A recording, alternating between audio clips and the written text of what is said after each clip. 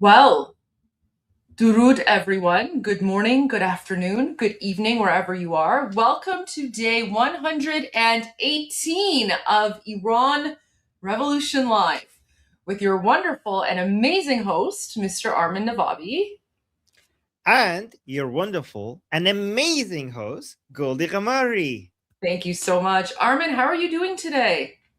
Good. Oh my God. I don't even know. Like, there's so much news. There's so much that is happening. And Goldie, you're right. It seems like everything is pointing to uh, escalations happening again, going back to the military operation. Everything so far suggests that we're heading directly into that again. Yeah. So then let's So just get much right into it. drama. Let's just get right into Oh, okay. Armin Power Hour. Oh, okay. Sounds good. Let's do that. Okay. All right. I don't even know where to start, but let's go with the. Oh, I know where to start. We could start with President Trump, okay? Because President Trump is getting so aggressive. Okay. Look at You this. don't say. Yeah, yeah. Again, as usual, when the airstrike carrier groups get close, he gets more aggressive as usual. But this one is like no holding back, right? So President Trump posted this. Okay, look at this. So Mark Thiessen, Thiessen, I don't know, but he posted this, and President Trump reposted it, suggesting that he agrees with it. And look at this. Look at the post. It's like, if there are two factions in Iran, one that wants a deal and one that doesn't, let's kill the ones who don't want a deal. Guys, remember we told you on Iran Revolution Live that Ghalibaf leaking the information that, some people are hardliners and they're stopping me from having a deal, might have been on purpose, signaling to President Trump that, can you please kill these people for me so I could talk to you? Remember, guys, we talked to you, and look at this. President Trump is like, I wonder if I just kill the people who are against the negotiations. This is pretty aggressive talk. Oh, Goldie. Armin, Yeah, something bigger, as usual. Wait. I'm so sorry. Sohail just told me. Yep, Sohail. Wait. So King Reza Pahlavi just posted this about half an hour ago. And the caption says, whether or not Europe stands with us, whether or not your journalists do their jobs, whether or not your politicians demonstrate the courage to act, I will fight for my people and my country. Wow. Let's play that. Yes. I have spent the past several weeks traveling across Europe, speaking to members of parliaments, governments, and the press. My visit had one objective: to give a voice to the millions of Iranians held hostage by the Islamic Republic, its terror, and its internet blackout. The millions of Iranians who have been silenced. But I can now say with confidence that silencing, that censorship, is not just happening at the hands of the regime in Iran, but by the international and particularly the European media. So I want to speak directly to the people of Europe. In the past 2 weeks, I have had 2 press conferences, one in Stockholm and one yesterday in Berlin. Between them, more than 150 journalists attended. We spent more than 2 hours together. And in those 2 hours, not a single of the 150 journalists asked me a question about the 40,000 Iranians slaughtered on the streets of my country on January 8th and 9th. Not a single of the 150 journalists asked me about the 19 political prisoners executed in the last 2 weeks. When I told them that there were 20 political prisoners currently sentenced to death, not a single one of the 150 journalists asked me about them. When I stood next to a mother whose son was killed and a father whose son was killed on January 8th and 9th, and asked them to hear their stories, not a single one of the 150 European journalists asked them a question. Here, in the heart of a continent that claims to stand for human rights, justice, and dignity, its journalists have fully abdicated their professional responsibilities and even their moral objectivity.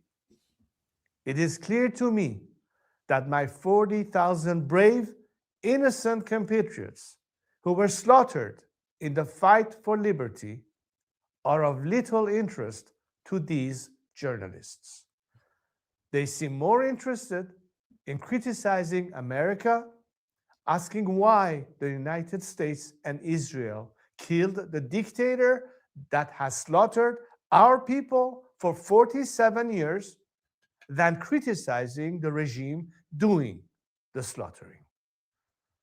They seem more interested in asking questions about Iran's past and history than about what is happening in Iran today or about the democratic future Iranians are seeking.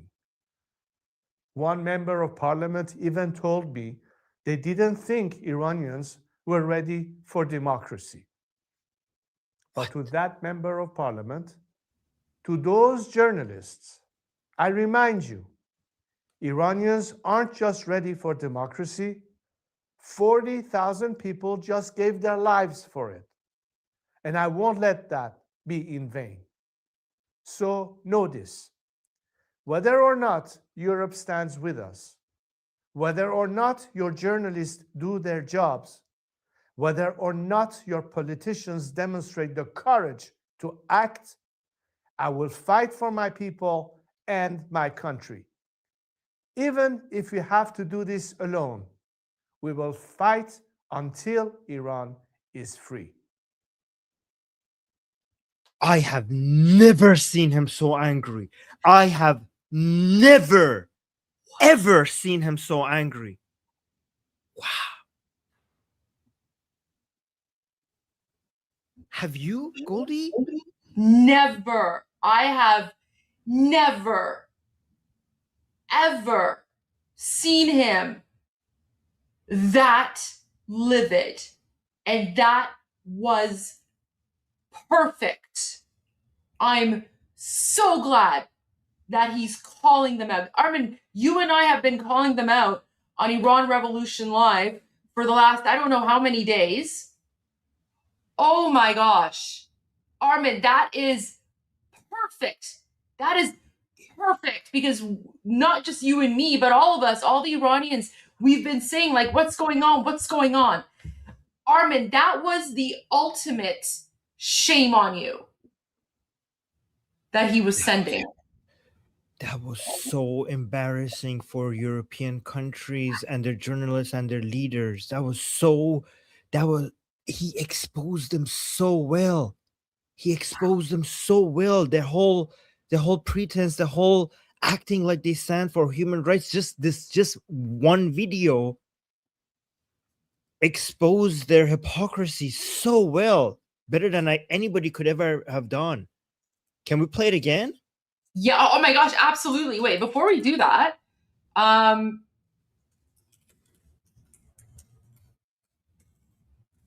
and thank you, Sohail.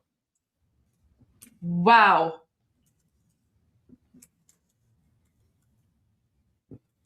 By the way, guys, no offense to all the people from Europe who are supporting our revolution. Everybody in Europe who is supporting the Iranian people, this is not about you. This is not against you. This was for you. Prince Reza Pahlavi was talking to you because your politicians and your journalists are trying to hide the truth.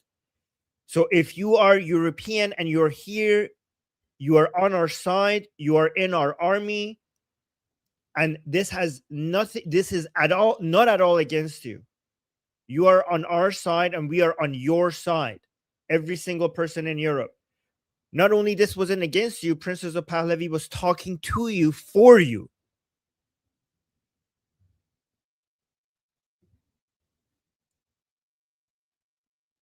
People are putting 1, but it's not showing up in the poll yet. I don't know what's going on with the poll. It is? It's just 100%. No, I don't see anything updating. I'm seeing. Oh. Are you seeing something? I'm seeing that it's 100%. Yes. It's not updating for me. Well, the reason is nobody putting 2, so that's why the 2 is not the no is not changing. It's not even showing. Like the yes isn't even showing up for me. Oh, is it showing up for me? And if you look on your phone, is showing yes. Check on your phone. Oh, is it? Okay, wait. Let me. Okay, so maybe my StreamYard. Okay, yeah, I see it. Okay, so for some reason it's not showing. It's not showing up on my screen, but working for me. All right. Okay, so it's probably just an issue for like the browser on my end. So, oh my gosh, Armin, that was so powerful. That's exactly what we needed, and good for him. Good for him for calling out. Good for him for calling out everyone. Yeah. And Goldie, Armin, when you were absolutely right. I just want to say you're absolutely right. He's calling out European governments. He's not calling out the people, right? And that's really important, right? So I just want to reiterate what Armin is saying because it's so important, guys, right? Wait, who put a 3? What's 3? Oh, you guys are so funny. But okay, guys, whenever we're talking about politics, right? Whenever we're discussing politics and we're talking about a country, we're always referring to the government or, the policies, or, he makes it very clear, the journalists. And, it's very similar, in fact, Armin, to President Trump calling out the fake stream media, right? So it's very similar to that. That's exactly what he's doing with Europe. So this message is not for European people, because we know that there are many, many people in Europe who support us. Many people in Europe watch our live stream, are supporting us, are with us. You guys attend our rallies and demonstrations. So I really do want to emphasize that point. This is not a message for European people. This is for the governments, the parliamentarians, and of course, the journalists that he's calling out. And we've played both of those press conferences for you, right? I mean, we watched the one yesterday, and it was insane. It was insane. Like, no one was asking about the things that actually matter. And Armin and I were speaking about that 100%. So okay, let's watch this again, because wow. And Sohail made a really, really good comment in the studio chat, and I agree with him, Armin. I feel like the spirit of Reza Shah, his grandfather, has reincarnated in him, right? Right. Yes. Like, he's giving Reza Shah vibes. Yes. And Armin, I've been Mohammad Reza Shah to you so far. Don't make me be Reza Shah to you now. Well, he's gone full Reza Shah mode. Right. Like, he has gone full Reza Shah mode. Right. And that's that's exactly what we need right now, because his grandfather was the one. Yes, exactly. He's going Persian Cossack. Like, Armin, his grandfather, Reza Shah the Great, is the one who saved Iran from the communist coup back in the early 1920s, right? So his grandfather actually saved Iran from going under the Soviet, like the USSR, the Iron Curtain. So there's a reason that we call his grandfather Reza Shah the Great. And right now, the way that King Reza Pahlavi is speaking, like it's like Reza Shah the Great reincarnated almost. Okay, Right. let's watch this again. Oh my gosh. Okay, guys. Like, he's gone full Persian Cossack brigade, and I'm here for it. I have spent the past several weeks traveling across Europe, speaking to members of parliaments, governments, and the press. My visit had one objective: to give a voice to the millions of Iranians held hostage by the Islamic Republic, its terror, and its internet blackout. The millions of Iranians who have been silenced. But I can now say with confidence that silencing, that censorship, is not just happening at the hands of the regime in Iran, but by the international and particularly the European media. So I want to speak directly to the people of Europe. In the past 2 weeks, I have had 2 press conferences, one in Stockholm and one yesterday in Berlin. Between them, more than 150 journalists attended. We spent more than 2 hours together. And in those 2 hours, not a single of the 150 journalists asked me a question about the 40,000 Iranians slaughtered on the streets of my country on January 8th and 9th. Not a single of the 150 journalists asked me about the 19 political prisoners executed in the last 2 weeks. When I told them that there were 20 political prisoners currently sentenced to death, not a single one of the 150 journalists asked me about them. When I stood next to a mother whose son was killed and a father whose son was killed on January 8th and 9th, and asked them to hear their stories, not a single one of the 150 European journalists asked them a question. Here, in the heart of a continent that claims to stand for human rights, justice, and dignity, its journalists have fully abdicated their professional responsibilities and even their moral objectivity.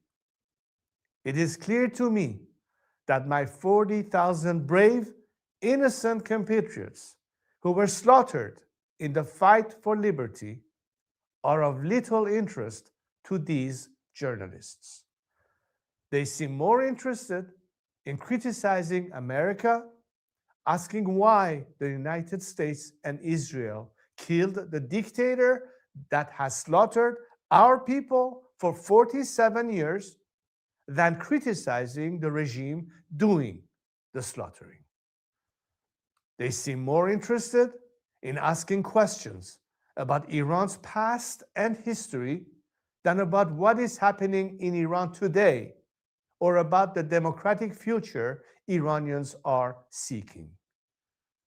One member of parliament even told me they didn't think Iranians were ready for democracy. But to that member of parliament, to those journalists, I remind you, Iranians aren't just ready for democracy. 40,000 people just gave their lives for it. And I won't let that be in vain. So know this: whether or not Europe stands with us, whether or not your journalists do their jobs, whether or not your politicians demonstrate the courage to act, I will fight for my people and my country. Even if we have to do this alone, we will fight until Iran is free.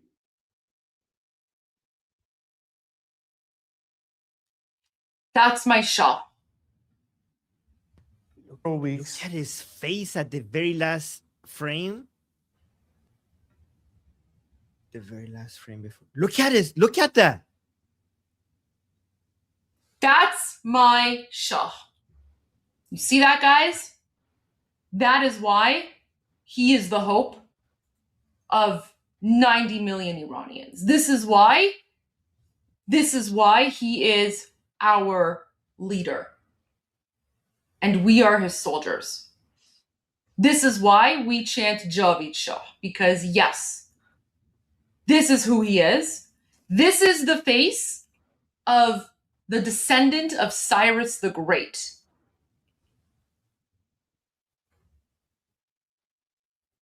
You know, Armin? Do you know why he's speaking so confidently and with such authority now? I'll tell you why. Because he has us. What's the phrase, the famous phrase his father said, Shahanshah Aryameh? قدرت من ناشی از what is it? قدرت من ناشی از شماست از مردم. What does it translate to? My power comes from the people. Nope. The source of my power are the people. Exactly. So the reason that he's speaking with such authority and so pointedly, and now he's calling out قدرت من ناشی از قدرت شماست. Exactly. He's saying, so it's a very, very famous phrase. Okay. And basically it means my power comes from your power. This is the thousands and thousand-year-old relationship that Iranians have with their Shah. So the reason that he is so strong right now is because he knows he has the authority to speak on behalf of the Iranian people, because we have paid for this moment with the blood of our people. Our people have been slaughtered. They wrote guys, remember, they wrote his name in blood on the walls of occupied Iran. Iranian people, in the process of being murdered, wrote his name in blood. Where's that photo? I don't even know where I have that photo. I have to find it now. But remember, guys, look at this. Shoot, where is it? Do you have the photo, Armin? I'm going to try to find it, but I could here. No, I found it. Let me just add this here. Look at this. Do you know why King Reza Pahlavi has the authority to speak like this on behalf of the people of Iran? This is why.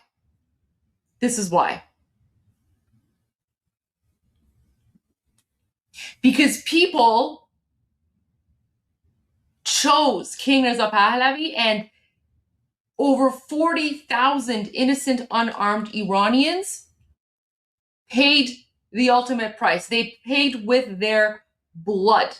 They're literally writing Javid Shah, death to Khamenei, with their blood on the walls of Iran as they were being murdered by the Islamic regime.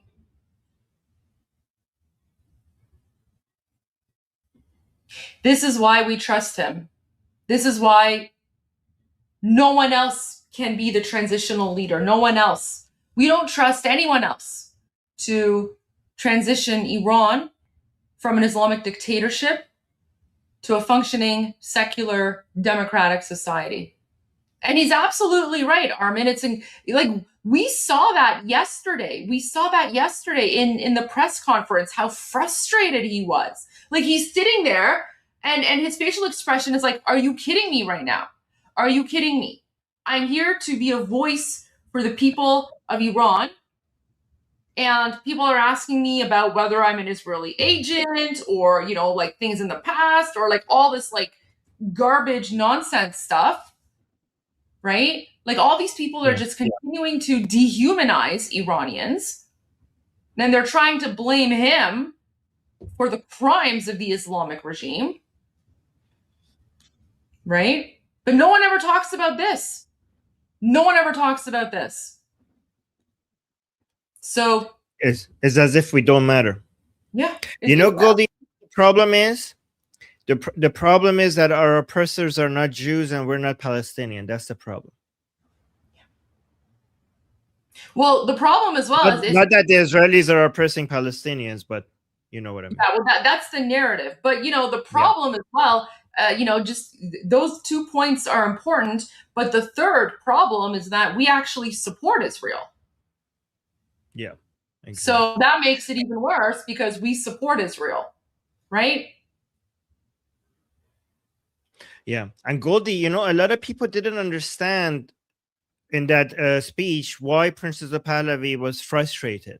Like he looked visibly frustrated, like in a way that I've never seen before. And a lot of people assumed that it happened because he was being attacked. But that was not the reason why Prince Reza Pahlavi was being frustrated. Prince Reza Pahlavi was being frustrated because his people were being ignored. He doesn't care about himself. He doesn't care about how he's perceived. He sees himself as a tool, as a loudspeaker, as a way to highlight the Iranian people. Everything he does has never been for himself. Everything he does has always been to be the voice of the Iranian people and bring attention back to the Iranian people. This is why he didn't want us to talk about, the tomato juice that was thrown on him, because he thought that was a distraction from the Iranian people. So when you saw him frustrated there with the journalists, it wasn't because they were challenging him. It was because, why can't you talk about my people? Why can't you talk about the Iranians and their suffering and what they had to go through? That's what frustrates him.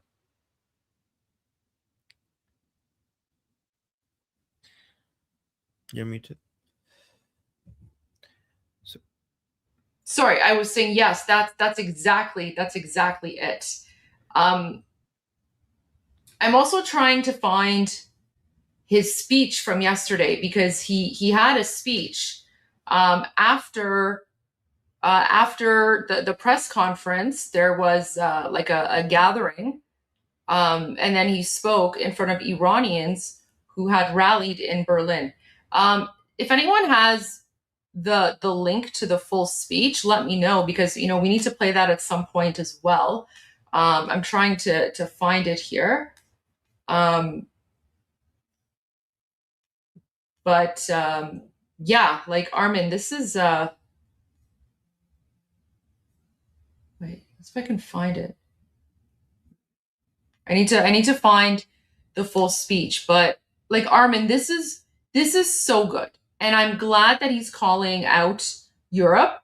It's on his channel. I'm looking at his YouTube channel and I don't see it. Unless you're talking about X. Is it on his... Oh, it's on his X channel. Okay, thank you. Let me go to his X channel.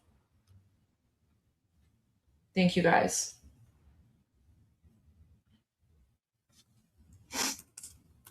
Because I think we should play that as well.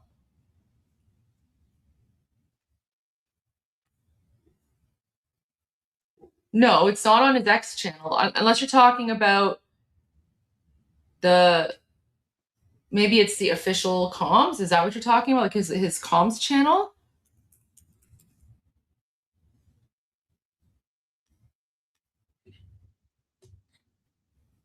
No, guys, I'm not speaking about his press conference. I'm looking for the speech that he gave in front of the crowd. That's the speech I'm looking. If anyone has the full link to that, let me know. I'm going to try to find it. But let's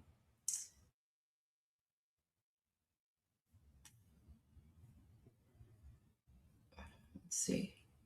Is it there? I don't see it.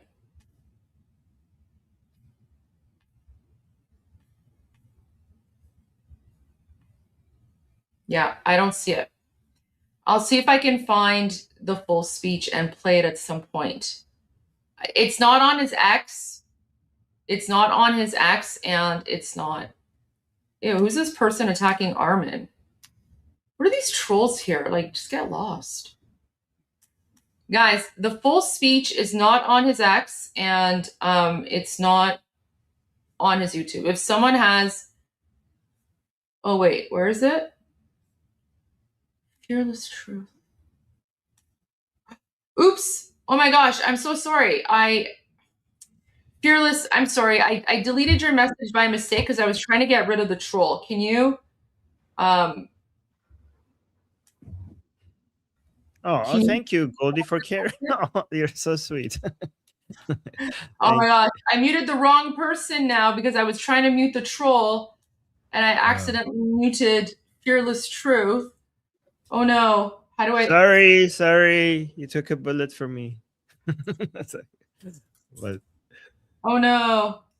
It's okay. You could just go to on his studios. It's on his main X. Wait, they're saying it's on his main X. Sorry, Fearless Truth. I think I might have muted you by mistake. I'm so sorry because I was getting the troll before you. Friendly fire. I'm so sorry. Yeah, friendly fire. Ooh. I don't see it. I don't see it. It's USS Liberty all over again. I'm so sorry.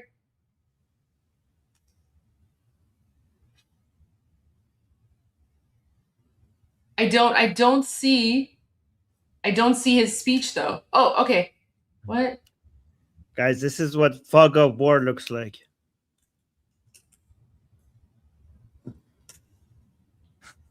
My gosh.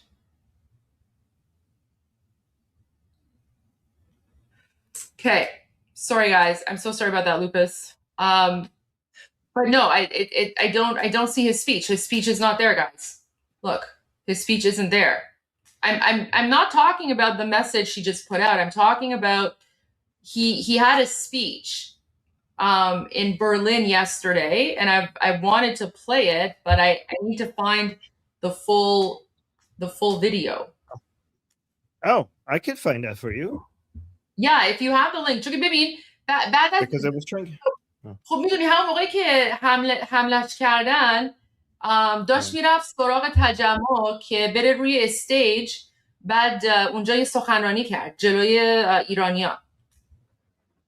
اون سخنرانیشو پیدا نکردم. اگه تونستی پیدا... Oh, that one. I thought you were talking about the one that we played yesterday. Not no, that one? No, I specifically said I'm not referring to sorry, his conference. I'm referring to the speech that he made in front of the crowd. So that's the video I'm looking for. Hopefully we'll find that. But yeah, so that's King Reza Pahlavi calling out Europe. Well, you know, like European government, basically, not European people, because European people obviously support us. Yes. But yeah, that is Tommy Robinson. Yeah, absolutely. Absolutely. So Tommy Robinson. You know what? I'm actually grateful. I'm very glad that King Reza Pahlavi is calling out these European woke lefties. And he's calling out like the racism as well. Like that one parliamentarian who's like, oh, I don't think Iranians are ready for democracy. Like, you idiot. Iran became a constitutional monarchy in 1906. Iran became a democracy in 1906, okay?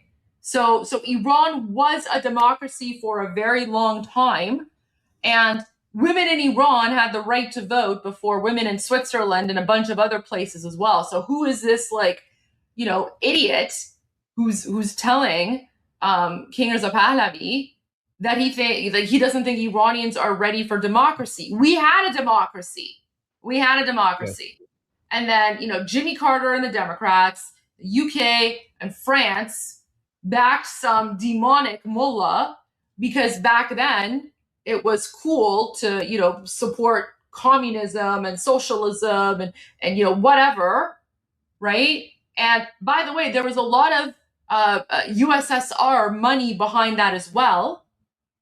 The USSR money behind that convinced Jimmy Carter that Khomeini would be like, a counter to the USSR, and obviously that didn't turn out to be the case. So, okay, wow. Yeah, in fact, I think the Iranian people on average want democracy more than the people in democratic countries, because they don't have it, and also because they experience what it's like to have it.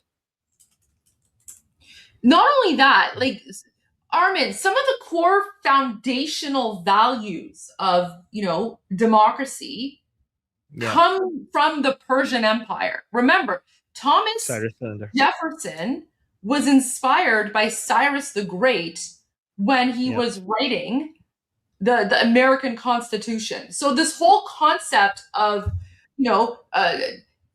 freedom, of, equality between men and women, freedom of religion, freedom of association, no slavery, like all that stuff, all these like principles and values, which people, are like assume that these are Western democratic values. The core foundation of human rights comes from the Persian Empire 2,500 years ago. So it's a shame. It's a shame that, like, someone was disrespectful enough to say that to King Reza Pahlavi. Absolute shame. Yeah. Goldie, my friend Susanna, she's an American, and she said to me that I learned the meaning of freedom from Iranians. She said I had it all my life, but I only learned what it meant from Iranians' fight for freedom.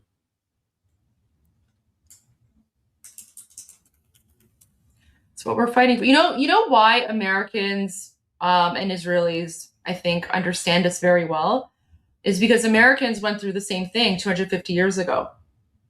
And of course, Israelis more recently as well. So, one thing I've heard from a lot of our American supporters is that, this revolution and this fight for freedom that we're going through right now, it reminds them of the American Revolution of 1776, and it's true. It's true. Like we're basically fighting to free ourselves.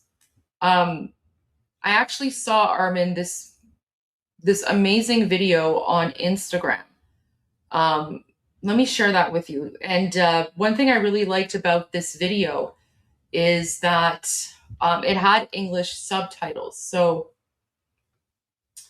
let me just share this really quick. And this is from so this is the voice of Shahanshah Aryamir, the father. So he's the previous Shah, and he's the father of King Reza Pahlavi. So this was his warning to Iranian people when the Muslim Nazis were starting to gain power in Iran. So just listen and follow along with the subtitles here. اگر امروز آزادی خود را آسان از دست بدهید، باز پس گرفتن آن بسیار دشوار خواهد. مبادا آینده خودتان را به دست کسانی بسپارید که جز تاریکی چیزی نمی‌بینند. زیرا کسانی که قدرت را به نام دین می‌گیرند، تحمل شنیدن هیچ صدایی جز صدای خودشان را ندارند. حکومت مذهبی یعنی یک صدا، یک نگاه، یک راه، و هر کس جز آن فکر کند دشمن شمرده خواهد شد. Okay, so I'm just going to replay this, and I'll just translate. Can you send that to me too? Yeah, absolutely. I'll send you the link right now. Thank you. Here, let me send this to you. It's beautifully done. Okay, so I'm just going to replay this, and I'm just going to read the subtitles for people who are driving or listening and can't read. So this is the voice of Shahanshah Aryamir, the father of the current Shah. He's the previous Shah. So he says, "This is my warning to you all. من به شما هشدار میدهم اگر If today امروز آزادی you easily give up your freedom, خود را آسان از دست بدهید then reclaiming it later باز پس گرفتن آن بسیار will be devastating. دشوار خواهد You shall not put your future مبادا آینده خودتان را in the hands of, or it's not you shall, it's like you should not put your future in the hands دست کسانی بسپارید که جز who seek nothing but darkness. تاریکی So he says you should not put your future in the hands of those who seek nothing but darkness. چیزی نمی‌بینند زیرا کسانی Those who legitimize their power through religion.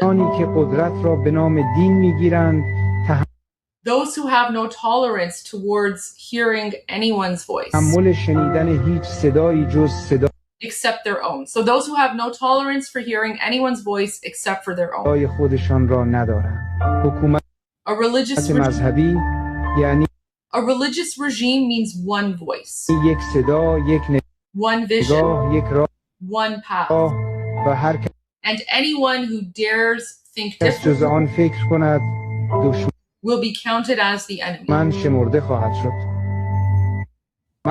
There you go. Those were the words of his father. He was so much ahead of his time, even compared to the Iranian people at his time. He was so far ahead of. We weren't grateful enough. We didn't appreciate what we have. Yeah. He saw everything coming and he warned us.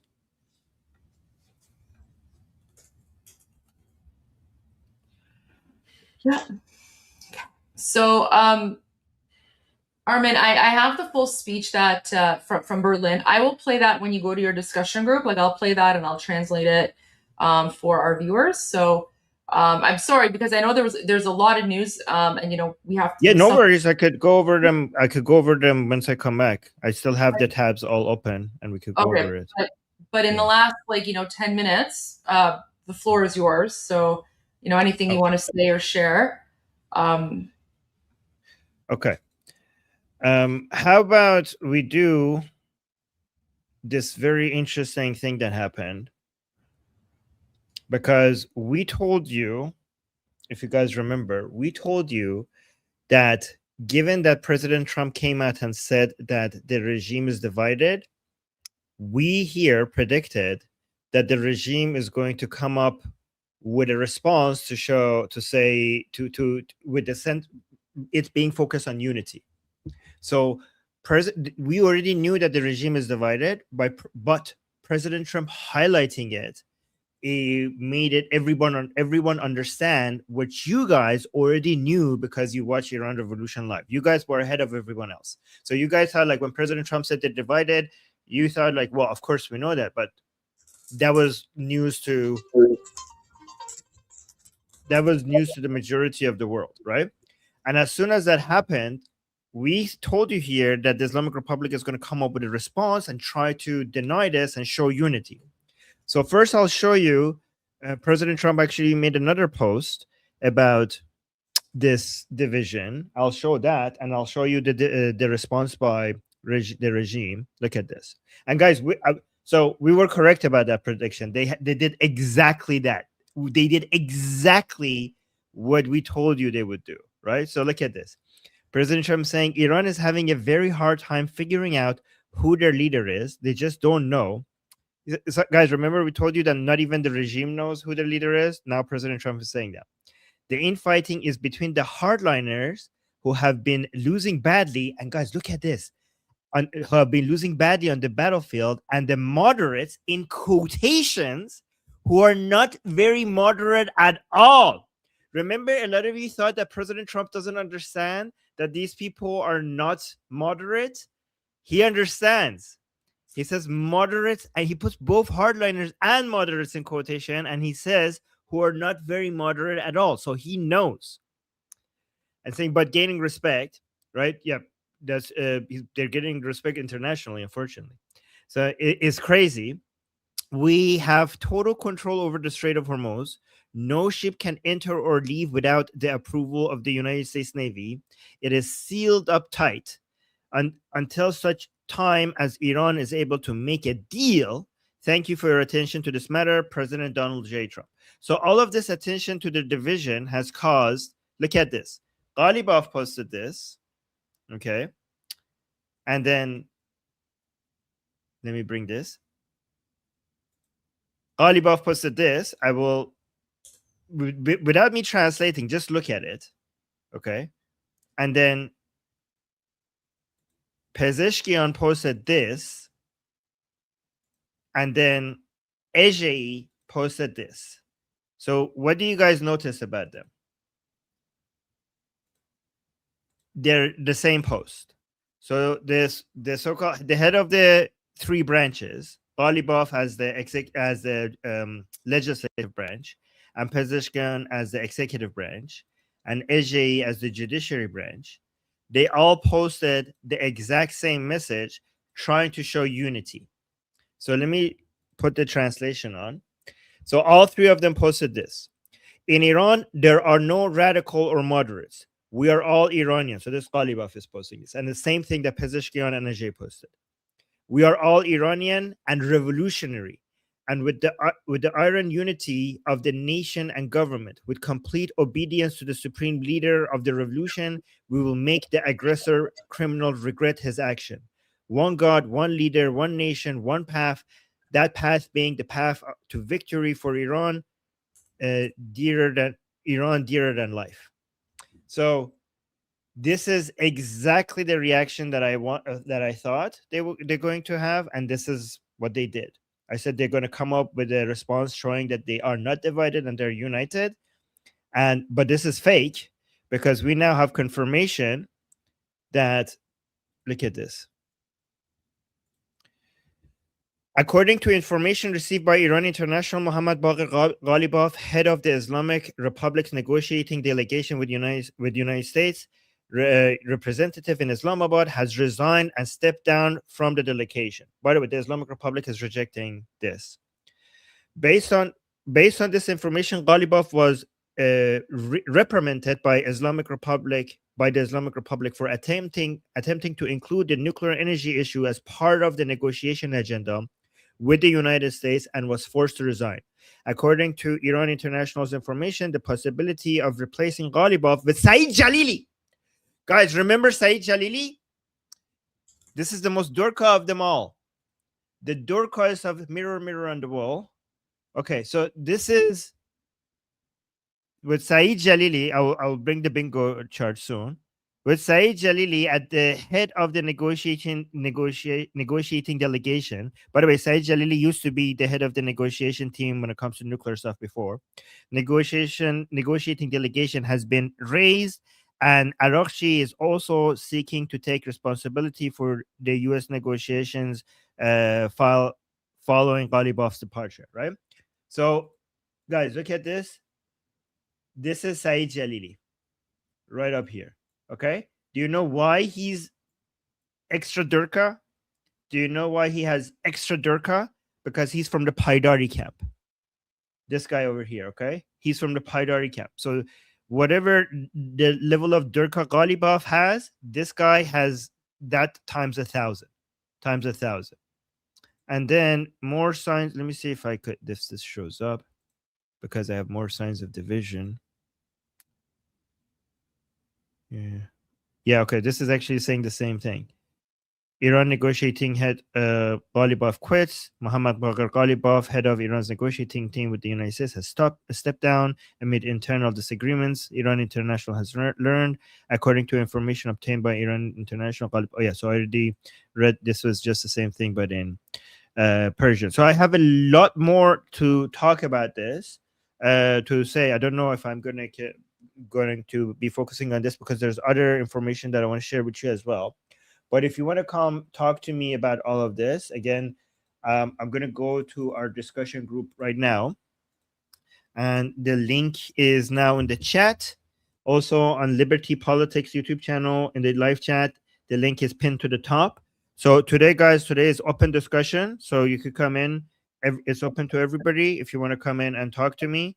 And ask me questions, and I'm going to be there for about 2 hours, and then I'll come back and join Goldie here And also, guys, in the discussion group, once I leave, you guys could continue the conversation with the rest of the community over there, even after I leave. So just wanted to let you know. All right, Goldie.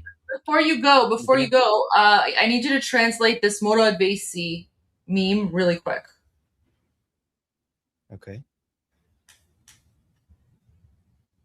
Because Morad Basi is a fan favorite, so we need Armin GPT to translate this. So let me play it first, and then we'll go back, and you can translate. Wait, let me just get rid of that. الان محسن رضایی و قالیباف و دار دستاش دارن لایو رو نگاه میکنن ایده بگیرن. بذار نگاه کنن. آخرین لایوهای عمرشون هم نگاه کنن چه ایرادی داره.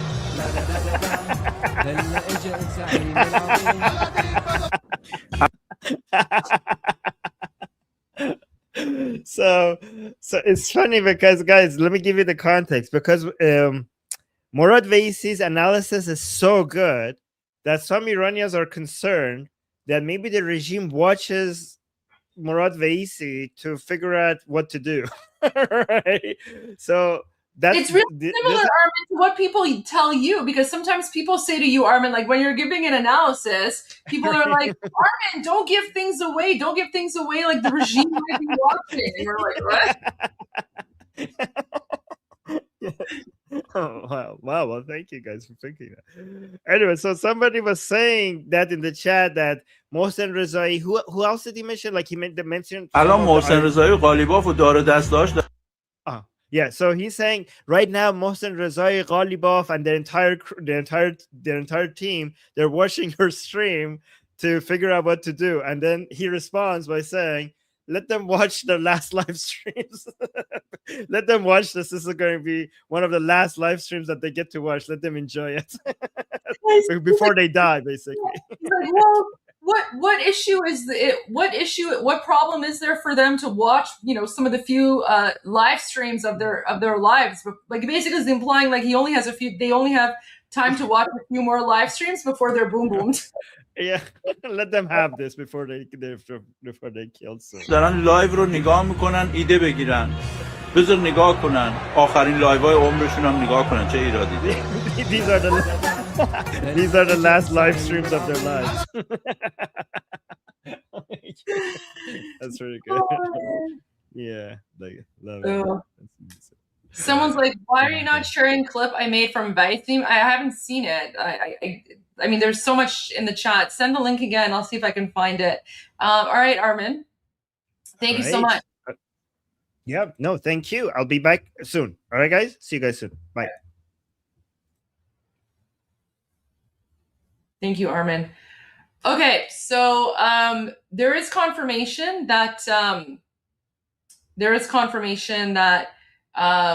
what was it? Carolyn Levitt said this. Apparently someone's going back to the negotiation table. Is that what it was? They're going to Pakistan. Super funny. So, and then Scott Bessent is also saying economic fury is imposing a financial stranglehold on the Iranian regime, hampering its aggression in the Middle East and helping to curtail its nuclear ambitions. At POTUS's direction, Treasury will continue to constrict the network of vessels, intermediaries, and buyers Iran relies on to move its oil to global markets. Any person or vessel facilitating these flows through covert trade and finance risks exposure to U.S. sanctions. So,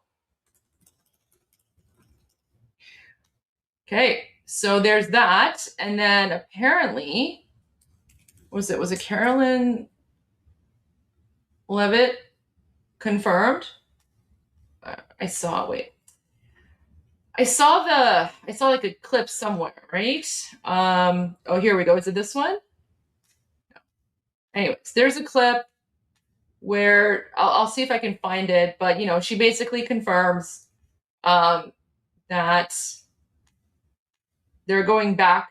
Oh, look at this! Oh my gosh, guys! Armin didn't tell. What is this? Guys, Armin did not tell us that he was on Fine Point with Chanel Rion. Oh, look at this.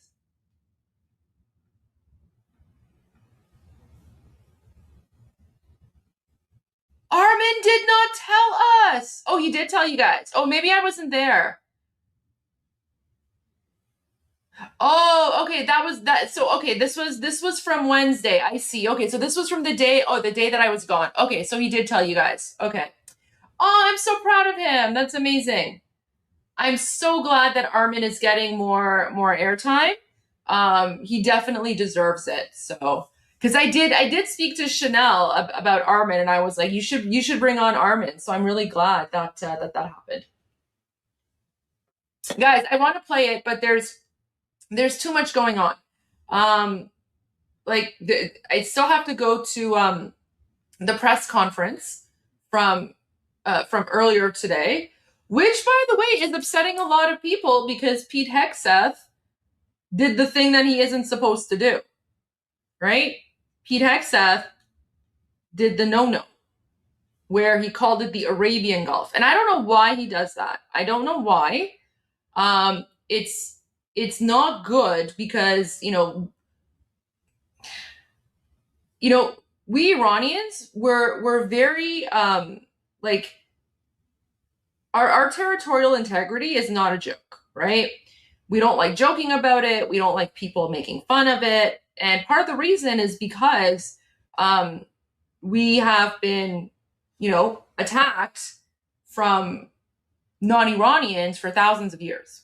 So I don't know who is writing his speeches or why he's calling the Persian Gulf the Arabian Gulf, but this is the fastest way to destroy the unity between Iranians and Americans right now. So it's not a good look. It's not a good look. And this is not helpful.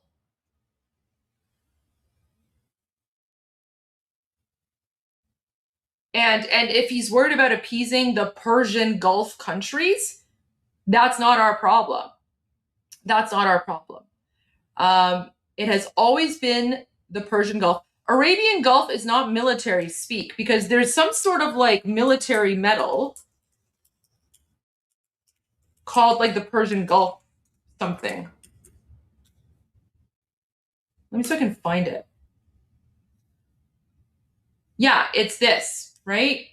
It's not even a military thing because there's literally something called the Persian Gulf Veterans National Medal of U.S. Military. So Persian Gulf Veterans National Medal, dedicated to the men and women of the U.S. Armed Forces who served their country in the Persian Gulf conflict. So it's just a very bad policy thing. And it's not a good look. It's not a good look at all.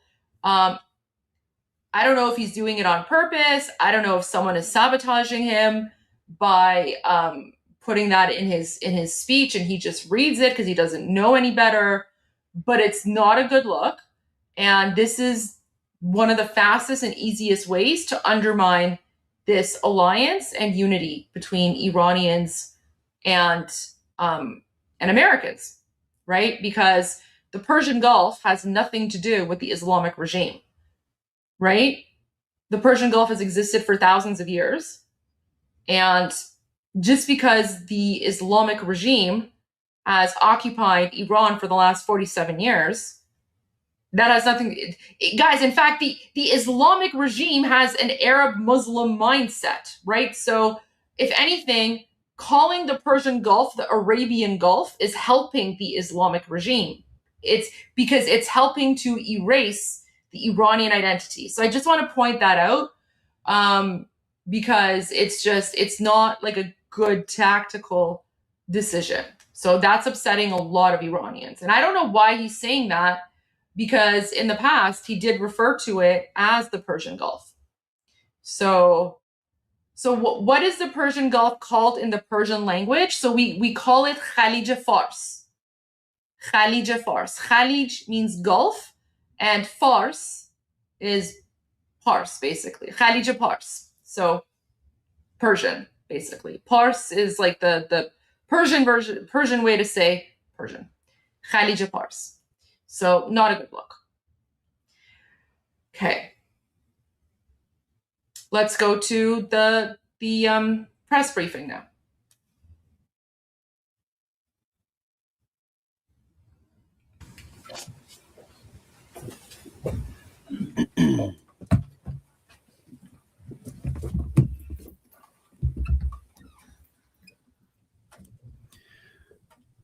Well, good morning.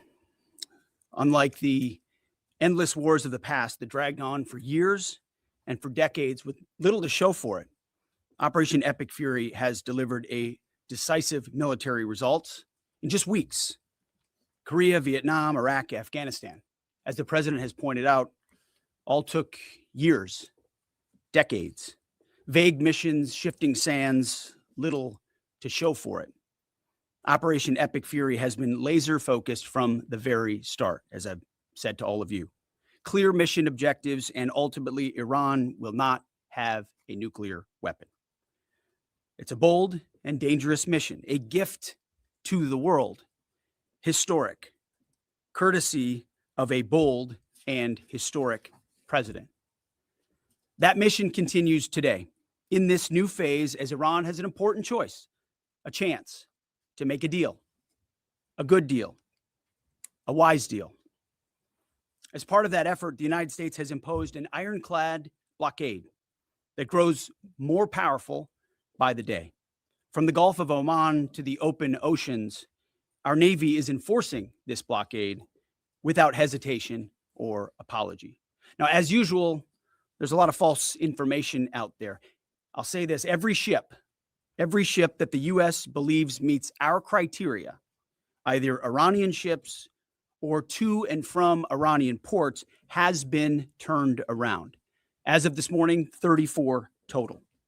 Non-Iranian vessels are allowed to transit, and many have, including overnight.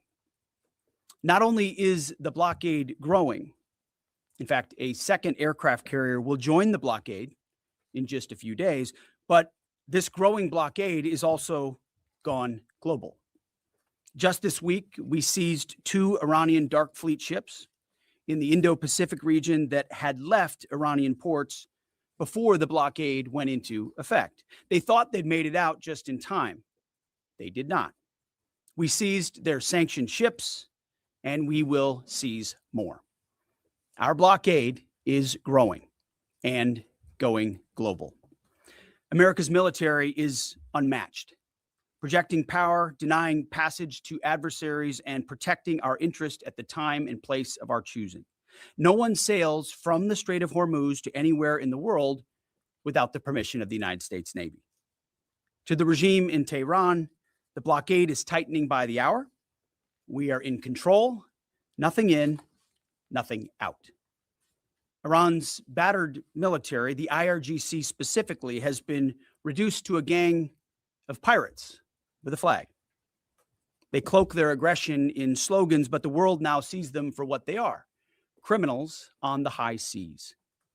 They don't control anything. They're acting like pirates, acting like terrorists. They're the ones who lay indiscriminate mines, who shoot at random ships, who killed 45,000 of their own people, innocent protesters in the course of weeks, their own people. They are the bad actors. The vessels that the Iranians seized in recent days, a couple of them, they're not American ships. They're not Israeli ships. They're just random ships that drove where they drove their little speedboats up to and shot at those ships with AK-47s. Anyone with a speedboat, a gun, and the wrong intentions can do that. They know that we, the United States of America, control the flow of global shipping, and we know that they know. Their real navy is at the bottom of the Arabian Gulf. It's worth saying again, for 47 years, Iran has been at war with America, killing our citizens, our soldiers, and our allies, while previous administrations looked the other way. The real endless war is the war that Iran has waged on us for 47 years. President Trump is the only president with the guts and moral clarity to finally do something about it. I see it every day behind closed doors. President Trump's fortitude is unshakable, and his mission is crystal clear. President Trump said it again yesterday. We have all the time in the world, and we're not anxious for a deal. And I hear him say it every day in private as well. Iran knows that they still have an open window to choose wisely. As we said previously, choose wisely at the negotiating table. All they have to do is abandon a nuclear weapon in meaningful and verifiable ways, or instead they can watch their regime's fragile economic state collapse under the unrelenting pressure of American power. A blockade as long as it takes, whatever President Trump decides. Because the bottom line remains the bottom line. Iran will never get a nuclear bomb. The choice is theirs, but with this blockade, the clock is not on their side. Moreover, President Trump has authorized the United States Navy to destroy any Iranian fast boats that attempt to put mines in the water or disrupt passage through the Strait of Hormuz, to shoot and kill. Our commanders have clear rules of engagement. If Iran is putting mines in the water or otherwise threatening American commercial shipping or American forces, we will shoot to destroy. No hesitation, just like the drug boats in the Caribbean. It's also worth saying, this should not be America's fight alone. We barely use the Strait of Hormuz as a country. Our energy doesn't flow through there, and we have plenty of energy. Just look at the new global Congo line headed to Texas, a beautiful picture. Europe and Asia have benefited from our protection for decades, but the time for free riding is over. America and the free world deserve allies who are capable, who are loyal, and who understand that being an ally is not a one-way street. It's a two-way street. We are not counting on Europe, but they need the Strait of Hormuz much more than we do, and might want to start doing less talking and having less fancy conferences in Europe and get in a boat. This is much more their fight than ours. On this core mission, America's will is unshakable, our capabilities unmatched. Our blockade is only growing and going global. And as the president said, we have all the time in the world. Iran has a historic chance to make a serious deal, and the ball is in their court. Either way, the War Department stands ready for what comes next, locked and loaded. May God continue to bless our warriors each and every day and on each and every mission. Mr. Chairman, over to you. Thank you, Mr. Secretary, and good morning, everyone. Thanks for being here. Today marks 55 days since the President of the United States ordered major combat operations against Iran. Today and this morning, the Joint Force remains postured and prepared to recommence major combat operations on the order of the President. On April 8th, the President announced a ceasefire, and last week, at the President's direction and on order of the Secretary, U.S. CENTCOM began enforcing a blockade against all commercial vessels going into and out of Iran and their ports. Simultaneously, the U.S. military, in support of the U.S. Department of Justice, was ordered to conduct maritime interdiction operations against sanctioned and dark fleet vessels globally. This operation also began on April 8th. And what I'd like to do this morning is update all of you on those actions and activities. First, as I mentioned, U.S. Central Command continues to maintain a strict blockade on all the ports. We're enforcing the blockade across the board against any ship of any nationality that is transiting to or from an Iranian port or territory. We're closely tracking vessels of interest headed towards Iran and those moving away from Iran that were outside the blockade area when this blockade was ordered. And as everyone saw this past weekend, we're prepared and postured to intercept them. As of this morning, 34 ships have met the U.S. blockade and made the wise choice to turn around. One ship did not, and that ship was the motor vessel Tuska. Over several hours this past Sunday, April 19th, the U.S. conducted maritime interdiction operations against the Tuska, whose crew attempted to breach the blockade line. The Tuska is a large container ship, about 965 feet long, or about the same size as a United States Navy aircraft carrier, and over 100 feet wide. The operation began about 4 a.m. Eastern Standard Time when the United States Navy destroyer approached her, and the crew and the vessel ignored warnings. And I've described how the destroyer force is operating in the area prior. Upon intercept and coming within visual range, American forces began to issue several clear and unambiguous warnings and inform the vessel and their crew that they were in a violation of the U.S. blockade and directed the ship to turn around. Over a 6-hour period, the vessel and her crew repeatedly ignored U.S. warnings.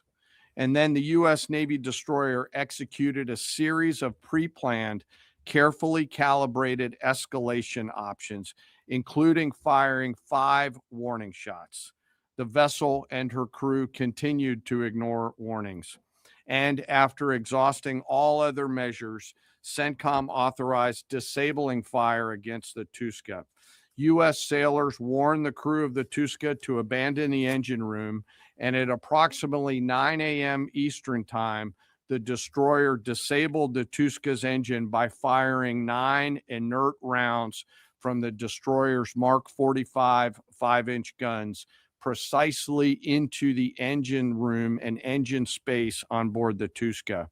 Not surprisingly, the vessel then reported issues with their engine, went dead in the water, and began to comply with U.S. directions and orders. At 4 p.m. Eastern Standard Time, CENTCOM ordered United States Marines to seize the ship. Via helicopters, U.S. Marines maneuvered quickly to the disabled ship, boarded her from fast ropes via helicopter infiltration methods, and took custody of the ship.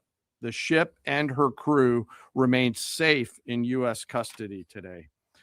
Let me now turn to global operations in the Pacific, and I want to highlight that this is a major interagency effort between the United States military, the White House, the Department of Homeland Security, and the Department of Justice.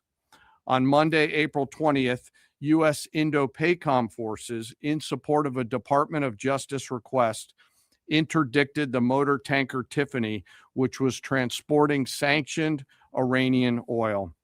The Tiffany is a very large crude tanker, VLCC for short, and is also about the size of a U.S. aircraft carrier and capable of transporting approximately 2 million barrels of oil. At approximately 11:30 p.m. Eastern Time, U.S. military forces and law enforcement forces also went to the ship via rotary wing platforms, fast roped onto her deck, and secured her. After the ship was secured, a U.S. Navy control team embarked aboard the Tiffany, and assumed control of the ship at 4 a.m. Eastern Time on April 21st. A Navy control team is comprised of sailors led by a boarding officer that assumes control of a seized ship in order to secure the crew, the cargo, and the vessel. And disposition of that first vessel is still pending. The next interdiction occurred on Wednesday, this past Wednesday, 22 April, when Indo-PACOM conducted yet another interdiction, again at the request of the U.S. Department of Justice. This time, the stateless motor tanker Majestic X, also known as the Ponyx, also in the Indian Ocean. This is again a VLCC, or very large crude tanker.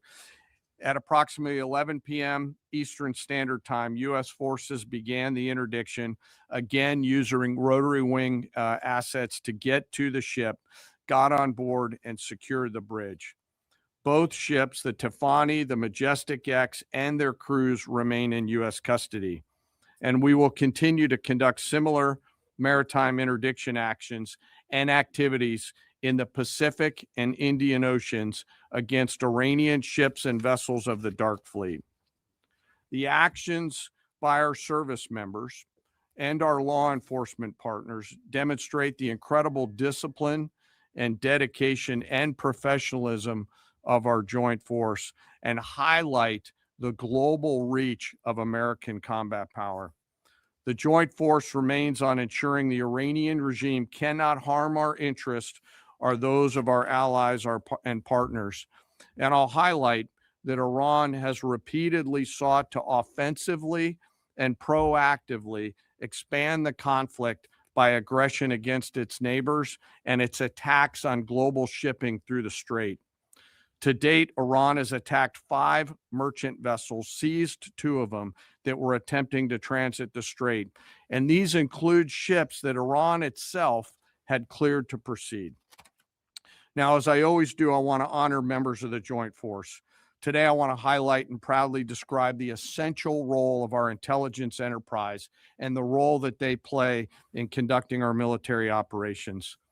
The totality of their work is the culmination of days, months, and in many cases, years of work by our uniformed and civilian intelligence professionals.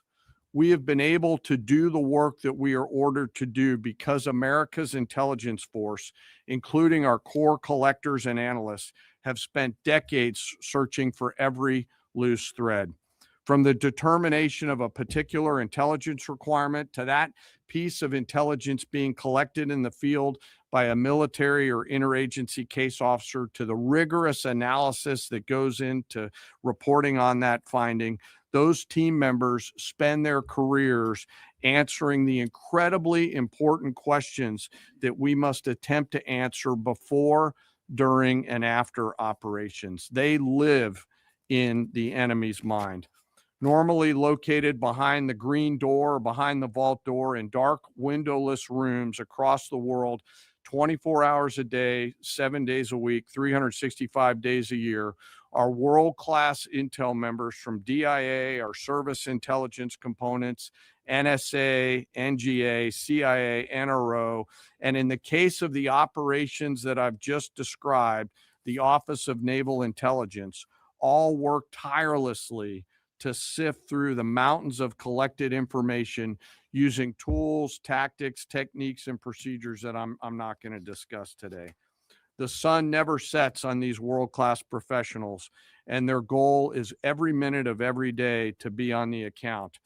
And they know the enemy. They know their combat capability, their weapons, their industrial and economic systems, and they know their leaders' pattern of life, where they go, what they think, and what they do. Thanks to their work, we know Iran, and it is an incredible work that they do. Again, none of our operations that we've conducted during my time in this job could have been done without the service of these intelligence professionals. And the distance from those core collectors and those analysts to those Patriot crews who are defending U.S. forces forward or the fighter pilots is incredibly small. Every single day, as their mottos say, they are committed to excellence in the defense of the nation and to securing the future, and they're doing the work of the nation. Before I close, as I do every time, I want to highlight and remember our fallen. Today, I want to highlight the 63 victims of the terrorist bombing of the U.S. Embassy in Beirut, which occurred 43 years ago, just a few days ago, on April 18th, 1983.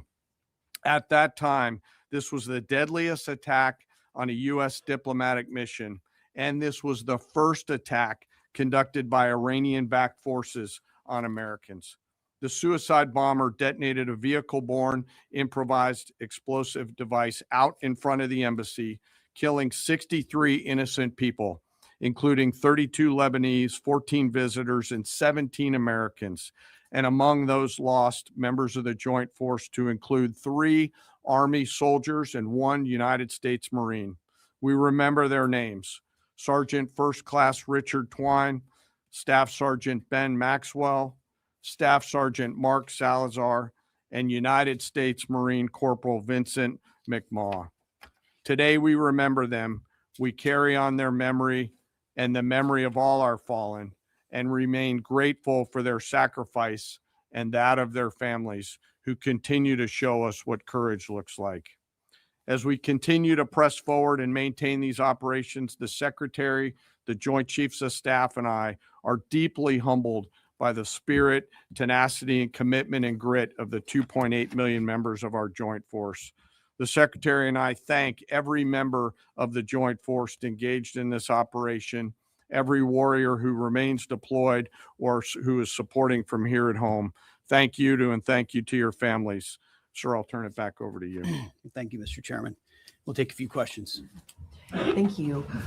In your estimation, have there been increased or decreased instances of Iranian vessels either approaching or trying to breach the blockade the longer it is in effect? And another question about the mine threat. Has the mine threat been neutralized enough to facilitate freer flow in the straits? Well, to the second question, first of all, we are seeing vessels transiting. There are paths that are open. And part of what the president is threatening is ensuring if there's attempts to recklessly and irresponsibly lay more mines, we're going to deal with that. It's a violation of the ceasefire. So transit is occurring, much more limited than anybody would like to see, and with more risk than people would like to see. But that's because Iran is doing irresponsible things with small fast boats, crafts, like I said, with weapons on them. These are commercial ships, in some cases, cruise ships that came through being threatened by these. So as far as breaching the blockade, it's been a pretty consistent. There were a number of ships at the beginning. Then you had the interdiction that the chairman described, where we took out the engine room and disabled that ship. I think that sent a very clear sign that this is not a fake blockade. This is a real full blockade. We'll use up to and including lethal force if necessary. And that stopped, and other ships have taken note of that. So any ships that have attempted, there's been levels of escalation, but none that far, and they've turned around. Absolutely. Yes. Good morning, Mr. Secretary, Mr. Chairman. David Zia, Real America's Voice. To follow up on Alexandra's question, how big are these mine-laying boats? Can they be achieved from fast boats? And I wanted to follow up my last week question about as jet fuel stocks in Europe reportedly are only about 6 weeks left. They get most of the jet fuel from the Gulf. Have any European countries reached out to assist in cordoning off the strait and participating in escorts? I know there's a lot of talks. You saw I would call it a silly conference in Europe last week, where they got together and talking about maybe doing something eventually when things are done. Those are not serious efforts yet. We would welcome that. We would welcome a serious European effort to do something about this strait and this passage, considering it's their energy capabilities that are most at stake. I think it's a wake-up call. It's a wake-up call for countries around the world. Either you have capabilities or you don't. Otherwise, you're at the behest of a country like Iran, and the only country that can do something about it is the United States military. You want to talk about the mines and the small crafts? They have a variety of smaller Boston whaler sized boats. We have forces up there deterring and preventing them from continuing to do that, and we'll continue to do so pursuant to the orders of the Secretary and the President. But reckless mining like that is a violation of the unwise ceasefire, to do that, and very unwise to do. Absolutely. Jerry. Thank you. Pope Leo has made some strident comments about the war in Iran, and the U.S. Conference of Catholic Bishops recently put out a statement suggesting that the war does not fit the requirements of just war theory. And I wondered if the Pentagon had thought about this war against the terrorist regime in Iran in terms of the framework of a just war, and if either one of you could talk about that. And then just my second question would be, the Pentagon recently, this week, gave well-deserved award upgrades to the members of Gulf Company 2-1 Marines who served at HKI and Abbey Gate during the withdrawal and evacuation. I wonder if you, Mr. Secretary, could speak a little bit about that and maybe give us a little bit more in terms of what to expect from this Afghanistan review in terms of further proper recognition and proper accountability. On the first question, Pope's going to do his thing. That's fine. We know what our mission is. We know what authority we have. We're very clear about that. We follow that. The orders of the president. We've got lawyers all over the place looking at what we're doing and why we're doing it, and giving us every authority necessary under the Constitution and under our laws to execute it. So we feel very confident across the spectrum about what we're doing and why we're doing and the legal justification that we're following in order to do it. You mentioned the Marines at Abbey Gate. And what we've undertaken at this department is a historic Afghanistan review. So we have, over the course of months, reviewed what happened leading up to and including the events at Abbey Gate and the disastrous withdrawal in Afghanistan. There's never actually been a full accounting in this department of the decisions that were made. There's been sort of papered over congressional attempts, but never a real deep dive where we brought everybody in to talk about what happened and why it happened. That has happened.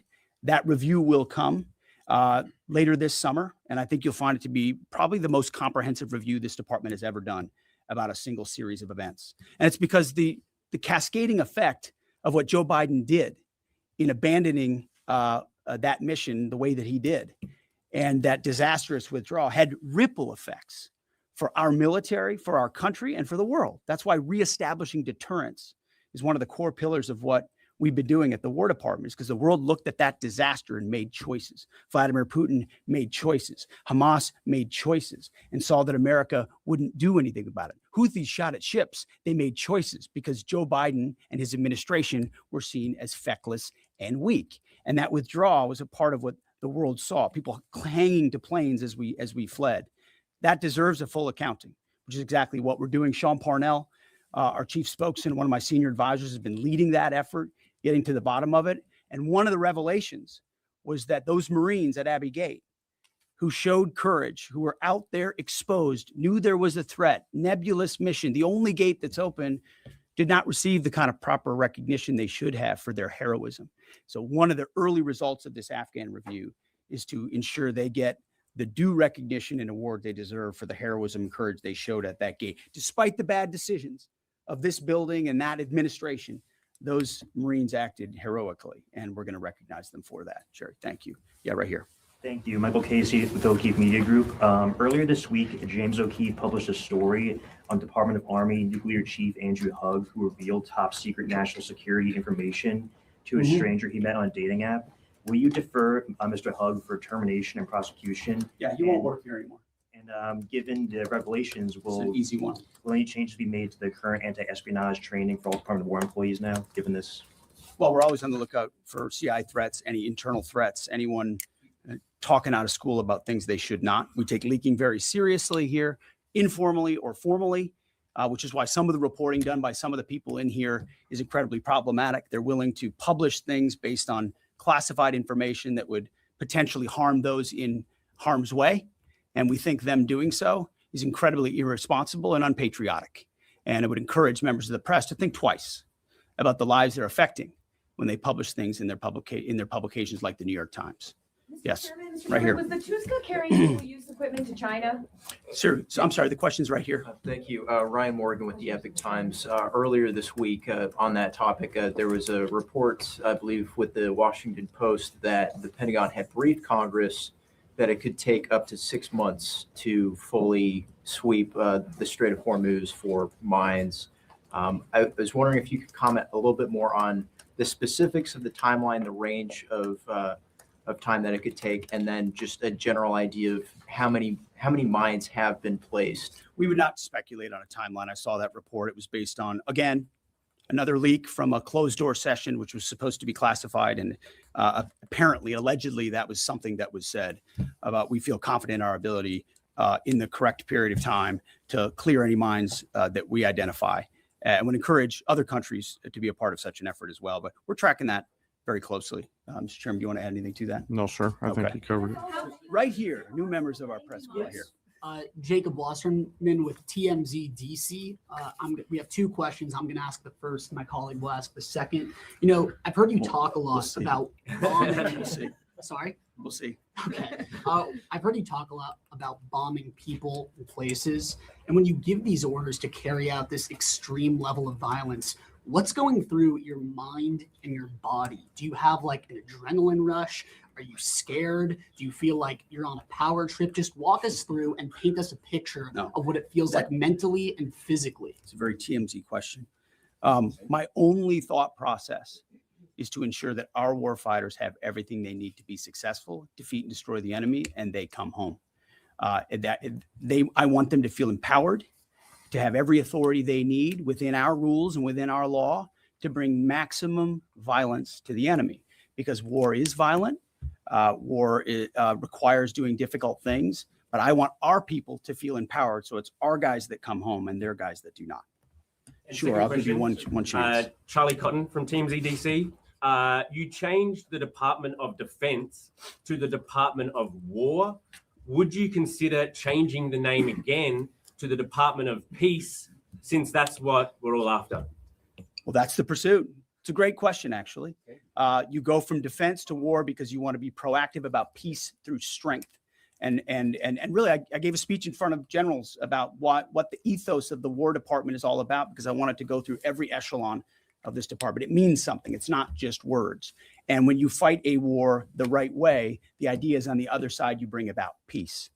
That is what we'd like to see the most. In fact, I once did a video about the one institution that should win the Nobel Peace Prize every single year is the United States military, because we are the guarantor of the safety and security, not just of our country, but of a lot of people in this world. Last question. Yes, sir. Thank you very much, Mr. Secretary. I do appreciate your time. Since February 28, 725 drones and missiles have hit the Kurdistan region as your loyal ally, killing 22 people and injuring 100 others. Even after the ceasefire, Mr. Secretary, 20 more attacks were carried out. My question is, does that ceasefire include Iraq and the Kurdistan region? And really, what is your clear policy toward proxies? Why I am asking this question, by President Masoud Barzani's statement, 5 times targeting his office, even targeting President of Kurdistan region residents in the Hague City. We watch it very closely, and that area and those folks, the Kurds, deal with a lot of what the IAMGs or the proxies are capable of doing, and a reminder of the reverberating effect of this Iranian regime. It's not just what it does to its own people, killing 45,000 of its own citizens just recently, but it's also the terror they've brought to the region. And so getting a good deal and making sure they can't wield a nuclear weapon over top of those proxies is why this mission is such an important one. Thank you very much. Appreciate it. Thank you.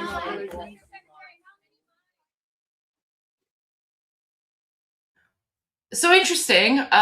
Interesting that they're providing an operational update during a ceasefire, right? It kind of makes me think that things might be happening.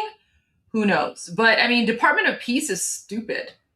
Why would you not call it the Department of... I like the Department of War. Yeah, call it the Department of War, because that's what it is, right? Like, what are these like weird lefty TikTok questions? So anyways, so I received a request from one of our viewers, and I just wanted to talk about this really, really briefly. I just happened, like, guys, I don't check the Discord very often, okay? So I know a lot of you have joined the Discord, and the Discord is basically a community for you guys to keep the conversation going when the live stream isn't happening and you guys aren't able to chat in the live stream. And, you know, I've made this at your request. It's basically a community for you guys. And of course, everyone's welcome to join the Discord as long as you're not like a jihadi or a terrorist.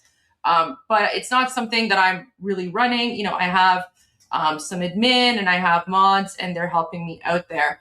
So I don't really check the Discord very often because it's just, there's so many other things that I'm doing. You know, I try to pop in once in a while, but I did manage to, I just happened to check it briefly. And one of our amazing, I'm assuming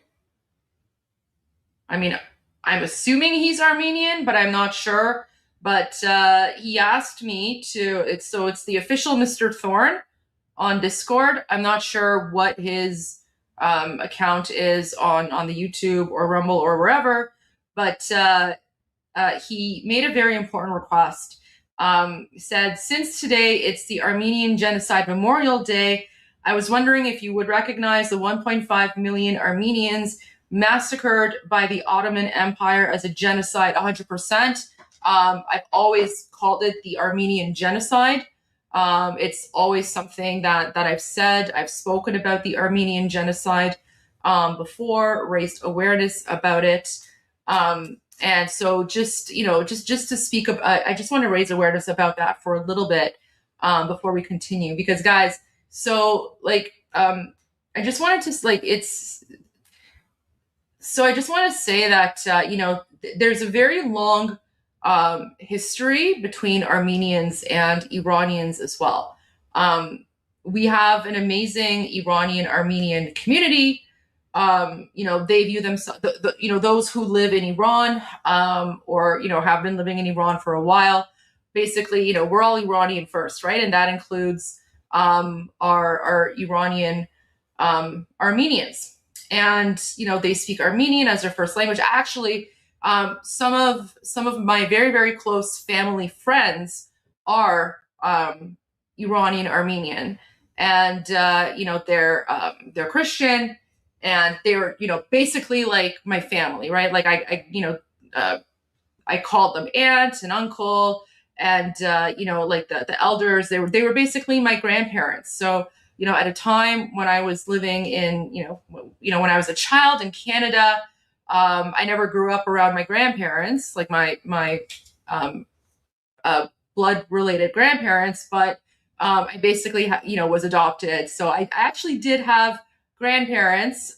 They were Iranian Armenians, and they were amazing, and gave me the best childhood memories, right? Like, so even though I wasn't able to grow up around my maternal and paternal grandparents, I still did have that grandparent experience because of our very, very close family friends who were in fact Iranian Armenians. And so I just want to talk a little bit about this. So Armenians have lived for millennia in the territory that forms modern day Iran.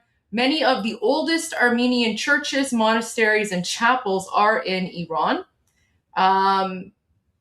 Iran has one of the largest populations of Armenians in the world, although, of course, after the 1979 Islamic Revolution, things changed a little bit. Since antiquity, there has always been much interaction between ancient Armenia and Persia. The Armenian people are among the native ethnic groups of northwestern Iran, having millennia-long recorded history there.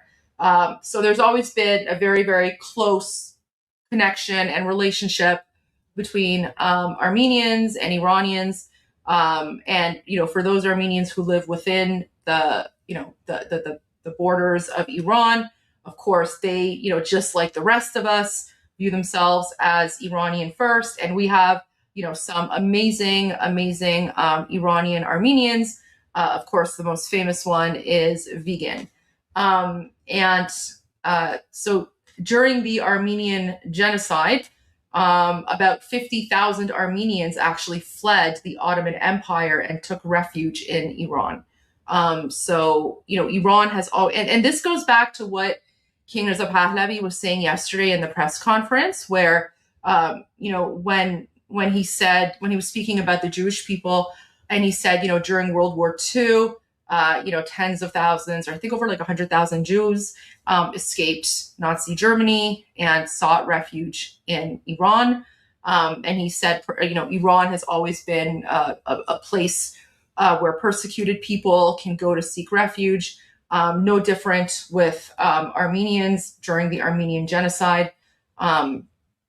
Many, at least 50,000 came to Iran.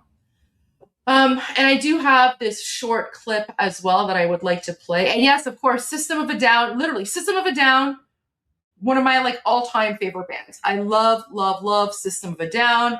I've been to their shows.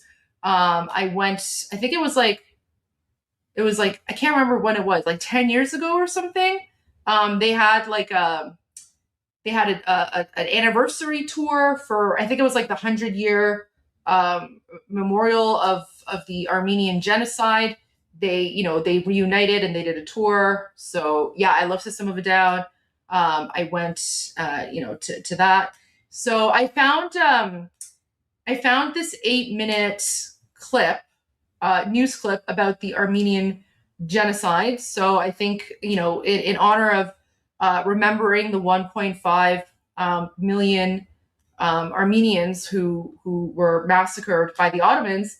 And again, guys, for anyone from Turkey who's watching, this isn't I'm not getting involved in internal domestic politics. This isn't I'm not attacking people from Turkey. This is government stuff. So, but I think it's important that we do recognize the Armenian genocide. I've always recognized the Armenian genocide, and I think it's important that everyone does. So, let's just play this for in honor of today being the Memorial Day for the Armenian genocide.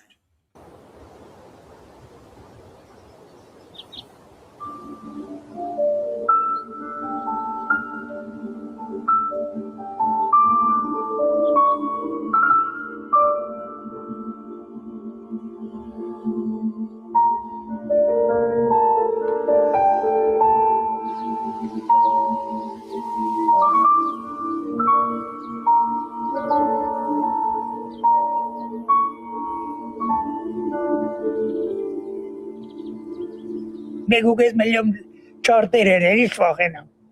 Eliş vakena. Cürüm ne kunnin? Batır kaldı beni. Türkiye'ye kadar gelin. Böyle cürnelerin bambumel.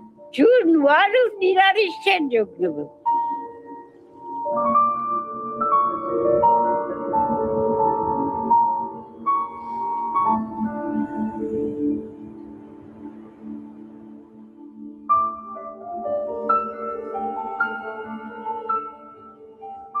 Փոքրությունը ես շատ լավ եմ հիշում կարծե մեծությունը։ Էդալի բաբաս կեբուշակյուղ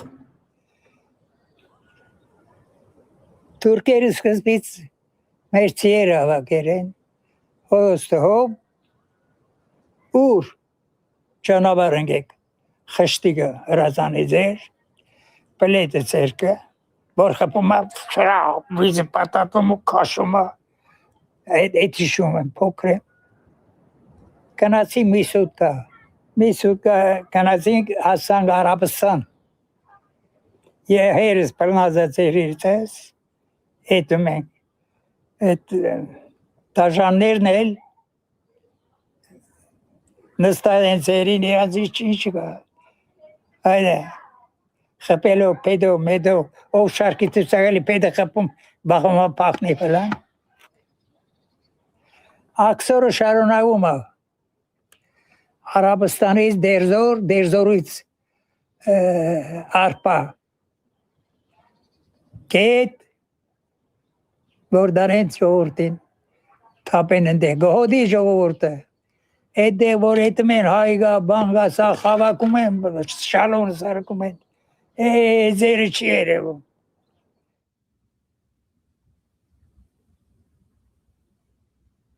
Որ կարդում ենք 8 տարեկան համարը ըննի մեջ է մեղել։ Են էլ թուրքերի հորս սպանին մնացինք ես մերս երկու աղբեր սպանում էին, բռնում էին, փուզարգում էին, ամոթը բռնապարում էին ամեն ինչն է տեսել եմ ամեն սովամայենք Այդ մենք հատ ենք, ուզում հատը չենք տալում։ Ինչ ենք, բոբիկ, տգլիկ, ծովար, տարաման ենք։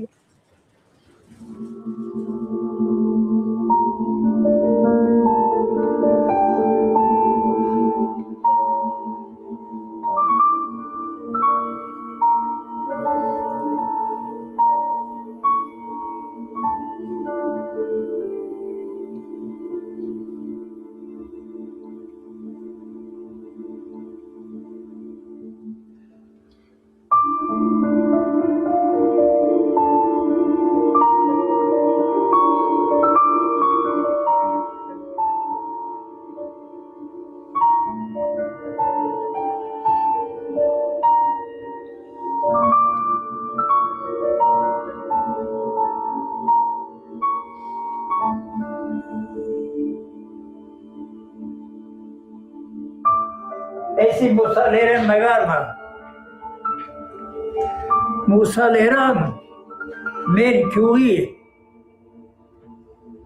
Barmentes. Esi Merzarela.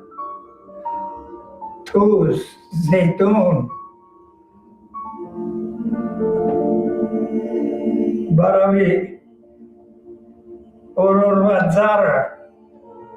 Orada serverlere Ameşa Patavakumen çayları ira engelleri nestumen ororvem yerkumen.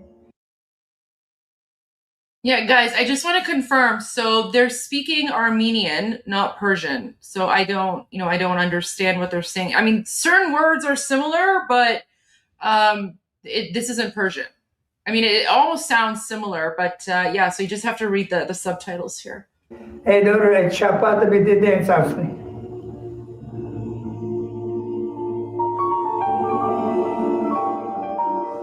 İnşaat mezkure, mezcamele, bankere. Hiçbir şey yapmadı. Hiçbir borçlanatı renk delen, haktı renk, madde renk, bomen kubare.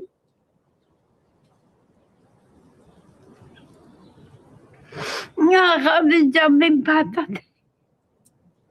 Hiç incente de afat.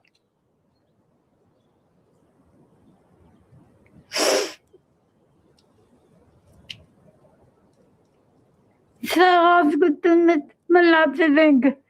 Ya restoran canı melatı renk. Ya hemen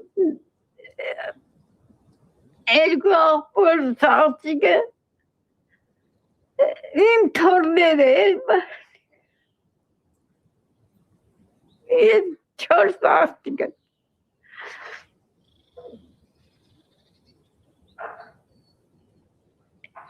İnç padmemur, incesemur. En banka ortası dumarda harbit.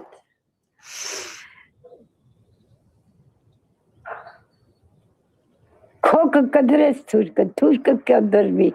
Hani ne hat Turk'un niteres, dikkat nüçki barem. Şişe karmıştım ne dağım. Bontiyan mezim. Vaznerem. Yes, İran'ı çok ezim bedi bana. Hay zahim. Hayastan zahim. Keznerem. İç asayım. Tu megu koz milyon marta charteres. Keznerem yes. Yeşem gara. Gadar babu işte siyasi de Sudan khosum eveli khabum ne gazayes. Şad. Yesel ura hanım member. Aşır bağa bir de astadi çehes bana diyor. Deserim. İşumem. Polor aşara gidi. Bak hiç enastadım. Polor aşara.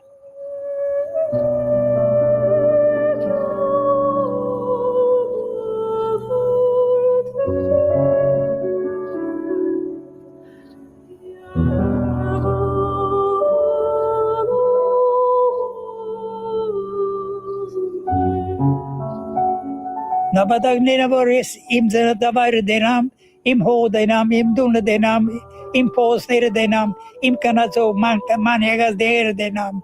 Deram bonsenere, bonsen khaname, bonsen kande, bonsen banare. Ed denam, u asem sedesutun açuk. Edam.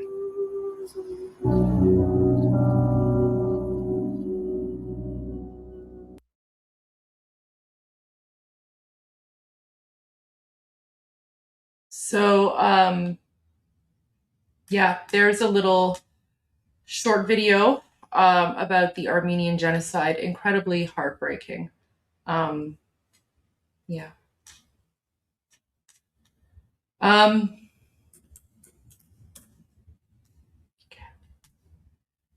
I know that was sad. So why don't I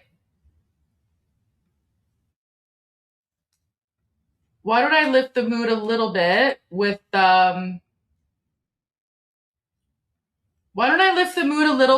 by sharing videos from some amazing and famous Iranian Armenians. So let's go through, I'll go through a few Iranian Armenians, Iranians, but Iranian Armenians. We love them very much. So one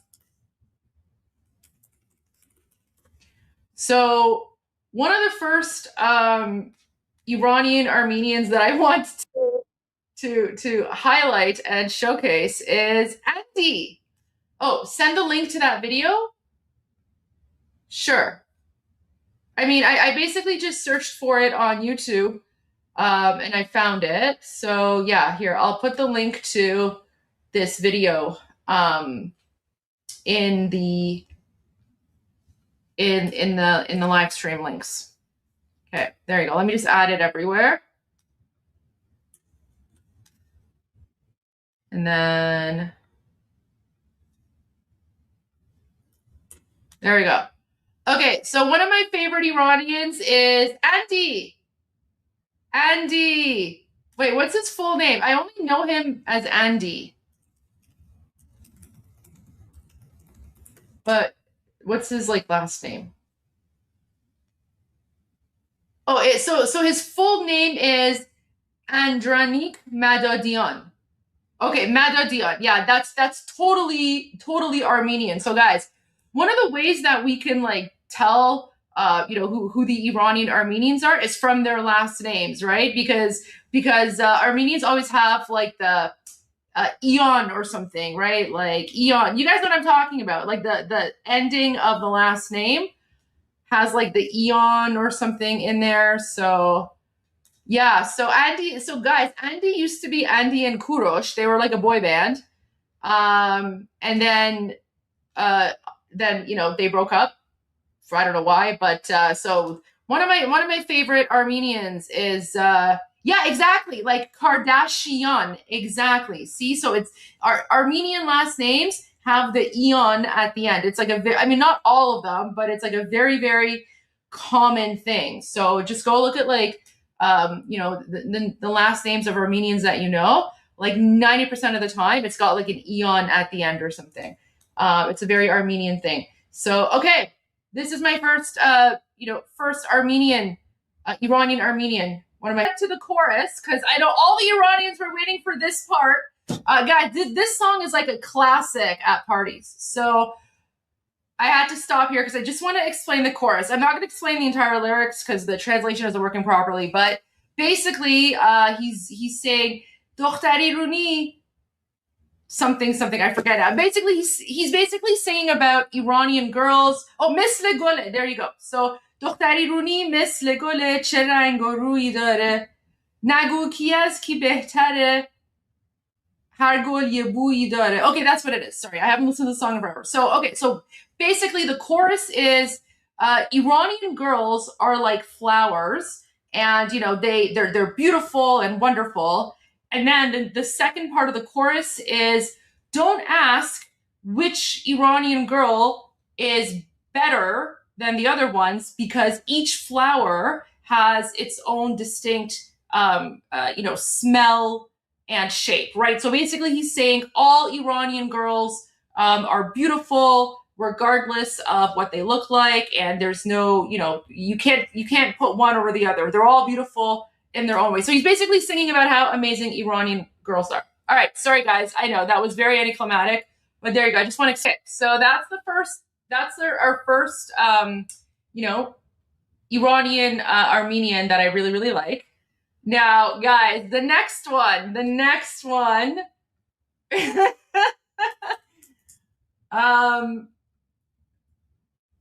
Wait, what's his last name? For the Iranians here, you guys are gonna know exactly who I am. Come on, guys. Okay, for the Iranians, can you guess who is going to be next?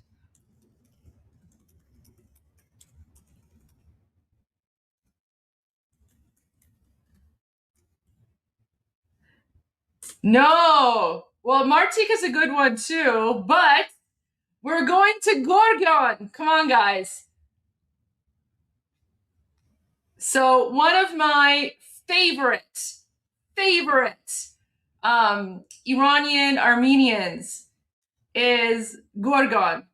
You guys all know this song. Martik ham هست. حالا شماره دو Gorgon. So yeah, you guys know it's coming. So guys, this whenever we need like a pick-me-up, we will go and watch this commercial. So this is the best commercial in the entire world, and no one can tell me otherwise.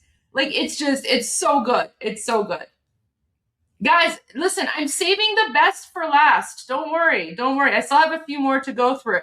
I'm saving the best for last. So this is Gorgon.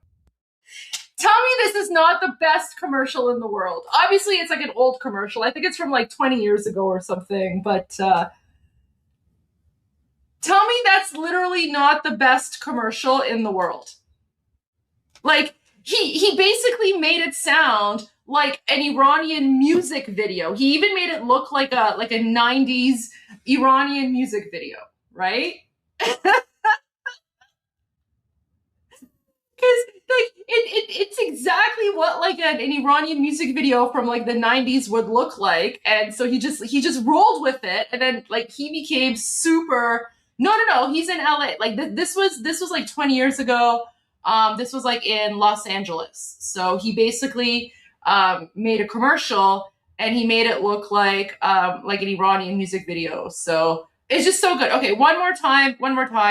And then we'll go, no, he goes shifted in forward, shifted in reverse, domestic or foreign, I please you with my service. Anyways, there you go. So it's like my favorite commercial, the best commercial in the entire world. Because it literally reminds you of like a 90s music video. And he became so famous, and we love him very much. He's sometimes he makes guest appearances on like Iranian TV shows. Amazing. I just have to confirm the next one. I believe he's Armenian, but let me just double check because I want to make sure. Let me just double check.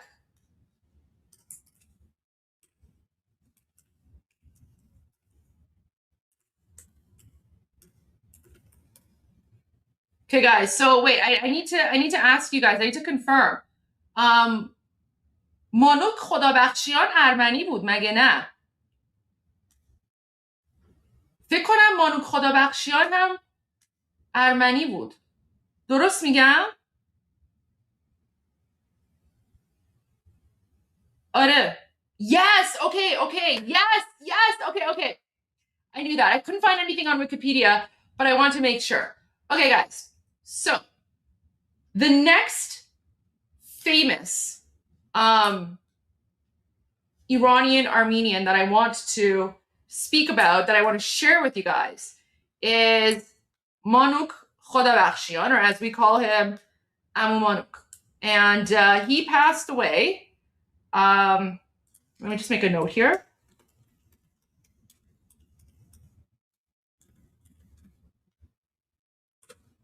Okay.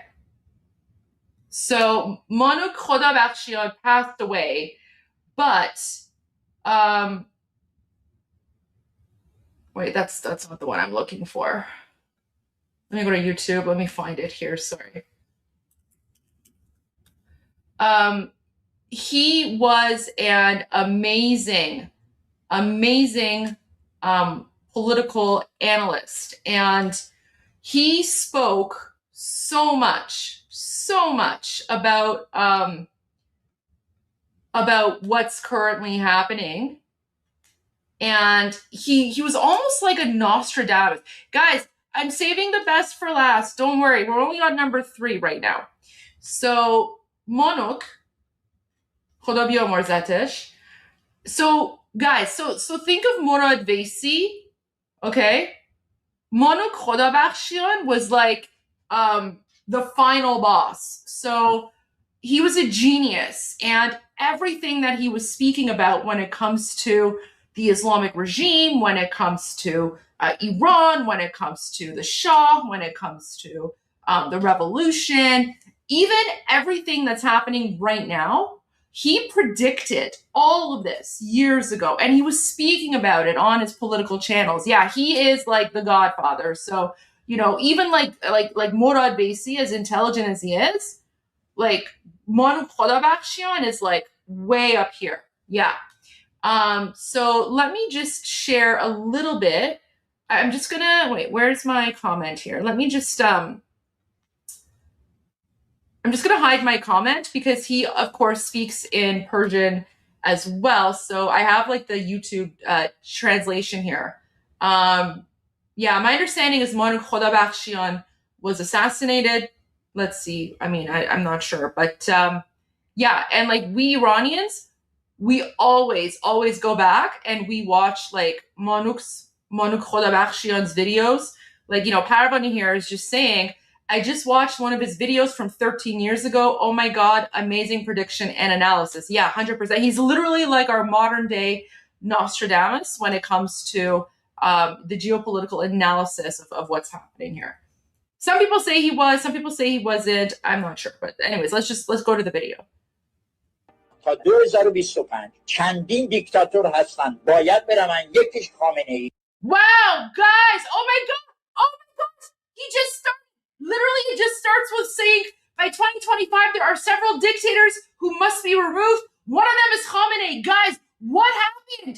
Oh my gosh! Khamenei was boomed right at the beginning of 2026.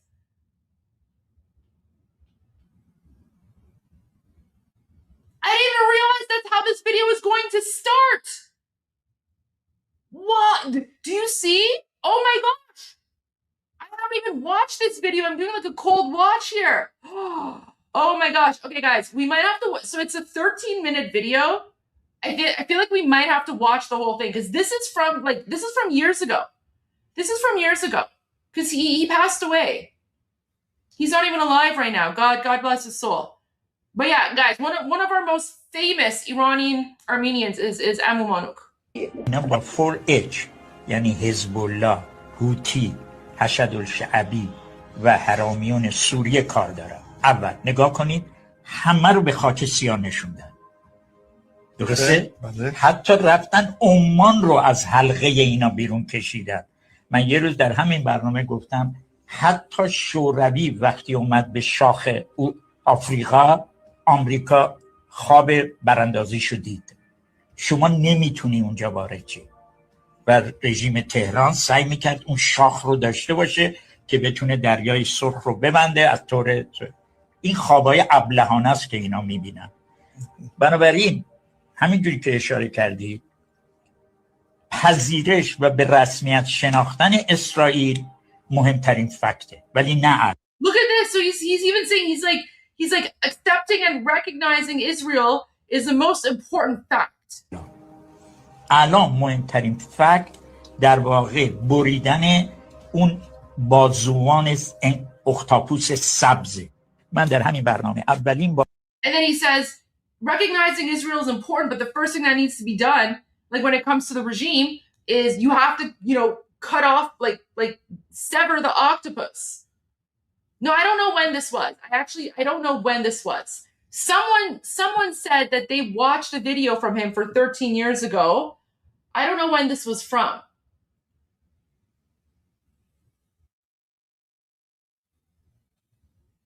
Shambe 24 Aban. Is that where this is from?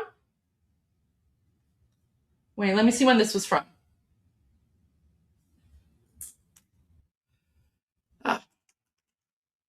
I need to like translate this. Sorry, guys.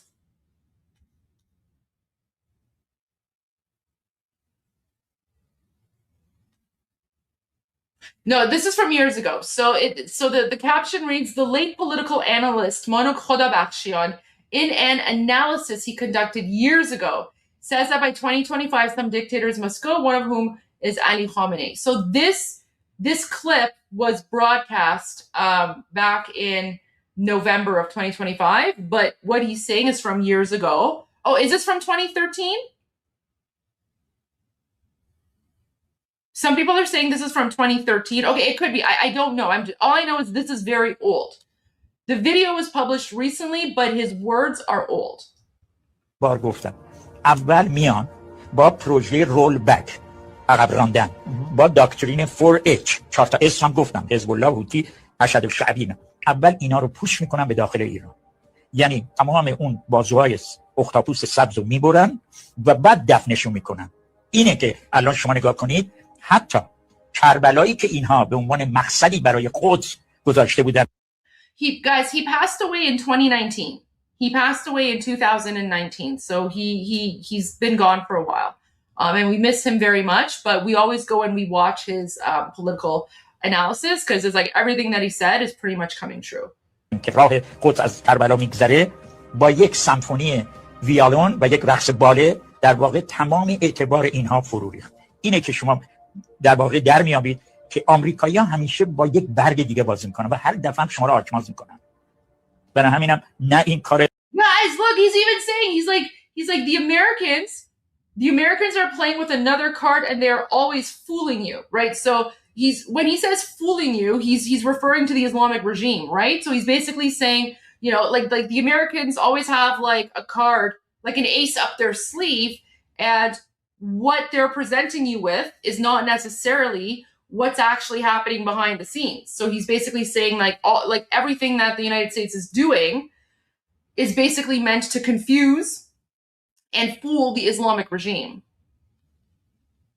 برای همینم نه این کار آقای ترامپ نه آقای بولتون یک سیستمی هست بهترین انتخاب ها رو میکنه بهترین روش ها رو نشون میده شوروی رو انداختن چین رو به زانو در آوردن حالا میرسن به جمهوری اسلامی ولی اگر الان که ارتش سوریه‌ای وجود نداره دمشق سقوط کنه هر آن اسرائیل میتونه برای همینم قاسم سلیمانی گفته Whoa, so guys, in 2019 he's saying that what's going to make it possible to go after the Islamic regime is getting rid of Bashar al-Assad. And that's exactly what happened. So you know, was it last year? A couple years ago? Right? Bashar al-Assad was overthrown. And he mentioned President Trump because his prediction was that President Trump is going to overthrow the Islamic regime. That was his prediction. He mentioned Trump and Bolton. Yeah. Right. He said, this is not the work of Mr. Trump or Bolton. Right. So he basically he's saying like, this is how President Trump is going to Oh, I'm telling you guys, he's literally our modern day Nostradamus when it comes to geopolitics. Everything that he's saying has come true. I don't know. I don't know how he knew these things, guys. I don't know.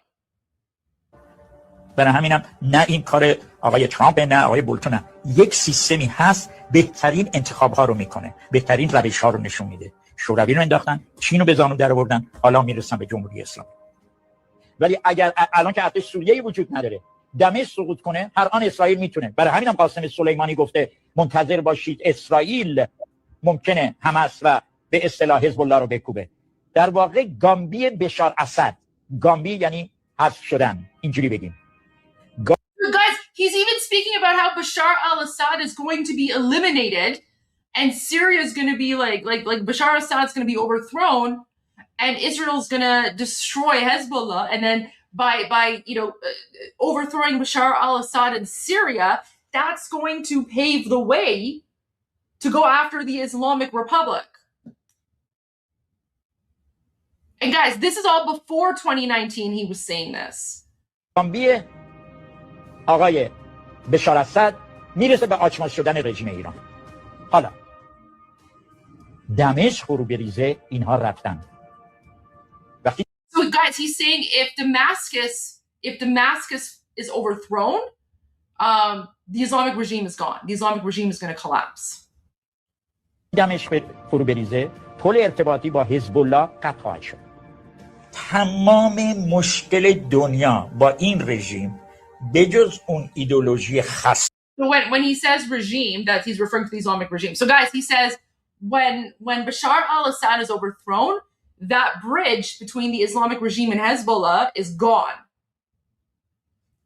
Wow, oh my gosh. مشکل دنیا با این رژیم بجز اون ایدئولوژی خصمانه مقاومتی و نهضتی که به دوزارم نمیارزه همه کشورهای عربی well, not to arms, but he's like, so he's referring to the Islamic regime. He's like, this ideology of like resistance and jihad, that's not even worth like 2 cents. So he obviously hated the regime just like everyone else.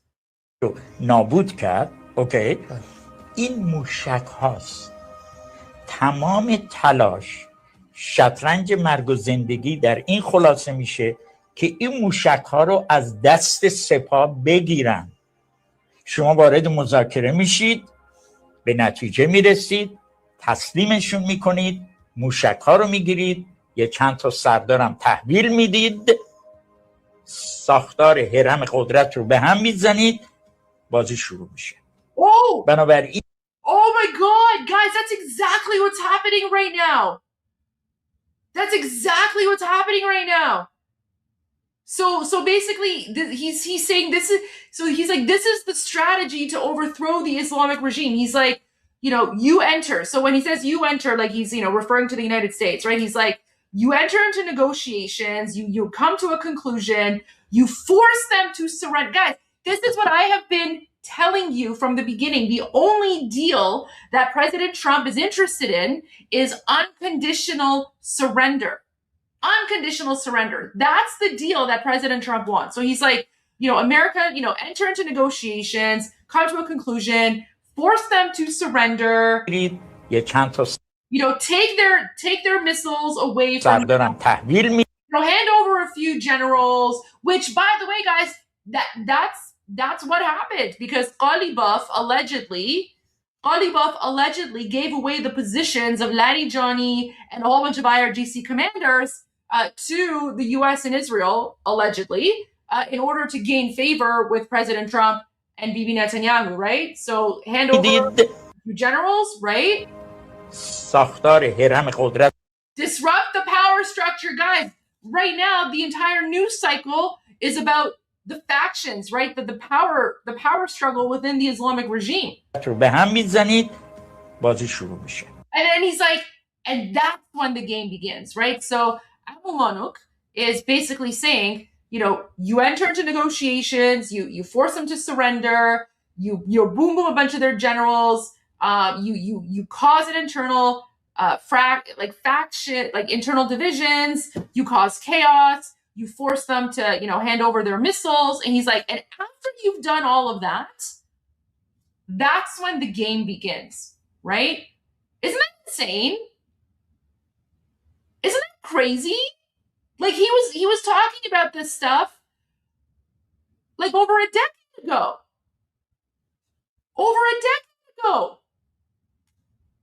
President Trump wasn't even president back then. Yeah. Guys, this is what we love, Amumanuk. بنابراین من نمیدونم چرا همه پنیک کردن چرا گفت مذاکره میکنه خب باید مذاکره کنه که اینا رو بیاره پایین مگه با Right? So he's saying, I don't understand why everyone's panicking when, he says we have to negotiate. He's like, of course they need to negotiate because the negotiation is what's going to lead them to collapsing. Oh, is it? Okay, this is during the Trump presidency. So this would have been, what, 2016 or something? Is it? Okay, so this is when President Trump was president. Okay. Because someone said it was 2013, but I guess it's not 2013. So this was sometime between 2016 and 2019. I don't know the exact date. گورباچف مذاکره نکردن. آقا با صدام لاس زدن. ماها لاس زدن. بعد زدن تو سرش. بعدم دستگیرش کردن. اعدامش کردن. So he's saying, guys, do you remember what they did to Saddam? They negotiated with him. And then they went and they captured him and then, they basically executed him. مگه نکردن شد. اوکی. پس بازی‌ها رو خواهش می‌کنم دقیق بخونید. So he's like, so please, understand the game. Understand the political game that's happening here. شوروی 12,000 موشک اتمی داشت. قوی ترین ابرقدرت بعد از آمریکا بود، تسلیم شد به یه فشار اقتصادی. اینا چی کارن با 6 تا موشک آبکی میخوان مثلا در Okay, guys, so that is our famous Iranian American number 3, Manuk Khodabakhshian. If you want me to play the full clip, what I'll do is when Armin comes back, I will have میدونم بهترین قسمت مونده. میخوام آرمین بیاد که آرمین ترجمه بکنه. Guys, don't worry. When Armin comes back, I'm going to have Armin go through and do like Armin GPT, okay? Okay. Again, guys, all right. All the Iranians are okay. Okay, let me play this really quick. Let me play this really quick, and then, but I will have Armin translate the whole thing because Armin GPT is much better. But okay, I will play this really quickly for you guys. همان ریگانی که دشمن شماره 1 شوروی بود و میگفت به اصطلاح امپراتوری شیطان با آقای گورباچف 3 بار مذاکره کرد. You know what? Let me just do this. Let me just chat GPT this so that it's just easier for me to translate. Okay.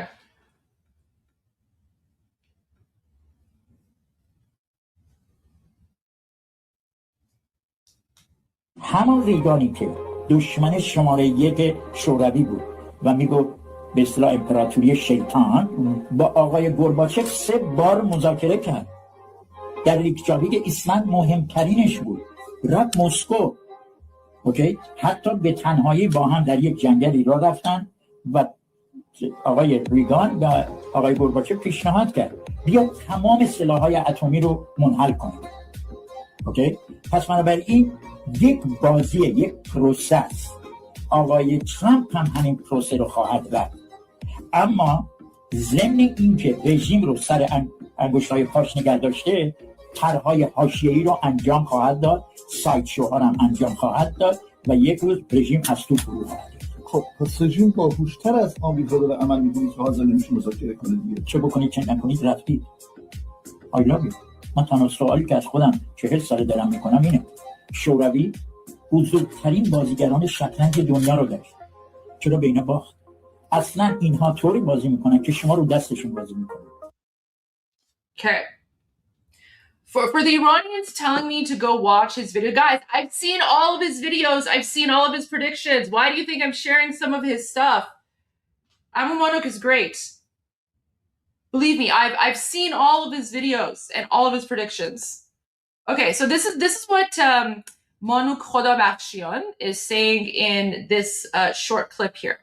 So he says, everyone says that the Soviet Union was the #1 enemy and they used to call it the evil empire. But Reagan negotiated with Mr. Gorbachev 3 times. In one of the most important meetings, they even discussed ideology. He went to Moscow, okay?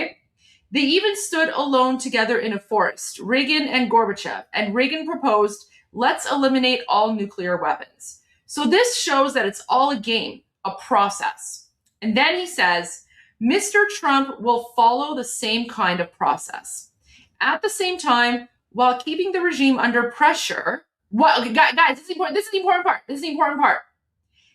At the same time, while keeping the regime under pressure, he will carry out side plans, target certain sites, and eventually a group will bring down the regime. So deal with the US more intelligently. What should be done? How much further can this go?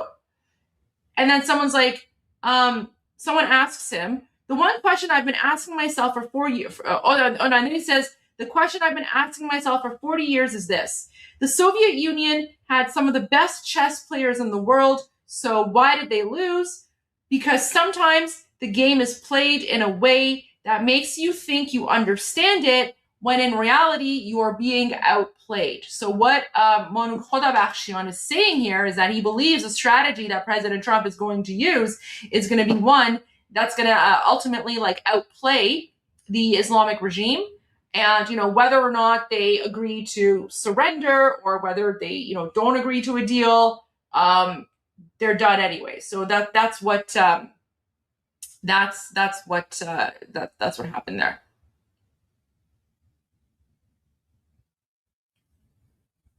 So that's that. And then, okay. Now my fourth famous Iranian Armenian. Well, okay, so I shouldn't say like my fourth. It's not like, you know, my fourth from the list. It's just I'm saving the best for last, okay?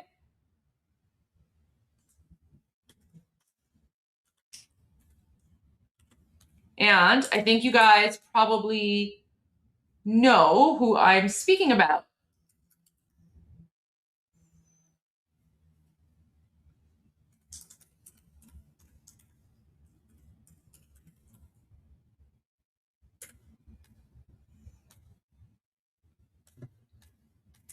Vegan. One of my favorite Iranian Armenians. And of course, saved the best for last.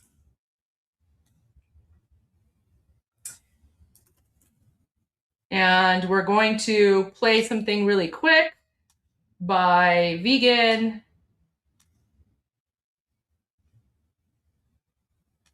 Because we love Vegan. Okay. Here we go, guys. We know Vegan as like the king of jazz.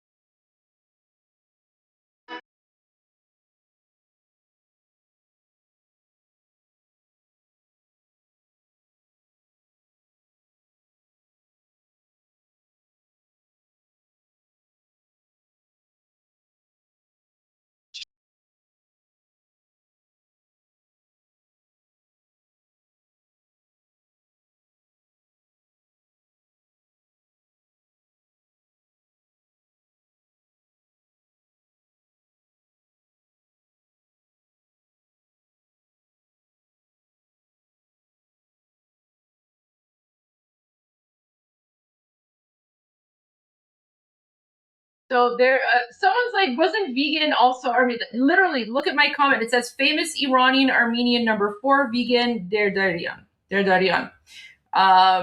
So this is, some famous Iranian Armenians. And yeah, so everyone go look him up. He's fantastic, and we love him very much. He passed away recently as well. Oh my gosh, I'm sorry, yeah. So this is just keeping it in the theme because, you know, we were speaking about the Armenian Genocide, and of course, you know, very sad. So I was lifting everyone's moods by sharing some amazing and famous Iranian Armenians. Because, you know, 50,000 Armenians sought refuge in Iran during the Armenian Genocide. And, you know, the Iranians, Armenians also have like a very long shared heritage and history. I know you guys were enjoying the music, but I also don't want to be copyright striked. So now what we're going to do is I want to go to Armin. Armin is not Armenian. Armin is not Armenian. So there's that. But I'm interested to see what Armin has to say. And then after this, we're going to go to 2C's update from this morning because I'm going to need a little bit of a break. And then when Armin comes back, we will go back to the Manuk video, and I'll have him translate for you guys. Armin Navabi joins me now. Armin, so good to have you. Thank you. Let's see. There's a handful of things I want your take on from on the ground. But first of all, this IRGC threat to cut off internet. What's your take on this? How serious is that? Well, it is serious to the countries around the Persian Gulf, but it shows how desperate the Islamic Republic is because they can't actually do damage to the people who they're fighting against, which is the Americans and the Israelis. So they're so desperate that they have to threaten the Arab countries around the Persian Gulf, which is, so far it has backfired because they are now lobbying the United States to go for full regime change, given that the Islamic Republic has proven to be. Oh my God! Look at this caption! Oh my gosh! He is not holding back. Look at that. Iranian ex-Muslim, anti-Islamic regime activist. He's just going for it. Oh my God. Oh, that's savage. I love that. He just does not care. Hey, you know what? He's speaking to the right audience there. Good for him. Good for him. Such a threat to their business model, especially the UAE. Even if the Islamic Republic survives this, even if all of these military operations stops, nobody is going to look at the UAE the same way before that they looked at before. So every form of investment or trade or tourism to UAEs, that whole business model is now being threatened. So every single attack against these countries is going to make these countries more determined to lobby the United States to just finish the job completely with the Islamic Republic. And I don't know what this is just their sign of desperation because they have it just shows how very, very little leverage they have against the United States. What is the understanding on the ground as to who's actually leading these negotiations? Because I know we've talked about this before. You have the IRGC leadership, you have other factions. Unclear who's actually winning this race behind the scenes. So we have Ghalibaf, we have Vahidi as the head of the IRGC, we have Zolghadr as the head of the Supreme Security Council, we have Abdullahi as the head of the Khatamul Anbiya, part of the IRGC, we have Nejat as the head of Sarullah, we have Musavi as the head of the guy in charge of the missiles and drones. So the most important people right now are Vahidi, Ghalibaf, and Zolghadr. And honestly, I don't think even the Islamic Republic really knows who's in charge because there's technically nobody is in charge. Everybody has their own level of influence and they're competing against each other. Mojtaba is nowhere to be seen, and Mojtaba is the only source for Ghalibaf's influence right now. Him claiming that Mojtaba Khamenei is endorsing whatever he's doing. I think he's making that up, but that's the only reason why he has any influence right now. But this is a power struggle, and this is why President Trump's ceasefire and the blockade is working very well. I think the Islamic Republic prefers actually fighting in the battlefield rather than the negotiating table because the pro-regime people actually become more united in the middle of the battlefield. There is no rally around the flag effect, unlike what many Western commentators will tell you. The vast majority of the Iranian people will always be against the regime, because especially after what they experienced in early January. But in the middle of a battlefield, if you're actually fighting, it does unite that 5%, maybe less than 5% pro-regime people. It does unite them, and the ceasefire and the blockade is actually dividing them and is turning them against each other. And that's why the blockade and the ceasefire is working very well so far. It's actually a very efficient, less costly way for President Trump to harm them without the cost of the military operation and without the risking American lives. It saves it. President Trump prefers this method because it saves the infrastructure of the Iranian people for the Iranian people. And if it's turning the regime against itself, then why stop? Why give an excuse for a unity with the regime followers? Why stop them when they're fighting against each other? So, and it's also going to, it's really getting them. Right. Oh my gosh. Armin is a wealth of knowledge and information, but he needs to slow it down and take a breath because he's just like, he goes on this rant.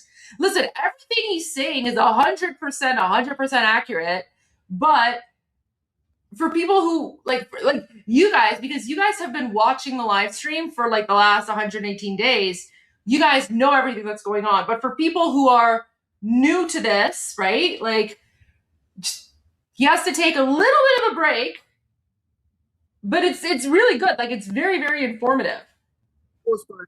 Complete bankruptcy very soon if it's successful. Well, certainly the window of time for Iran to hold out, the regime to hold out here is closing. But I wanted to raise another. Yeah, see, like this is exactly it, right? So Andrew's saying he did great. We followed this, but it would exactly. So the thing when it comes to like, news interviews, you have to know your audience. So Armin here, like amazing, like everything is 100%. But because you know what, I'm actually going to blame you guys. I'm blaming all of you. I'm blaming you guys who are watching for this. You know why? I'll explain why. Because you guys have spoiled me and Armin.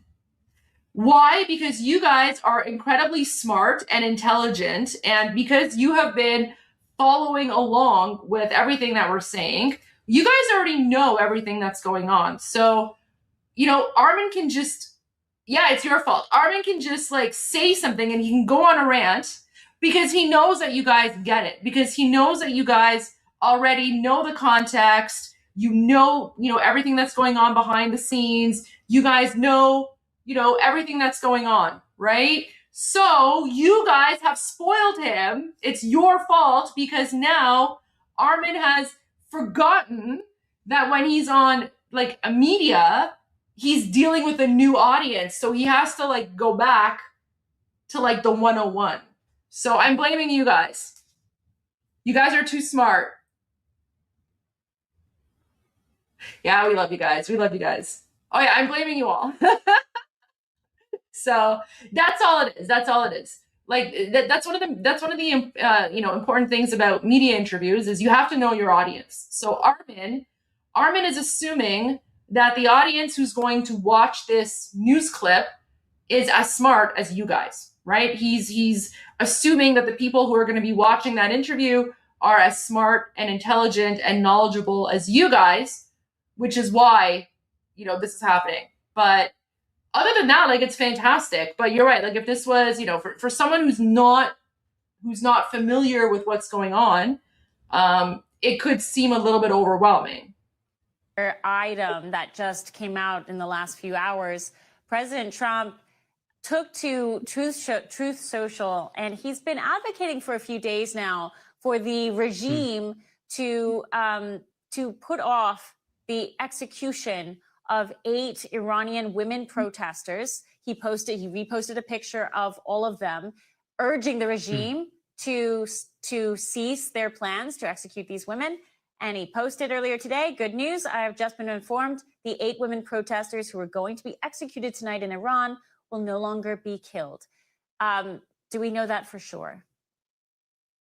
We don't know that for sure, but the fact that these women are now, like we know that President Trump has saved these women for now. It's possible that the Islamic Republic might want to execute them later, but it is true that President Trump so far has saved these women's lives, and it shows that President Trump is concerned about the Iranian people. Nobody is like other people are not paying attention to the suffering of the Iranian people, and President Trump brings the attention of world media back to it every single time. And by President Trump talking about these women, he's not just saving these women's lives, he's bringing the attention to the brutality of the Islamic Republic as a whole. So many people dismiss. So many people talk about everybody except the Iranian people and their suffering, and President Trump does a really good job bringing the attention back to that. But every time he highlights that, like, it's really easy to dismiss the Iranian people because they're not armed. Everybody else, like Americans are armed, Israelis are armed, Hashd al-Shabi is armed, Hezbollah is armed, so they're always part of the conversation. But it's really easy for people to just forget the Iranian people, and we're just so grateful to President Trump with bringing the attention back to them, which is also a reminder for how ridiculous it is for people to suggest that President Trump wanted to do a genocide upon the Iranian people because of the comment he made regarding ending the civilization. It's very obvious he was talking about the Islamic regime, given how much concerned he is about these 8 women and how much he's trying to avoid destroying the infrastructure. It does show that President Trump does care about the Iranian people and wants to find a way to do all of this without hurting them. Everyone's on pins and needles, awaiting what happens in the next chapters, who emerges as the faces of who we are negotiating with. But at least in terms of these 8 women, it's to your point, President Trump is talking about them, and he may well have saved their lives. Armin Navabi, thank you very much for the time. We appreciate it. Look at the finger. One last thing is that we need to continue talking about these women, because the only reason why the Islamic Republic has not executed them is because the international attention. But if the international attention stops, they might get executed. So just want to say, continue talking about them. And thank you, President Trump. And thank you for having me. Coming up, we continue to highlight. Oh, that was amazing. I'm so proud of Armin. That was so good. Oh, Armin, you do us proud. Wait, why did I just repost this? Let me quote this.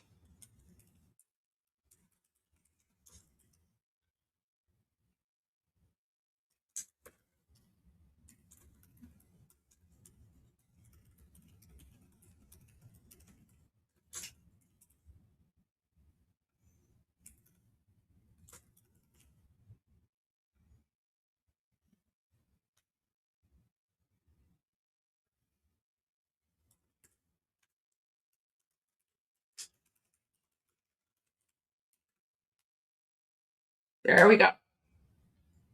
Okay. Oh, very, very proud of Armin.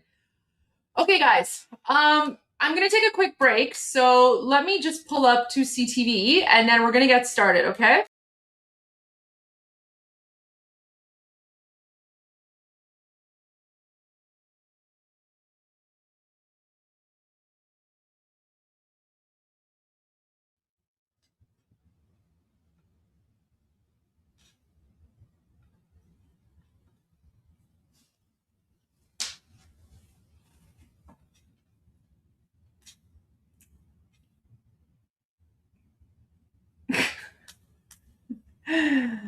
When you least expect it.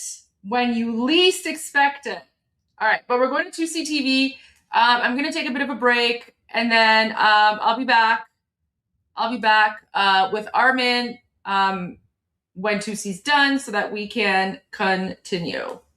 And guys, this is from this morning, so this is an older live stream, but he does give a good summary of everything that's been going on. And of course, we've already highlighted some of the more breaking news.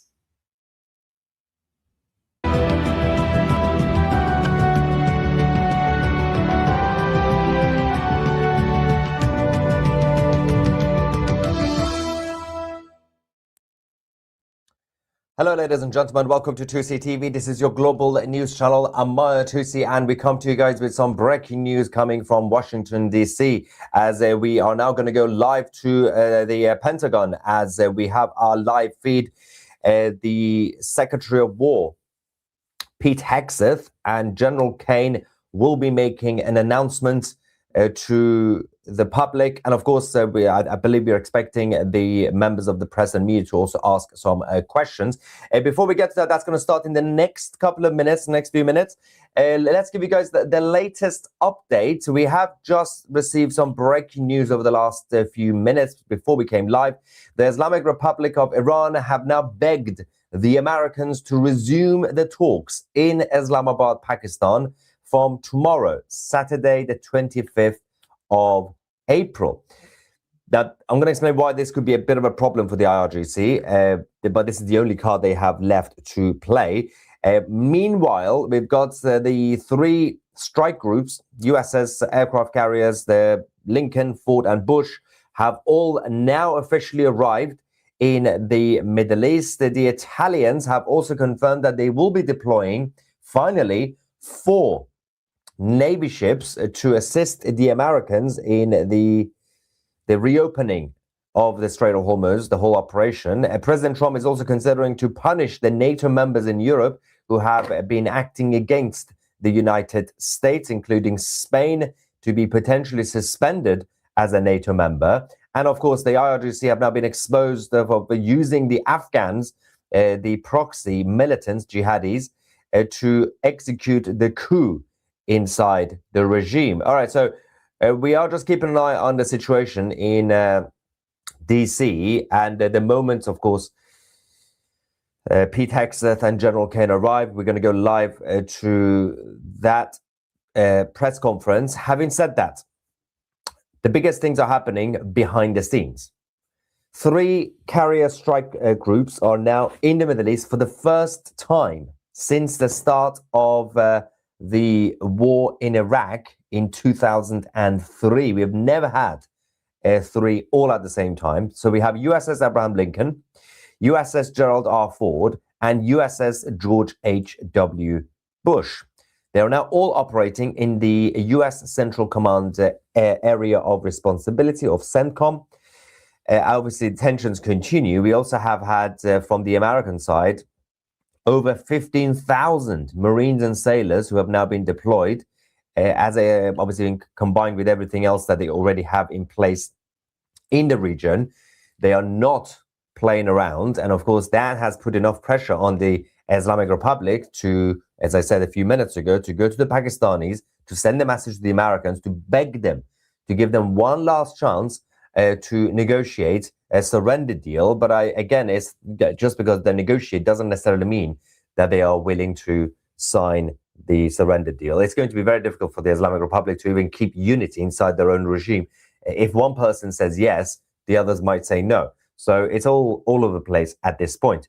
Meanwhile, the Italian government and Giorgia Meloni has now confirmed that the Italian Navy will be deploying 4 ships to the Middle East to help the Americans in the Strait of Hormuz to clear out the sea mines that have allegedly been placed by the IRGC Navy and the terrorists. Of course, we have to still get some confirmation on what the situation is with this whole mine saga, because we are unsure, because we've had a lot of vessels and tankers to go through, going through the Strait of Hormuz, and nobody has been hit, let's just say. And the tensions between the Americans and the rest of the NATO membership is also escalating rapidly. President Trump is now considering various options in order to punish the Europeans who have been acting against the Americans. That includes suspending Spain as a member of NATO. Now, that is a major escalation, of course. The rest of the NATO membership are not going to be happy about this. But the Americans call the shots. If they are the ones paying most of the funds into the NATO budget, and they are also strategically the leaders of NATO, I don't think Mark Rutte will have any choice. They can obviously have their objections. And I think obviously this is a carrot and stick sort of situation. Spain is not really going to be suspended as a NATO member, but it's just to put more pressure on the Europeans. That also includes what the Americans call reassessing the possession of the Falkland Islands that currently obviously is controlled by the United Kingdom as part of the British overseas territories since the British Empire days. So that is also now on the table. But again, doesn't necessarily mean it will happen. This is just President Trump doing carrots and sticks, currently using his stick against the NATO until they play ball, and eventually he will give them a tiny bit of carrot to continue.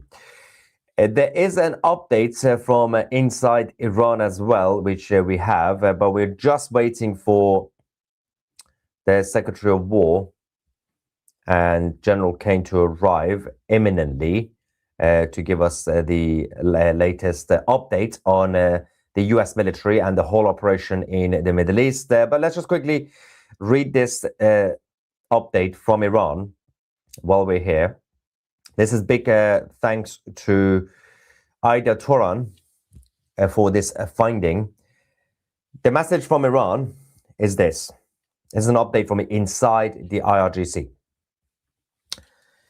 I've been scrolling through the IRGC regime channels and their social media lately, the same ones who brag about hunting down protesters under Khamenei's jihad orders.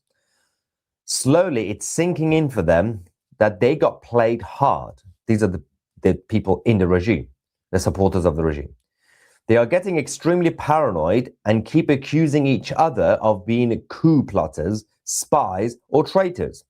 The funniest comment I read, and something I hadn't even thought of myself, is this. Those forces that they brought in from Iraq and Afghanistan were not for the protesters. Obviously, until now, we've been thinking that they brought in the proxies from all these foreign countries in order to stop the next uprising when the Iranian people rise up. But apparently, that's not the only function that they have. This person from the IRGC says, they were for us. Otherwise, why would Israel not hit them during the war when they were right in the line of fire? It was a sharp, spot-on observation, and I think it's true that over the past decade, the regime brought in millions of Afghans to act as the people's army defending them. The IRGC trained the Afghan Shia fighters and sent them to Syria to fight for Bashar al-Assad. Then after Assad fell, they brought many of them back inside Iran to help suppress the protests. Right after the 12-day war last summer, there we go, they're going to come in a moment. At least 1.5 million Afghans were kicked out of the country quickly and forcibly. And we did report this about a year ago, less than a year ago, where there was a mass deportation of Afghans from Iran. They were accused of spying for Israel. Clearly, they got scared because they know a mercenary army isn't truly loyal to them. At the end of the day, they are foreign forces. You pay them, they are loyal. If you don't pay them, they're not loyal. This person continues saying, since the war started, a fresh wave of Afghan Shia militias had been coming in anyway, and they didn't get hit by the US or Israel. The IRGC Basij members are finally doing the maths. Too bad.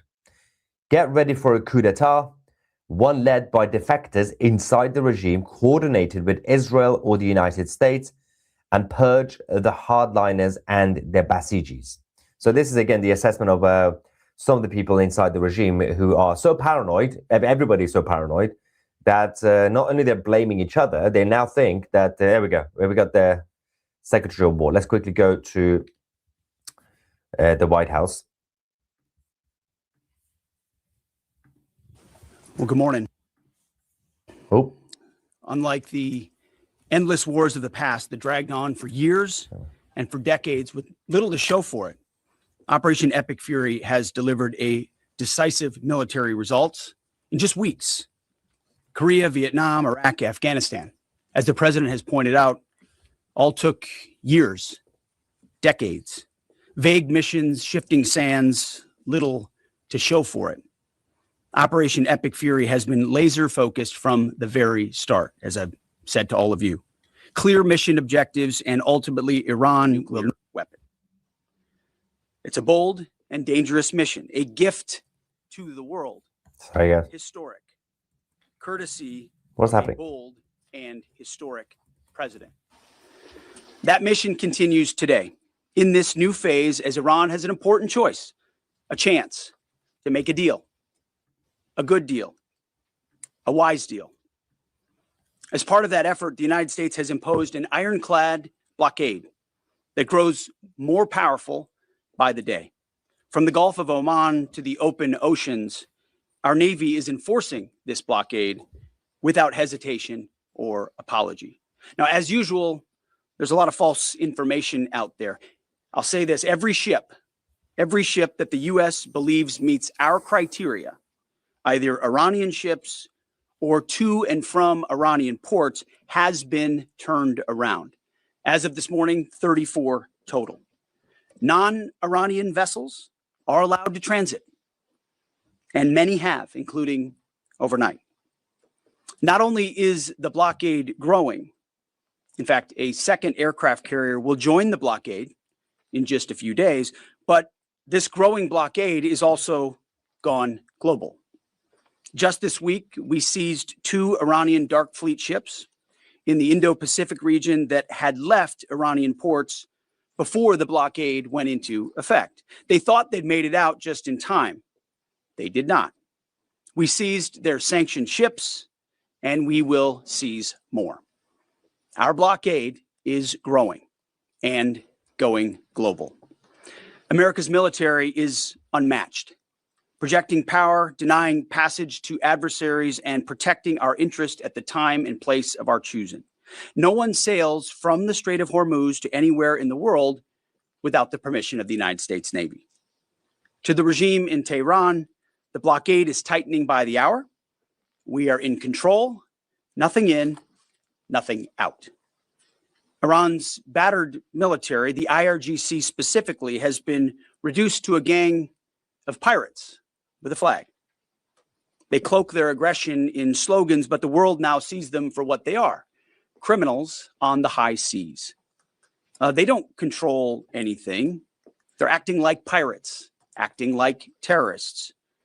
They're the ones who lay indiscriminate mines, who shoot at random ships, who killed 45,000 of their own people, innocent protesters in the course of weeks, their own people. They are the bad actors. The vessels that the Iranians seized in recent days, a couple of them, they're not American ships. They're not Israeli ships. They're just random ships that drove where they drove their little speedboats up to and shot at those ships with AK-47s. Anyone with a speedboat, a gun, and the wrong intentions can do that. They know that we, the United States of America, control the flow of global shipping. And we know that they know. Their real navy is at the bottom of the Arabian Gulf.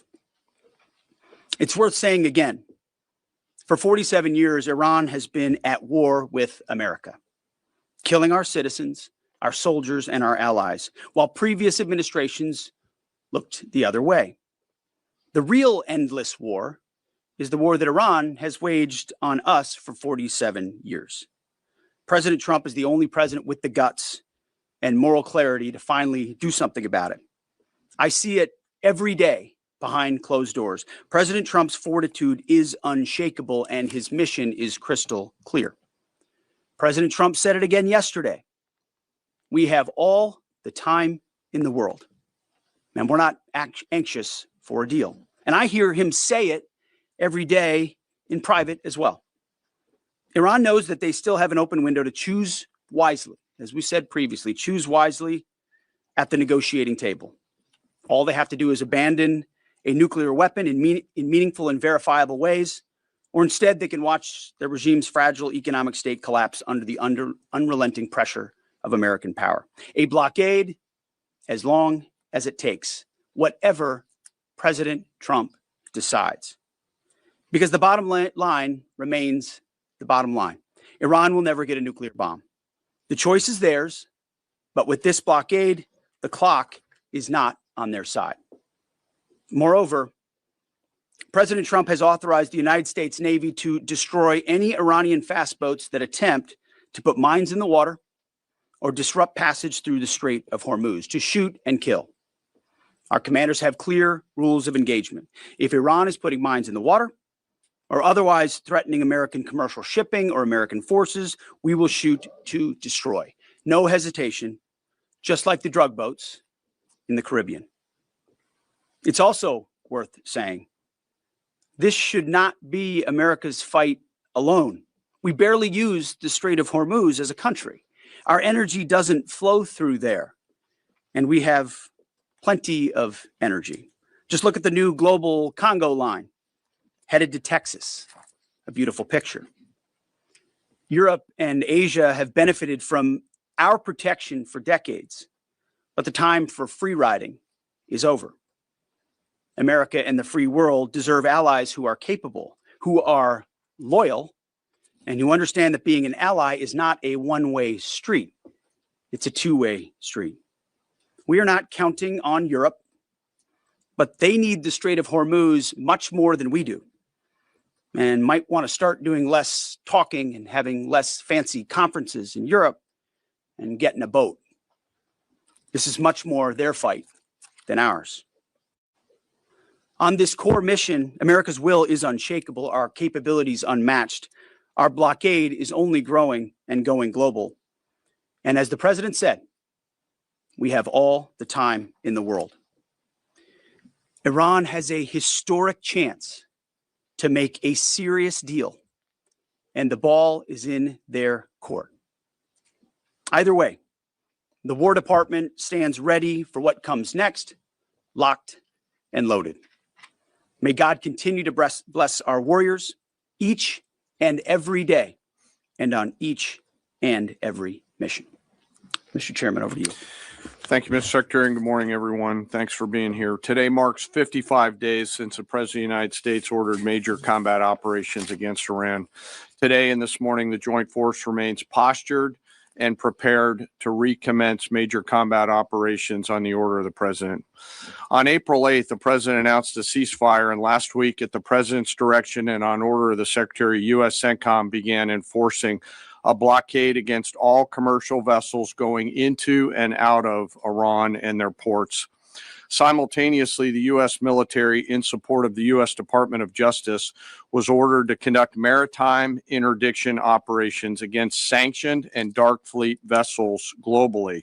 This operation also began on April 8th. And what I'd like to do this morning is update all of you on those actions and activities. First, as I mentioned, U.S. Central Command continues to maintain a strict blockade on all the ports.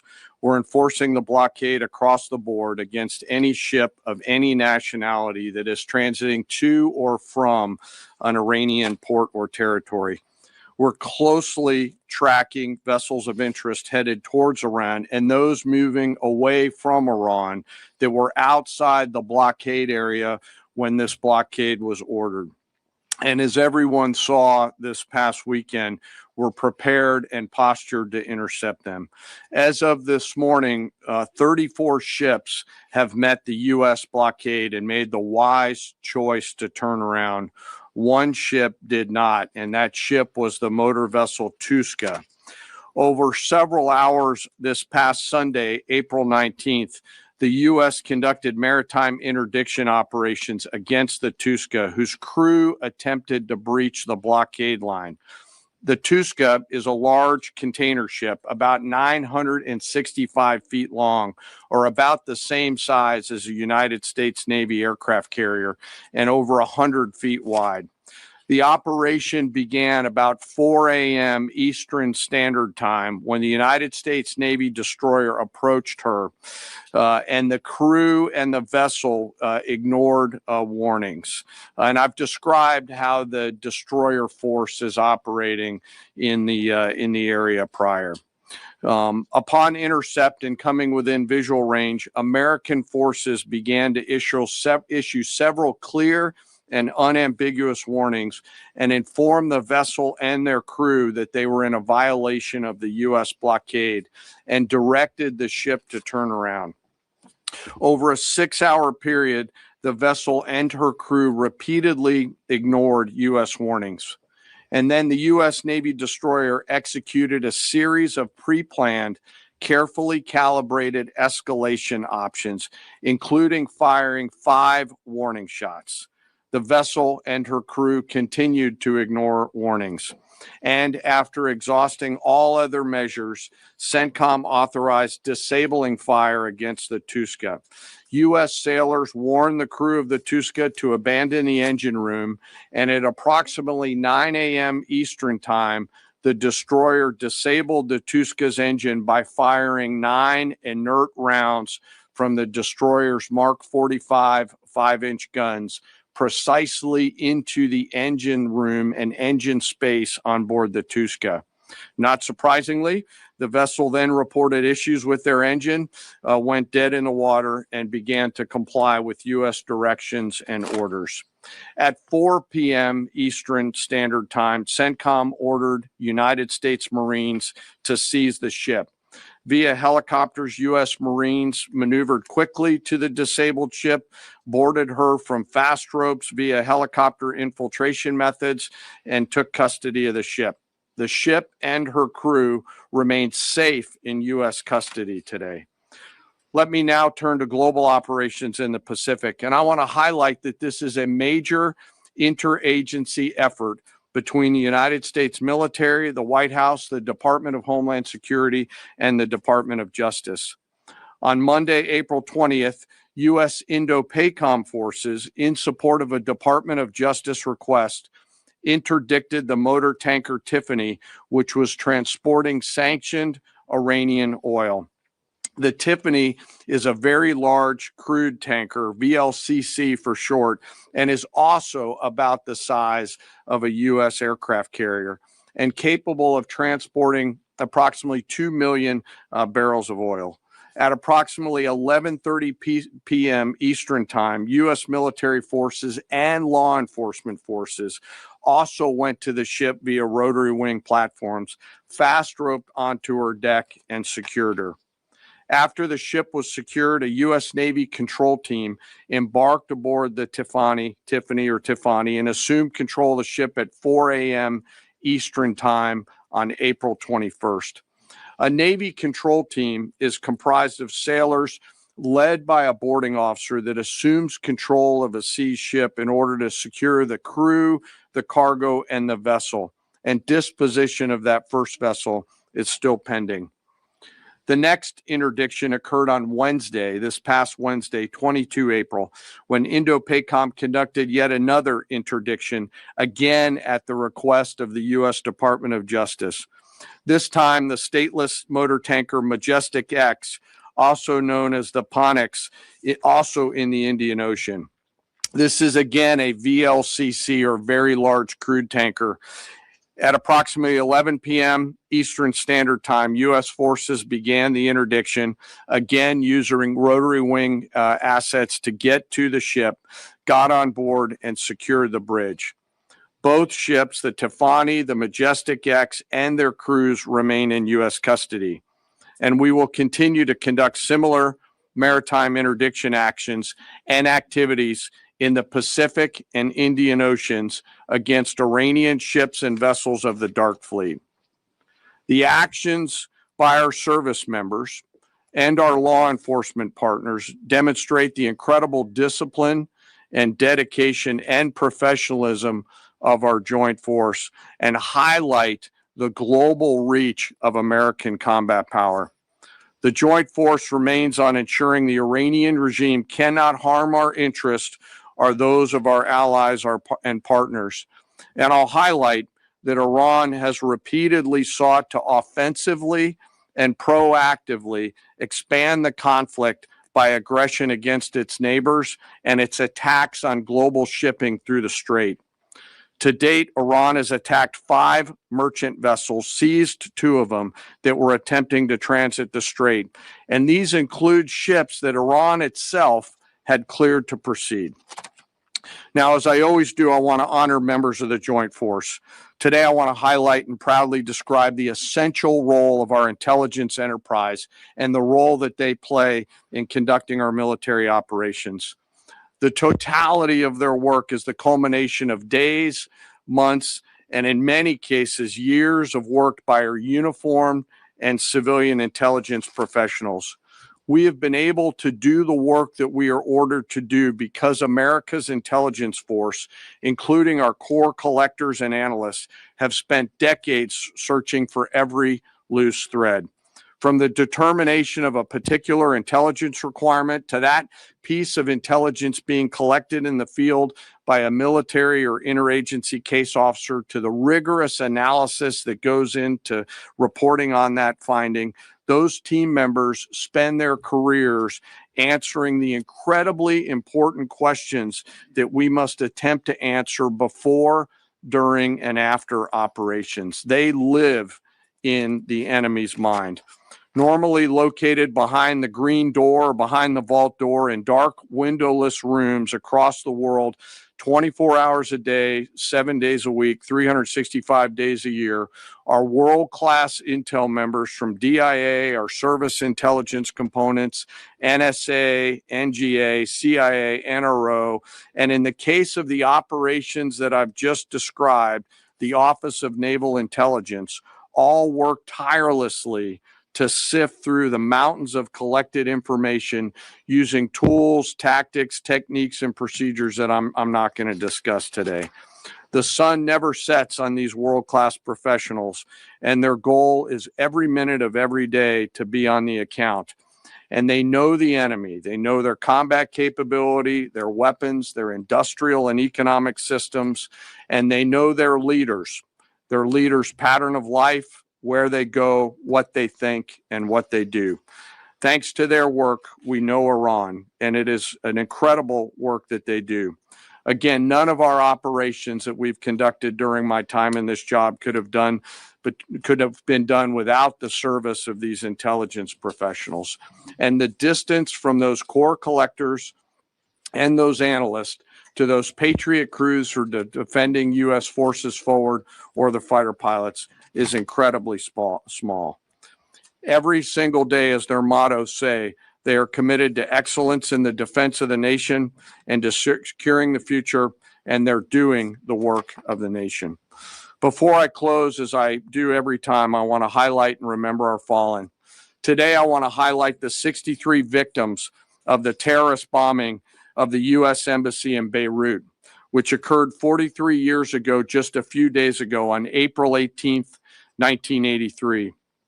At that time, this was the deadliest attack on a U.S. diplomatic mission, and this was the first attack conducted by Iranian-backed forces on Americans.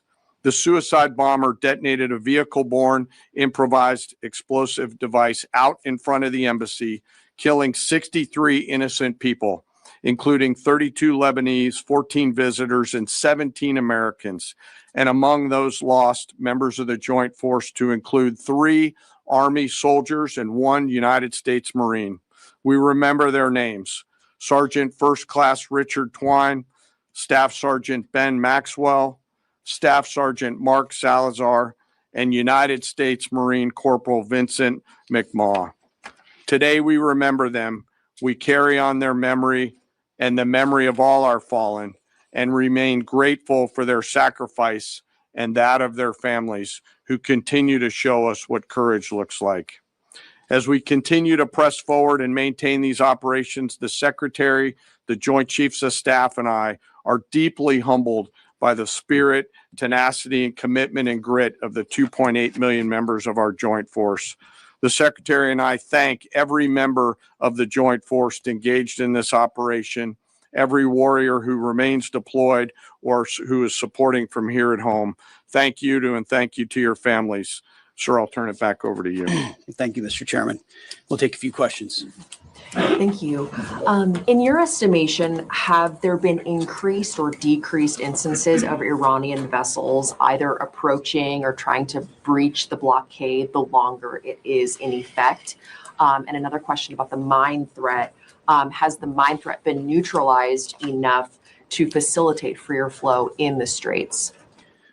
Well, to the second question, first of all, we are seeing vessels transiting. There are paths that are open. And part of what the president is threatening is ensuring if there's attempts to recklessly and irresponsibly lay more mines, we're going to deal with that. It's a violation of the ceasefire. So transit is occurring, much more limited than anybody would like to see, and with more risk than people would like to see. But that's because Iran is doing irresponsible things with small fast boats, crafts, like I said, with weapons on them. These are commercial ships, in some cases cruise ships that came through being threatened by these. So as far as breaching the blockade, it's been a pretty consistent. There were a number of ships at the beginning. Then you had the interdiction that the chairman described, where we took out the engine room and disabled that ship. I think that sent a very clear sign that this is not a fake blockade. This is a real full blockade. We'll use up to and including lethal force if necessary. And that stopped, and other ships have taken note of that. So any ships that have attempted, there's been levels of escalation, but none that far, and they've turned around. Absolutely. Yes. Good morning, Mr. Secretary, Mr. Chairman. David Zia, Real America's Voice. To follow up on Alexandra's question, how big are these mine-laying boats? Can they be achieved from fast boats? And I wanted to follow up my last week question about as jet fuel stocks in Europe reportedly are only about 6 weeks left. They get most of the jet fuel from the Gulf. Have any European countries reached out to assist in cordoning off the strait and participating in escorts? I know there's a lot of talks. You saw I would call it a silly conference in Europe last week, where they got together and talking about maybe doing something eventually when things are done. Those are not serious efforts yet. We would welcome that. We would welcome a serious European effort to do something about this strait and this passage, considering it's their energy capabilities that are most at stake. I think it's a wake-up call. It's a wake-up call for countries around the world. Either you have capabilities or you don't. Otherwise, you're at the behest of a country like Iran, and the only country that can do something about it is the United States military. You want to talk about the mines and the small crafts? They have a variety of smaller Boston whaler-sized boats. We have forces up there deterring and preventing them from continuing to do that, and we'll continue to do so pursuant to the orders of the Secretary and the President. But reckless mining like that is a violation of the unwise ceasefire, to do that, and very unwise to do. Absolutely. Jerry. Thank you.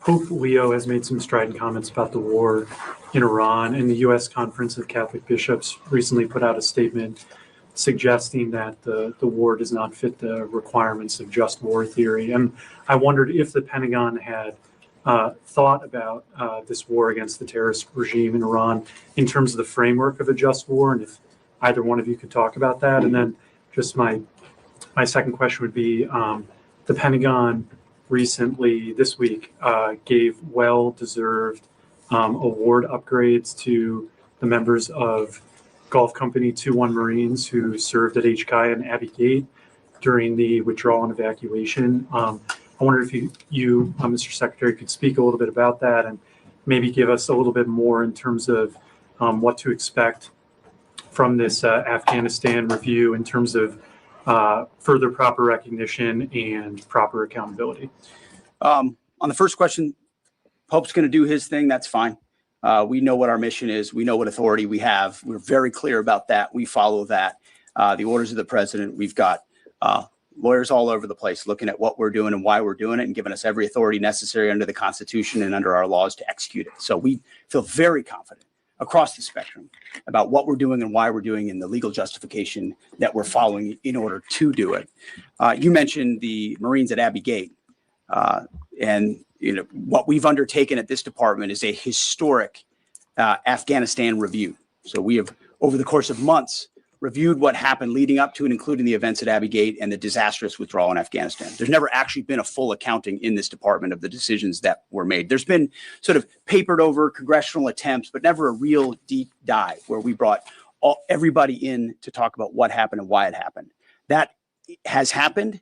That review will come later this summer, and I think you'll find it to be probably the most comprehensive review this department has ever done about a single series of events. And it's because the cascading effect of what Joe Biden did in abandoning that mission the way that he did and that disastrous withdrawal had ripple effects for our military, for our country, and for the world. That's why reestablishing deterrence is one of the core pillars of what we've been doing at the War Department is because the world looked at that disaster and made choices. Vladimir Putin made choices. Hamas made choices and saw that America wouldn't do anything about it. Houthis shot at ships. They made choices because Joe Biden and his administration were seen as feckless and weak. And that withdrawal was a part of what the world saw, people hanging to planes as we fled. That deserves a full accounting, which is exactly what we're doing. Sean Parnell, our chief spokesman, one of my senior advisors, has been leading that effort, getting to the bottom of it. And one of the revelations was that those Marines at Abbey Gate who showed courage, who were out there exposed, knew there was a threat, nebulous mission, the only gate that's open, did not receive the kind of proper recognition they should have for their heroism. So one of the early results of this Afghan review is to ensure they get the due recognition and award they deserve for the heroism and courage they showed at that gate. Despite the bad decisions of this building and that administration, those Marines acted heroically, and we're going to recognize them for that. Sure, thank you. Yeah, right here. Thank you. Michael Casey with O'Keefe Media Group. Earlier this week, James O'Keefe published a story on Department of Army Nuclear Chief Andrew Hugg, who revealed top secret national security information to a stranger he met on a dating app. Will you defer Mr. Hugg for termination and prosecution? Yeah, he won't work here anymore. And given the revelations, It's an easy one. Will any changes be made to the current anti-espionage training for all Department of War employees now, given this? Well, we're always on the lookout for CI threats, any internal threats, anyone talking out of school about things they should not. We take leaking very seriously here, informally or formally, which is why some of the reporting done by some of the people in here is incredibly problematic. They're willing to publish things based on classified information that would potentially harm those in harm's way. And we think them doing so is incredibly irresponsible and unpatriotic. And it would encourage members of the press to think twice about the lives they're affecting when they publish things in their publications like the New York Times. Mr. Yes, Chairman, Mr. right Chairman, here. was the Tuska carrying used equipment to China? Sure. So I'm sorry, the question's right here. Thank you. Ryan Morgan with the Epic Times. Earlier this week on that topic, there was a report, I believe, with the Washington Post that the Pentagon had briefed Congress that it could take up to 6 months to fully sweep the Strait of Hormuz for mines. I was wondering if you could comment a little bit more on the specifics of the timeline, the range of time that it could take, and then just a general idea of how many mines have been placed. We would not speculate on a timeline. I saw that report. It was based on, again, another leak from a closed door session, which was supposed to be classified. And apparently, allegedly, that was something that was said about we feel confident in our ability in the correct period of time to clear any mines that we identify. And would encourage other countries to be a part of such an effort as well. But we're tracking that very closely. Mr. Chairman, do you want to add anything to that? No, sir. I think you covered it. Right here, new members of our press corps here. Jacob Wasserman with TMZ DC. We have two questions. I'm going to ask the first. My colleague will ask the second. You know, I've heard you talk a lot about bombing. Sorry? We'll see. Okay. I've heard you talk a lot about bombing people and places. And when you give these orders to carry out this extreme level of violence, what's going through your mind and your body? Do you have like an adrenaline rush? Are you scared? Do you feel like you're on a power trip? Just walk us through and paint us a picture of what it feels like mentally and physically. It's a very TMZ question. My only thought process is to ensure that our warfighters have everything they need to be successful, defeat and destroy the enemy, and they come home. That was the most TMZ question. I want them to feel empowered, to have every authority they need within our rules and within our law to bring maximum violence to the enemy. Because war is violent, war requires doing difficult things, but I want our people to feel empowered, so it's our guys that come home and their guys that do not.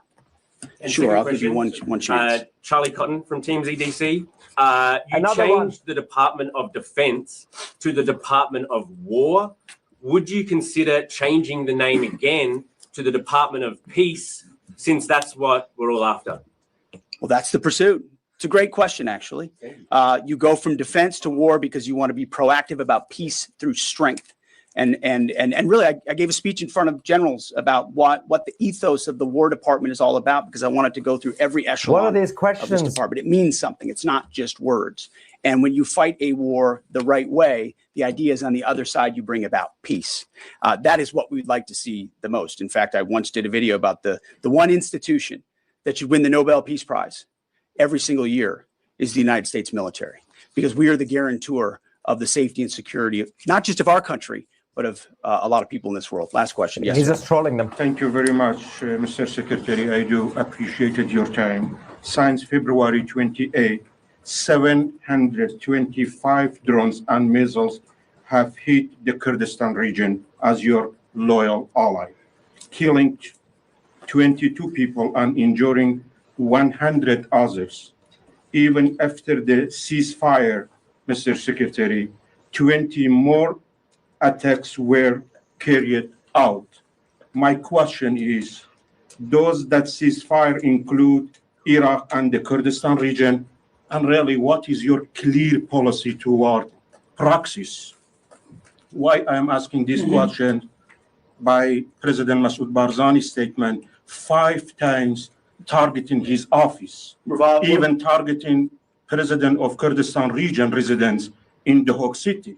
We watch it very closely, and he's making a speech. That area and those folks, the Kurds, deal with a lot of what the IAMGs or the proxies are capable of doing, and a reminder of the reverberating effect of this Iranian regime. It's not just what it does to its own people, killing 45,000 of its own citizens just recently, but it's also the terror they've brought to the region. And so getting a good deal and making sure they can't wield a nuclear weapon over top of those proxies is why this mission is such an important one.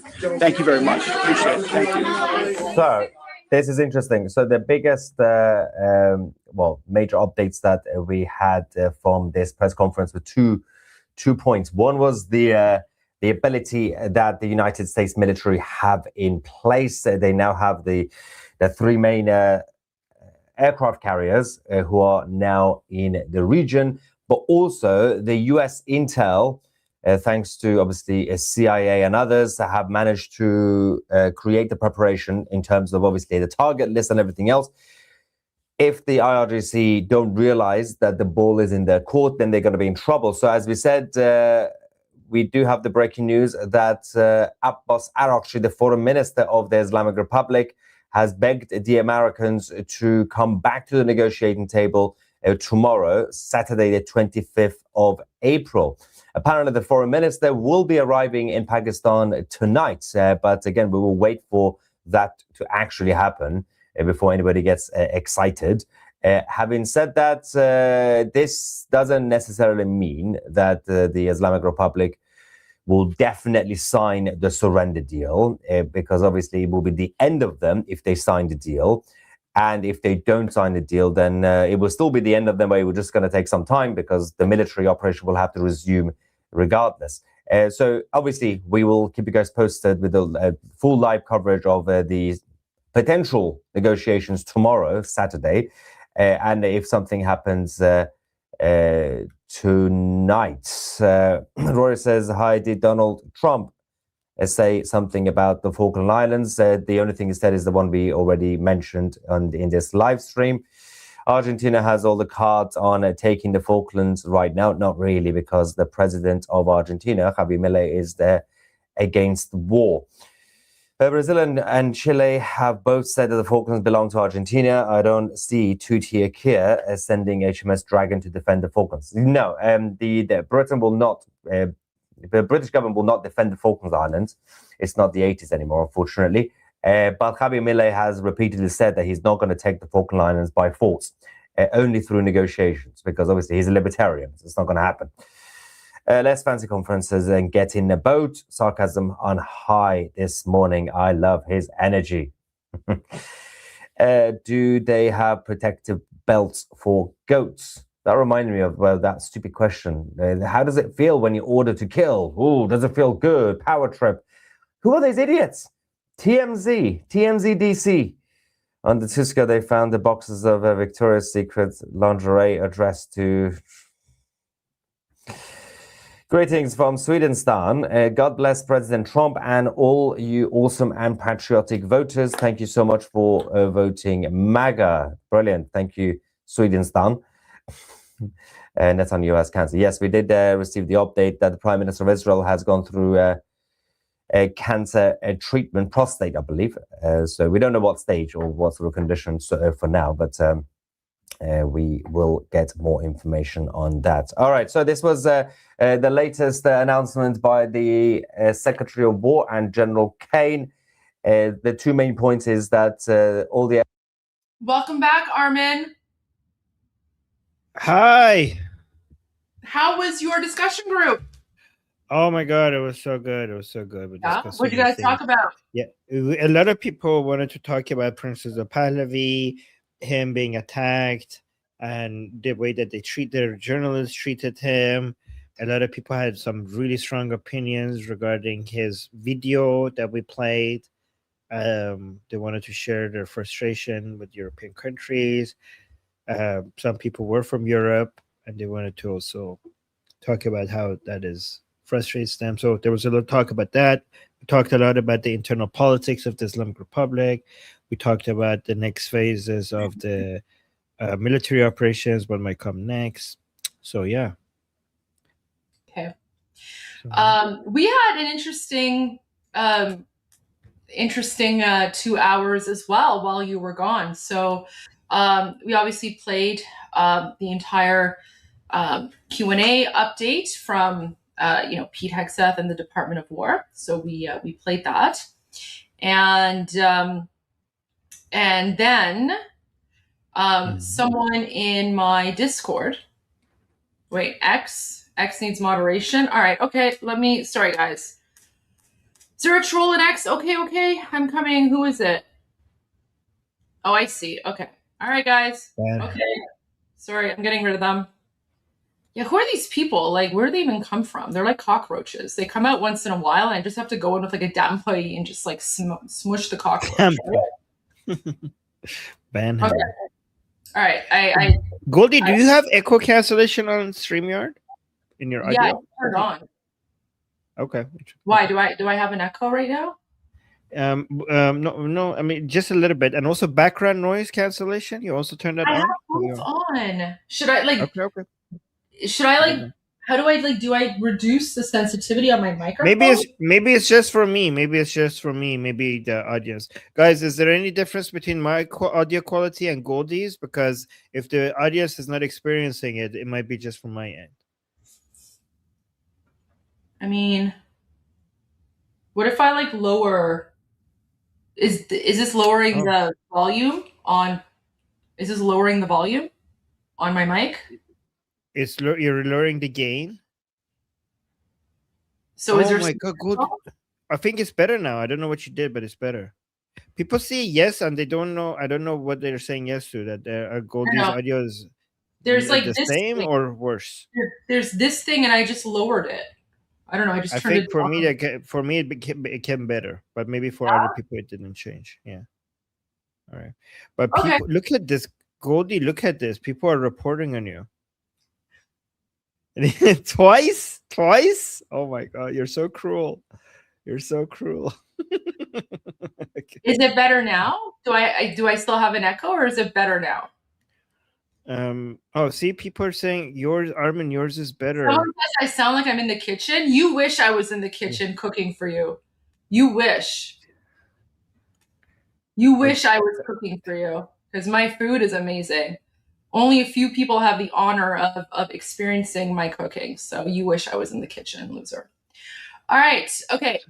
So they were talking about the echo, Goldie. Don't get angry with them. They meant about the echo. Okay. Yeah, you don't have an echo when you're in the kitchen. That's just an idiotic comment to They make. wanted to say washroom. They were just trying to be polite instead of saying washroom. No, they were being an idiot, and I'm calling it out. Oh, really? Anyway, Okay. so after we played the update, someone in my Discord channel asked if they asked both of us. So they asked us if we would recognize the Armenian Genocide, because today is Genocide Remembrance Day. Yeah, that's exactly what I said as well, like without hesitation. So so I played an 8-minute video about the Armenian Genocide. We spoke about that a little bit. And then, everyone was really sort of upset. So as a mood booster, I shared my top 4 favorite Iranian Armenians. And I spoke a little bit about the relationship between Iranians and Armenians, because that also goes back like thousands of years. And I also even said that during the Armenian Genocide, 50,000 Armenians came to escaped the genocide by coming to Iran at the time. And so of the top 4 Armenians, one of them was Manukian. Oh, he's Armenian. Yes, Manukian is Armenian.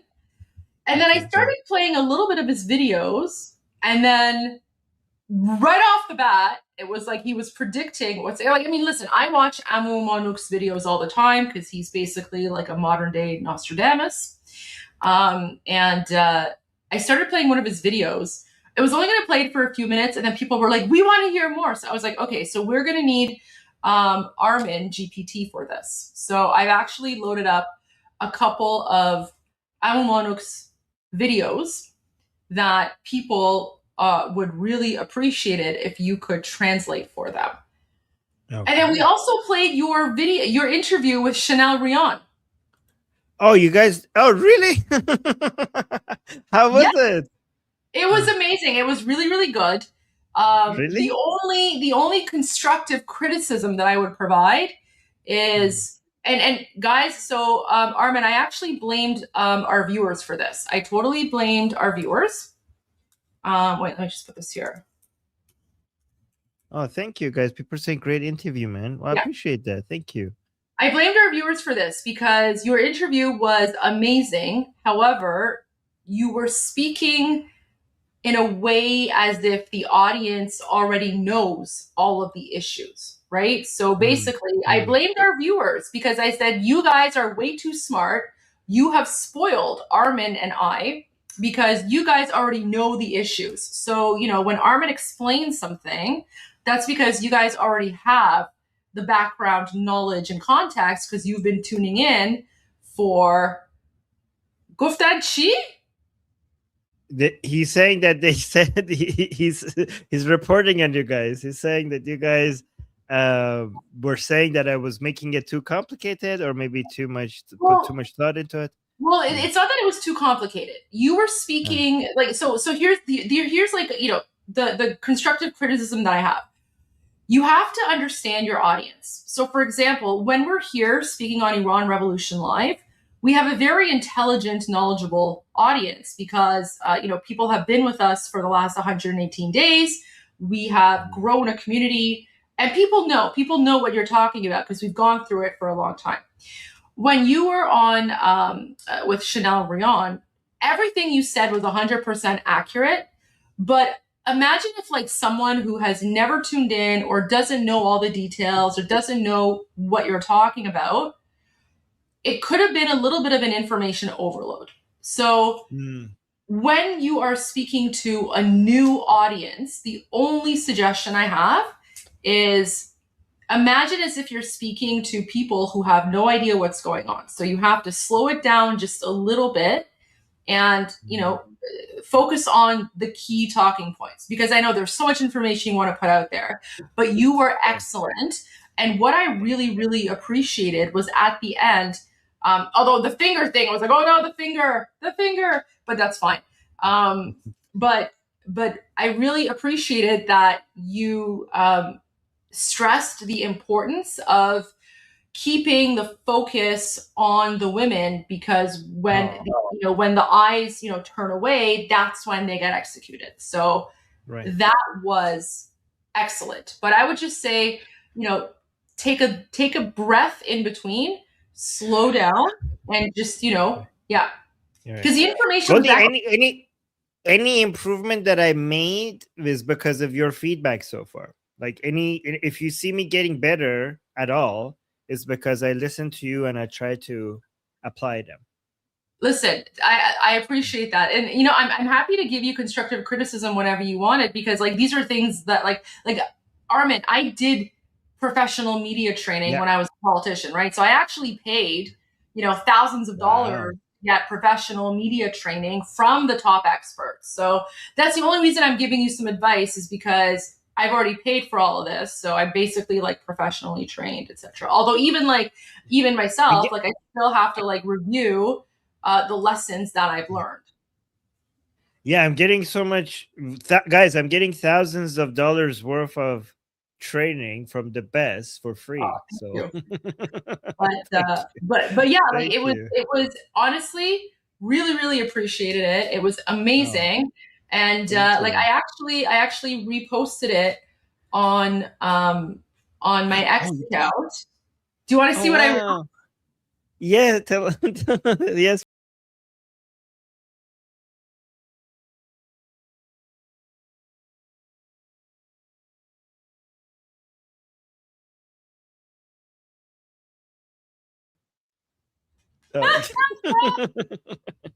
Ouch. Okay. I got you good, Armin. I got you good. Yes, you did. You did. You got me so excited. But I actually did repost it. And I said, proud of my friend Armin Navabi. What an amazing interview and analysis about what's currently happening in Iran on One American News Network with Chanel Rion. I spoke to Chanel about you. And I was like, you should definitely bring on Armin. So I'm so happy. I'm so happy that you did this interview. Oh, thank Very, you. very proud. Oh my God. You're whenever you approve or you think I did something good, I feel so proud. Like that coming from you, it just hits differently. So thank you. These countries. Thank you. You know what? You've earned it. You've worked so hard. And you know what's really frustrating for me is like people like you're so genuine. Like you know your stuff like the back of your hand, right? I mean, you are one of you're one of the most knowledgeable people about this. I mean, I'm learning from you all the time about, the inner workings of the Islamic regime, right? Because, you have, you grew up in Iran and, you've been there longer than me. You still have like that link to the insider knowledge. Plus you're the Durka whisperer, right? Like you're the one out there interviewing and speaking with all the Durka jihadis so that you can get the input and the insight, right? So I mean, like I compare your knowledge to, some of these like what is it? Like some of these like random people who go and they have like no knowledge, no nothing, but for some reason they're being promoted because there's like, who knows who's behind these like leftists, whatever, right? So like anything I can do to support, because listen, as long as you say the right things and as long as, you're supporting the people, you're being a voice for the Iranian people, which I know you are, same as me. So I'm always happy to support anyone who, is being a voice for the Iranian people. And I have a lot of respect for you. So, this is great. And, this is a good stepping stone. And hopefully this will be sort of, the only thing I would say though is, first of all, this description was hilarious. So all of us, we laughed at this and we enjoyed it very much. Iranian ex-Muslim anti-Islamic regime activists. So I didn't even give them that. They came up with it themselves. And that's great. I'm not complaining. Huh? I know we're not complaining. I thought it was hilarious and I loved that. I was like, oh, I love this. I'm actually surprised because I'm like, yeah, I am anti-Islamic, but that's usually not very PC, right? People say anti-Islamic regime, anti-Islamic tyranny. I'm like, nope, just anti-Islamic. And then usually they're not comfortable with that, and they put it there without even me giving it to them. I'm like, wow, okay. I mean, if you're comfortable, I'm comfortable. What? It says anti-Islamic regime activist. Oh yeah, and then Iranian ex-Muslim. Yeah. What did you guys think about it? So I loved it. I thought it was hilarious. Right. But I mean, I think that it would be better for you to introduce yourself as Iranian geopolitical analyst. Okay.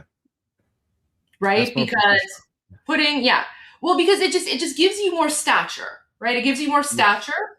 So, like Iranian geopolitical activist, and then here it could be like ex-Muslim and anti-Islamic regime activist or something, right? But I would say you definitely want to put Iranian geopolitical analyst, because maybe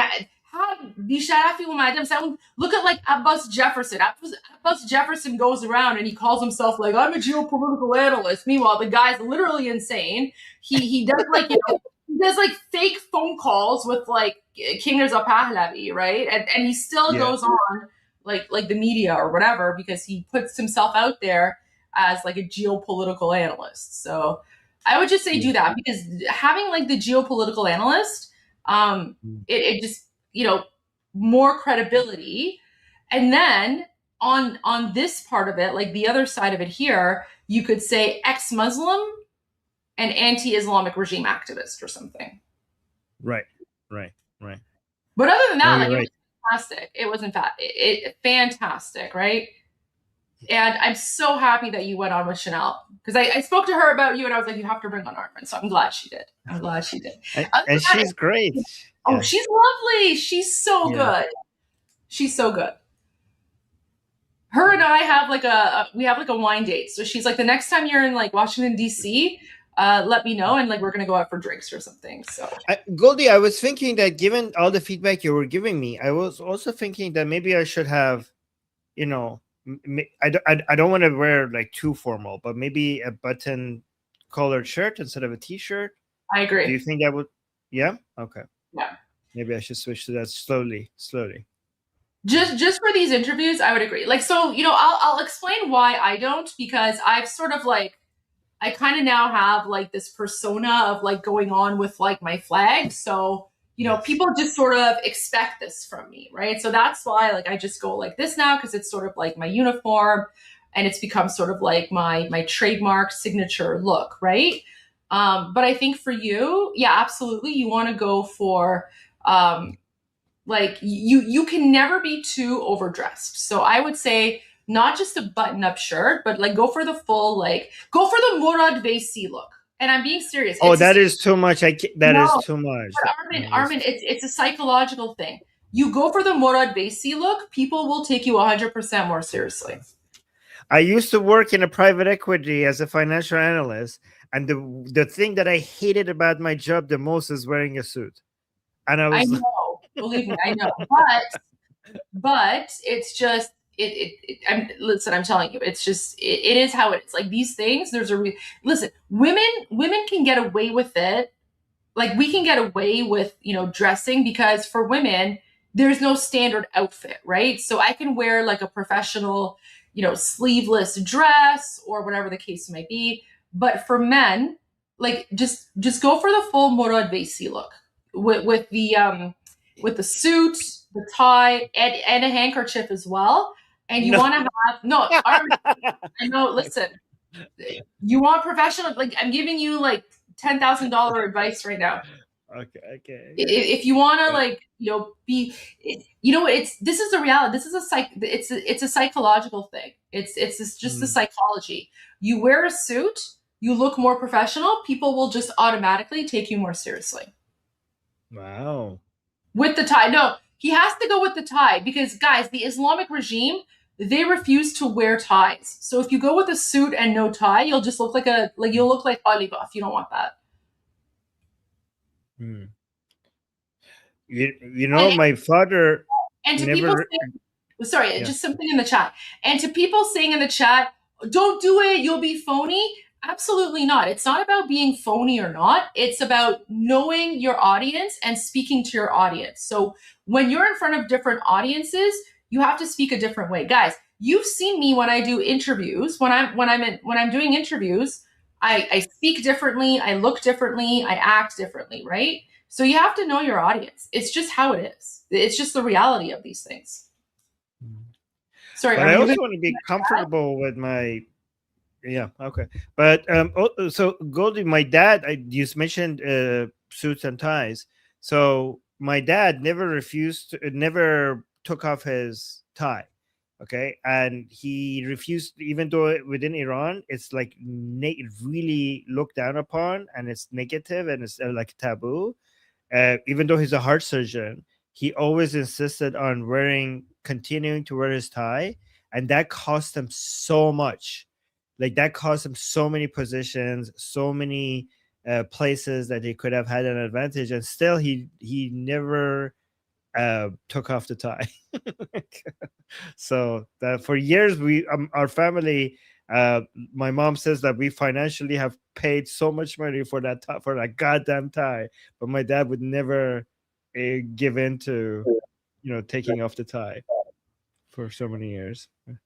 Yeah. Just, get used to it. You should get used to it. And yeah, when you're doing interviews like this, absolutely. You know what? It's also like when you're wearing like a full suit with a tie and like a handkerchief, it's also the effort, right? It's all a psychological thing. So when people see you there with like a suit or whatever, like a tie, just psychologically, they'll like, wow, this person must really know his stuff because he even made the effort to go like full suit and full suit and tie. It's just a reality of these What things, about right? the feeling that this is not me? What about that feeling? What do we do with that? Like, this is not the real me. Like, this is not, doesn't fit my person. But that is the real you. You're just speaking to a different audience. Think of it as a costume. Think of it as like, like Armin, the way that you speak here on Iran Revolution Live is different than, how you speak in Liberty Politics. It's different than how you speak when you're doing your Persian live streams. It's different than how you speak when you're doing your own live streams on, Liberty Politics, right? So every place you're presenting and projecting differently because you're speaking to a different audience, right? So right now, like for example, I'm picky about swearing, right? I'm like, let's not swear. So you in the past, like on your own shows, like you're okay with that, and like you just let loose. But here, out of respect for me and my audience, you don't swear. Does that mean that you're not being yourself right now? Does that mean you're being fake? Oh, okay. Yeah. No. Goldie's always right. Yeah, exactly. Yeah. So that's even if I mean, I always come to that point. Like eventually, even if I whatever, like what your advice ends up always being the right advice. So even if I resisted at first, yeah. And the only reason that you would feel like, okay, this isn't you and you're faking it is because you're just not used to it. But once you do it a few times, then it'll just come naturally to you, right? You just you have a suit there. Yeah, it's exactly like a suit. Like for men, when you have a suit and a tie and a handkerchief, it shows professionalism and authority, right? People listen to guys in suits. It's just how it is. And you have to like speak to the crowd here. Okay. Oh, someone's saying you can try it out on us. All right. Okay. Maybe we should get Armin to put on a suit sometime. Maybe not tonight, but sometime. So, but Armin, since you were so receptive to the advice that I gave you, I know I shouldn't do this, but before we go to Manuk Khodabakhshian, or sorry, I know you also have breaking news. Before we go to the breaking news that you want to share, I will allow you to share that music video I sent you earlier today when I was No way. No. Oh my you god. Can translate Are you it. sure? You can translate it, but you could only translate it using PG-13 words. Oh, what? That's going to be impossible. You have to use PG-13 translation. Oh my god. How? I don't know. You have to figure it out. Okay. By the way, do you guys want to see me in a suit before I do that? Because I have some of my wedding photos. Okay, yeah. Wait, is that the only time that you've ever worn a suit? I used to work in private equity, so I had to wear a suit every day. Okay. And but then I hated it. But hold on, let me bring my. I'm not gonna show like. Yeah, don't show like personal stuff. But all right, let's see. Armin. I show the parts. I show the parts that I can show. How about that?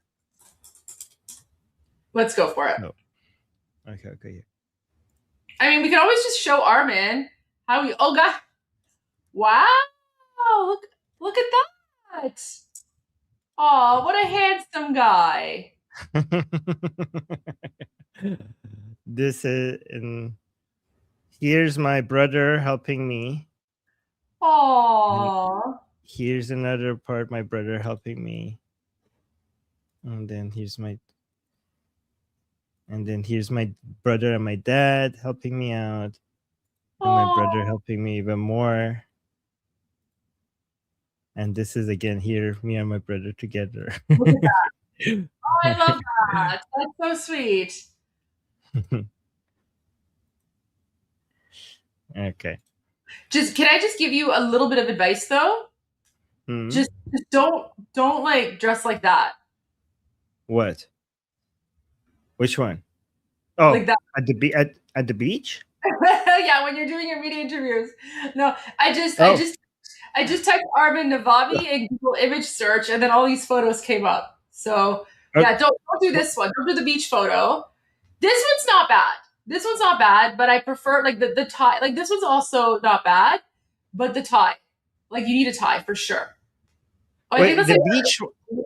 Huh. Oh, the beach. Don't do the. What is this?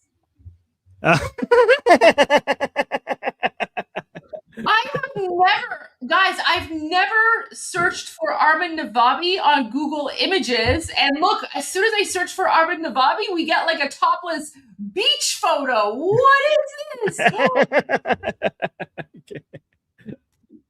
Oh my God.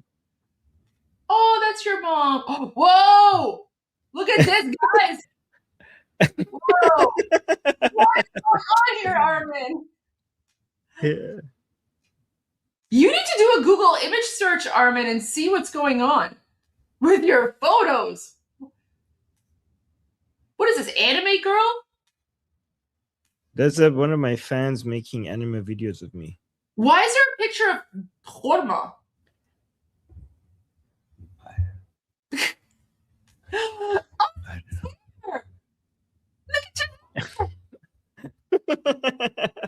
Oh, what's this? Oh, this is yes, 100%. You know, Goldie, I won first place in 3 different investment banking competitions. I won first place. Wow. Afari. Thank you. Look at this, guys. Wow, wow, wow, wow. Look at that. Oh, there's like this one here. Okay, guys. All right. So we're done snooping on Armin's photos, but there you go. There you go. Yeah. So. Oh, go to the very bottom. See how much trouble I got myself in before. Where? Lower. No, I can see the Nazi. Look at that. Look at Islam versus Nazis. Like back in many years. Oh my God. But many years ago, I was arguing that Islam is worse than Nazism. many years ago. Oh my God, I can't believe that's funny. Oh my gosh. All right. Okay, guys. I know 2C is live, but you guys can go tune into 2C if you like, but Armin has updates for us and his time is limited. So I want to go to Armin's updates, and then I want him to translate Manukian as well, because that video, you guys really wanted that. And we'll go to 2C afterwards. Yeah. Okay. All right. Let's bring, what are we doing? Manuk first? We could do Manuk, or we could go to the updates that you have. What do you prefer? Well, I mean, I'm going to have time for, if I do one, I don't know if I'm going to be able to do other. And people wanted Manuk, so let's do Manuk because that's what people Well, okay, so how about this? Why don't we do like 15, 20 minutes of all your updates, and then we can go to Manuk after. Does that work? Okay, sounds good. Okay. Yeah, let me close this one because I already shared that with you guys.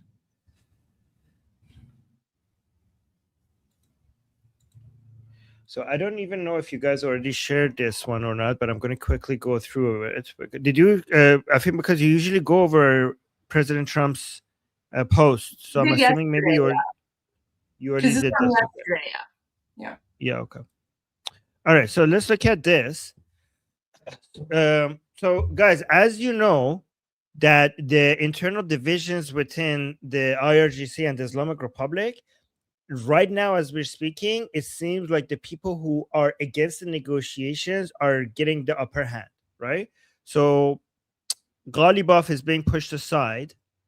Here, let me go through this again with you guys. Look at this. Mohammad Bagher Ghalibaf, head of Iran's negotiating team with the United States, has stepped down amid internal disagreements, Iran International has learned. This is according to Iran International.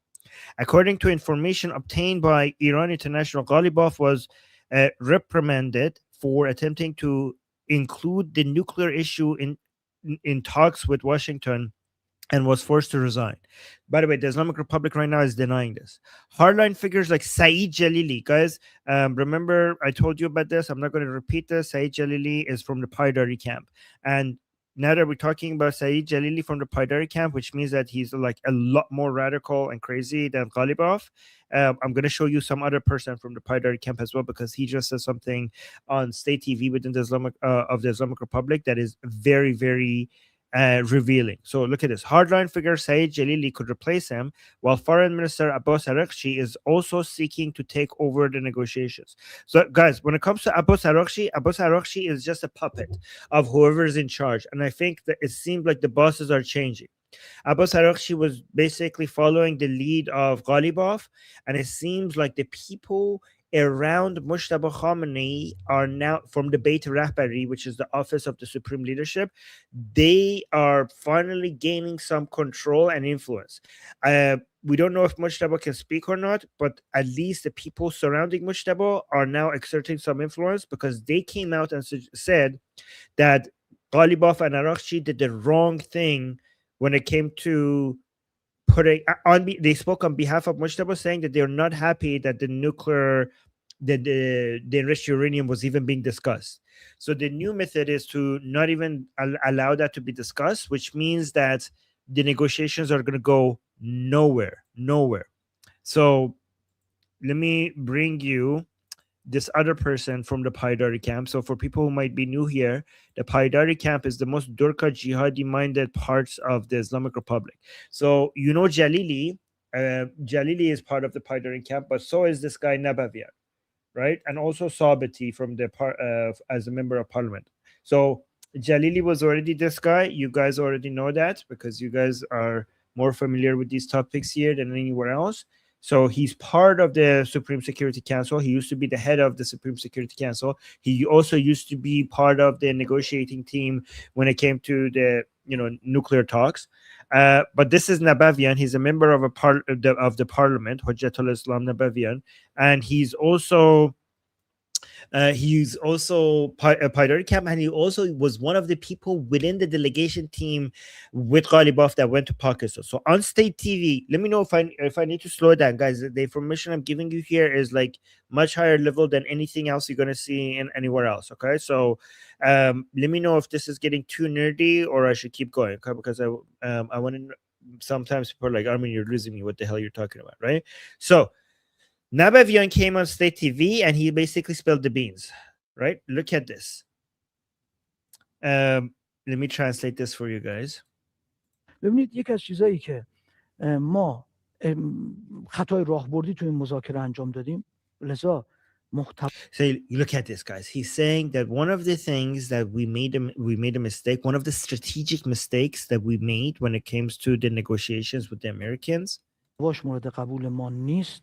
این است ما And this is something that we do not approve of. محتواش مورد قبول ما نیست. این است ما نباید موضوع هسته‌ای رو به مذاکره می‌ذاشتیم. He's saying we shouldn't have put the nuclear talks included that as part of the negotiations, meaning that when we went to Islamabad to talk to the Americans, to talk to J.D. Vance, we should have said that the nuclears are not even, we're not even going to be we could talk about other things. We could talk about Hezbollah, the Strait of Hormuz, the missiles, other things, but the nuclear stuff, our enriched uranium, that is a red line. We are not even going to talk about that. He's saying that's what we should have done. موضوع هستی رو به مذاکره گذاشتیم. دشمن جری‌تر شد. He's saying we made a mistake. We we start talking, we actually put that on the table as a negotiating issue, and that made our enemy, the Americans, more audacious. It made them more demanding. We should have went there saying that we're not even going to talk about رضا از this. ما مطالبه چی کرد؟ موادتون رو باید خارج بکنید، مواد 60% رو خارج. So you're like, this is why the Americans became so demanding, and they asked us that you should basically get rid of all your enriched uranium. You have to make it leave the country. بکنید. اصلا به تو چه ربطی داره ما مواد رو- And she's like, what is it? How is this even your business? Basically talking to America, what we do with our enriched uranium. داخل ایران داریم. غنیسازی رو 20 سال گفت باید. Like they're saying that they ask us to stop enriching uranium completely for 20 years. They're saying that that's ridiculous that they asked us of that. جلوشو بگیرید و حرفای مزخرف دیگه که ایران And they said these other nonsense. They asked of these things and other nonsense. اینا به خاطر اینکه ما اجازه دادیم Like all of this happened because we allowed it. این موضوع طرح بشه. موضوع نبود. We allowed it for this to be even a topic of discussion. We shouldn't have done that. So guys, I want to show you guys this to see what the world that these people live in. Okay, so United States is not going to accept anything short of a complete giving up of enriched uranium, the enriched uranium that they already have, and their ability to enrich uranium in the future. And these people who now have the upper hand, remember Ghalibaf wanted to be flexible with the Americans. You know why? Let me know in the chat why Ghalibaf wants to be more flexible, because I want to see if you guys have been paying attention. Ghalibaf wants to be more flexible, but now Ghalibaf doesn't have the upper hand anymore. The people who used to put words in Mojtaba Khamenei's mouth, whoever those people were, they were putting words in Mojtaba's mouth as if he's endorsing Ghalibaf. Now the people who are putting words in Mojtaba's mouth are people who are basically criticizing Ghalibaf and IRGC. So somebody else is now in control. Good job. Yes, to stay alive.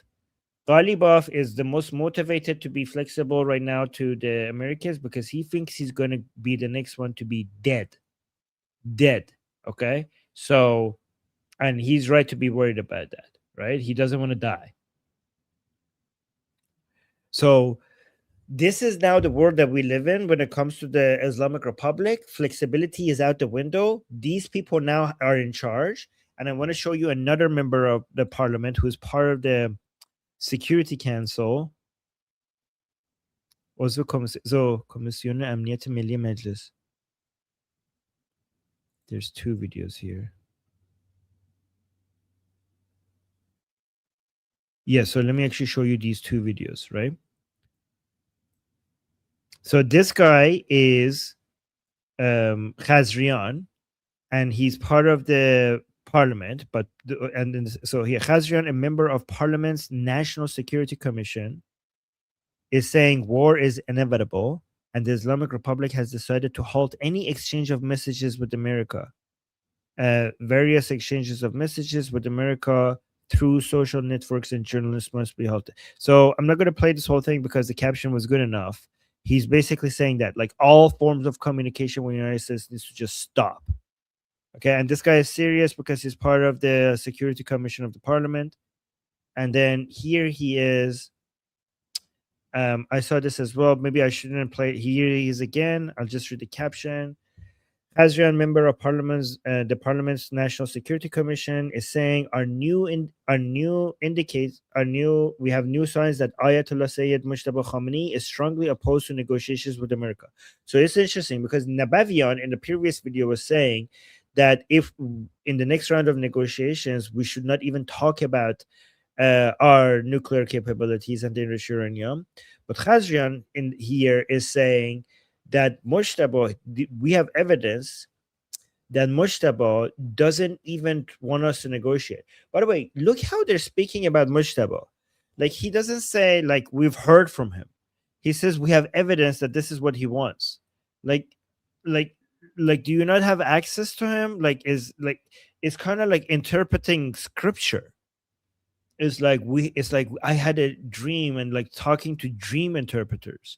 Like you see how regime officials, they have to like, we have evidence that this is what he wants. He's so inaccessible that this is what they're resorting to. Let me see what the language he uses. دلیلش هم چیه؟ دلیلش اینه که آمریکا در موضوع جنگ دچار یک شکست شده و همه سناریوهایی که میتوانست در طول All right, I'm not going to play that. So because I want to get to, I have more updates that I want to go through.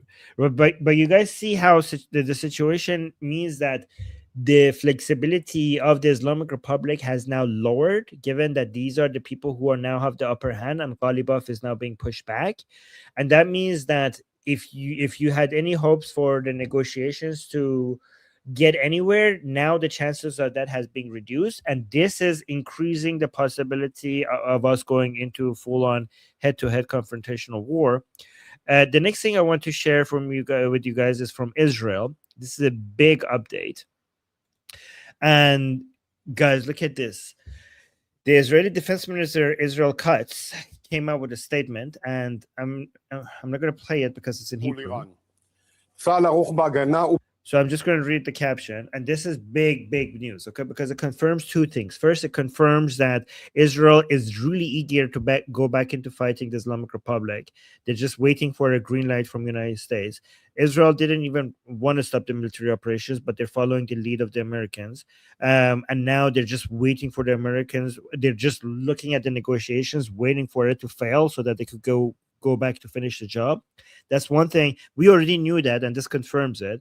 But another interesting thing is that Israel Katz, the defense minister of Israel, he is also confirming that as soon as they go back to war, they want to go kill Mojtaba. By the way, this guy, I love him because he has no chill. He has no chill. Like, people think like Netanyahu is like aggressive. You should just listen to this guy, his statements. He just says it, and he's always very aggressive. So look at this. He's saying Israel is prepared to renew the war against Iran. The IDF is prepared for both defense and offense, and the targets are marked. Right? But look at this. It gets more interesting. We are waiting for the green light from the US. By the way, this is the actual relationship between the United States and Israel. Israel does not control the United States. In fact, Israel always waits for the green light from the United States to be able to continue their military operation. Saying, so we are waiting for the green light from the US, first and foremost, to complete the elimination of the Khamenei dynasty. This is a direct declaration that Israel wants to go back, and they want to kill Khamenei, Mojtaba Khamenei, as soon as the war starts. So first and foremost, to complete the elimination of the Khamenei dynasty. So that is going to be the number one mission, to kill Mojtaba. And by the way, it's going to be really hard to hide Mojtaba, given that if it's true, if the reports regarding his condition is true, that means he needs to be tied to a hospital bed and he needs treatment, which is going to make detecting where he is very, very easy. So first and foremost, to complete the elimination of the Khamenei dynasty and to return Iran to the dark and stone ages by destroying Iran's major energy and power facilities.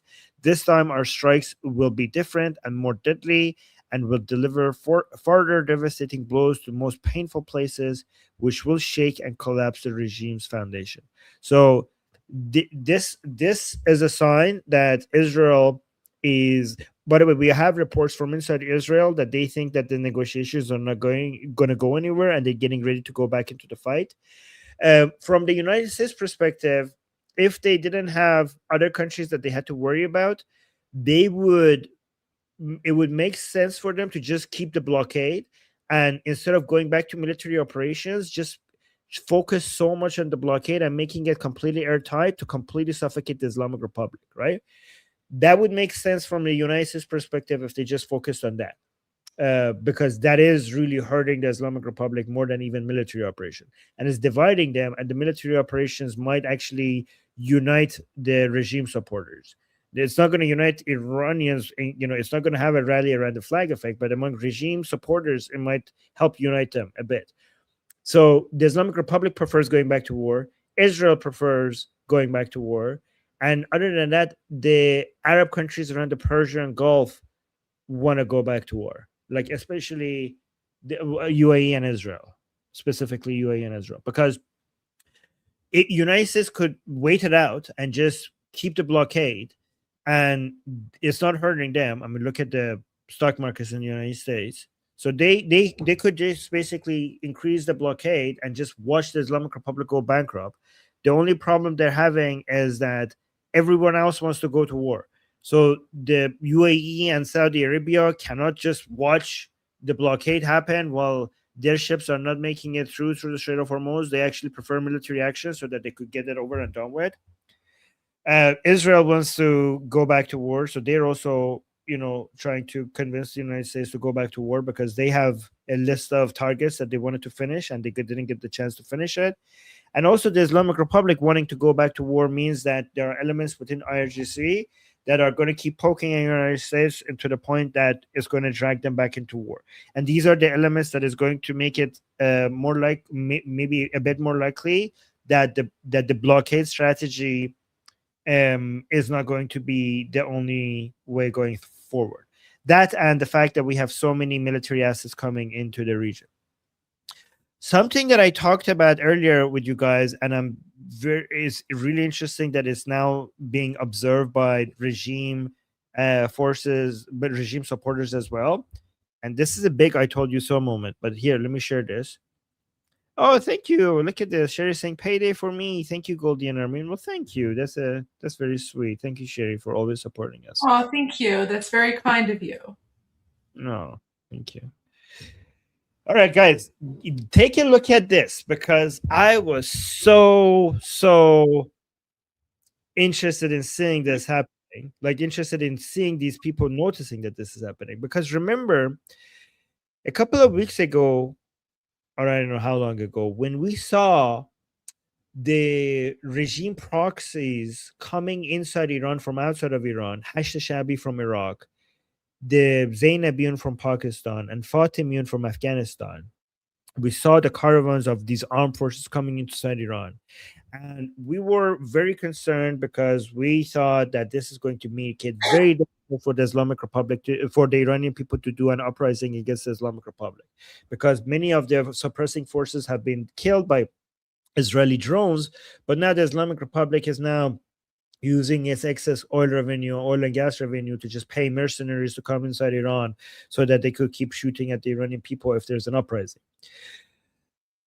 But I said something that seemed, some people might find it crazy, but I was suggesting that these mercenaries are coming into Iran not just for the sake of suppressing the anti-regime Iranian people, but also the pro-regime Iranian people, because the pro-regime Iranian people have this very inflexible ideology that the Islamic Republic has brainwashed them with, and it's something that they truly believe in, and that makes it very difficult for the Islamic Republic to be able to change strategy, because these people were used as a tool, as a way to control the population. The monster that the Islamic Republic has created among its pro-regime people, it has been a tool against us Iranian people to keep us in our place, right?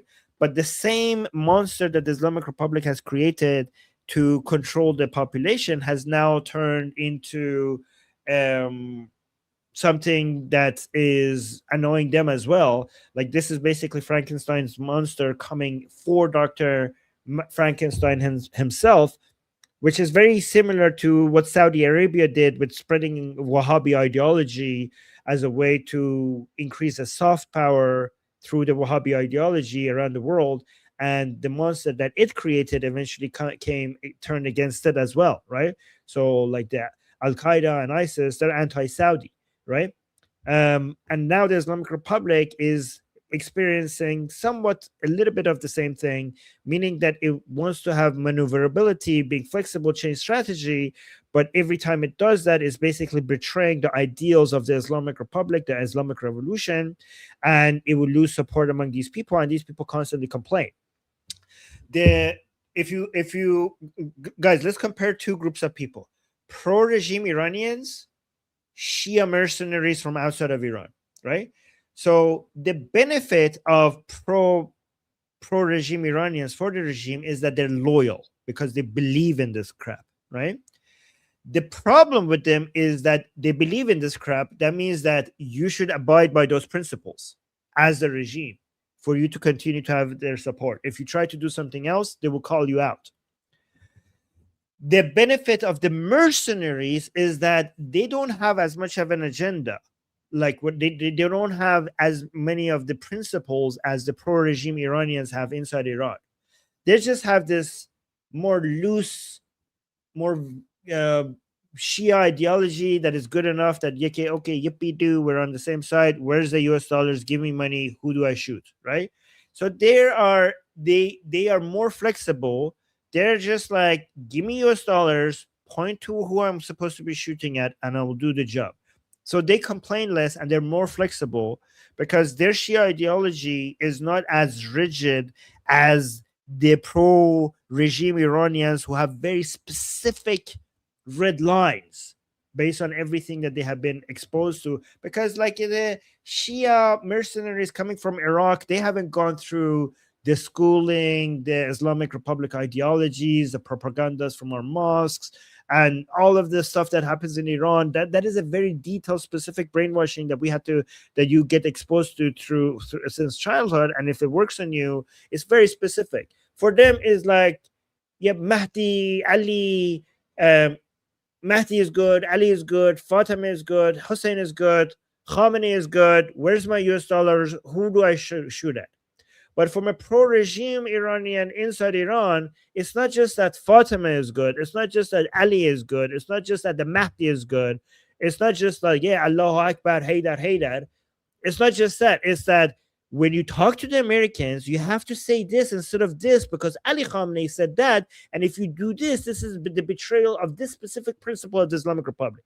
That is annoying as SHIT for the Islamic Republic. So at some point, so the mercenaries you don't have to deal with that. But the problem with the mercenaries is that they're not loyal. If you don't give them money, they're not going to fight for you. They're going to go home. They're like, "Where's my dollars? Where's my dollars?" If I'm not going to be loyal, and that also makes them dangerous because they're inside the country. And if all of a sudden you don't give them money, they might want to look around and see what they could take, right? So to summarize, you guys are getting this. This is some really high level stuff, okay? Really high level stuff. To summarize, pro-regime Iranians, the benefit is loyalty. The con is inflexibility, right?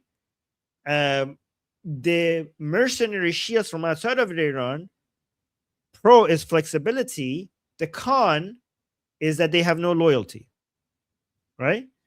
So we're getting to a situation that because of the negotiations and other things, the Islamic Republic needs to do things that the pro-regime Iranians are going to consider a treason and a betrayal of the ideals of the Islamic Republic, right? And at some point, the IRGC is like, well, the IRGC is not the mullahs. The IRGC is like, we just want power, right? So I already told you that we're doing a coup, like they're doing a coup inside Iran, and we're going from turbans to boots. So for the turbans, these ideals are the goal. For the boots, these ideals are the tool. They're not the goal, they're the tool. The goal is to stay in power, right? So the IRGC is not even, their priority is survival and staying in power. So it's good to have these mercenaries here. So if at some point they need to betray the ideals of the revolution, and these pro-regime people wanting to do their own uprising, we're going to have a double uprising. If you throw away the ideals of the Islamic Revolution, you already have the vast majority of the Iranian people, the more secular-minded Iranian people who are anti-regime and they want to do an uprising against you. But then you're going to have now these more Islamic-minded pro-regime Iranians who want to do an uprising against you as well, because they think that you're Zionist spies, and then there has been a Zionist takeover and you guys were like betraying the revolution and stuff. So you need to put them in their place as well. So all of this brought me to the idea, like many days ago, I told you guys that maybe these mercenaries are not just for anti-regime Iranians, but they're also meant for suppressing pro-regime Iranians as well. So take a look at this. right? And by the way, somebody from our discussion group, Ali, he went to the group that they took this from, and he verified this. So look at this. This lady, Ida Turan, she posted this, and she likes to go into reading the comments from pro-regime people as well, like I do. So update from inside. Ida, she's a lovely girl.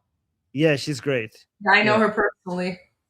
Yes, yes. And look at what she went and dug out.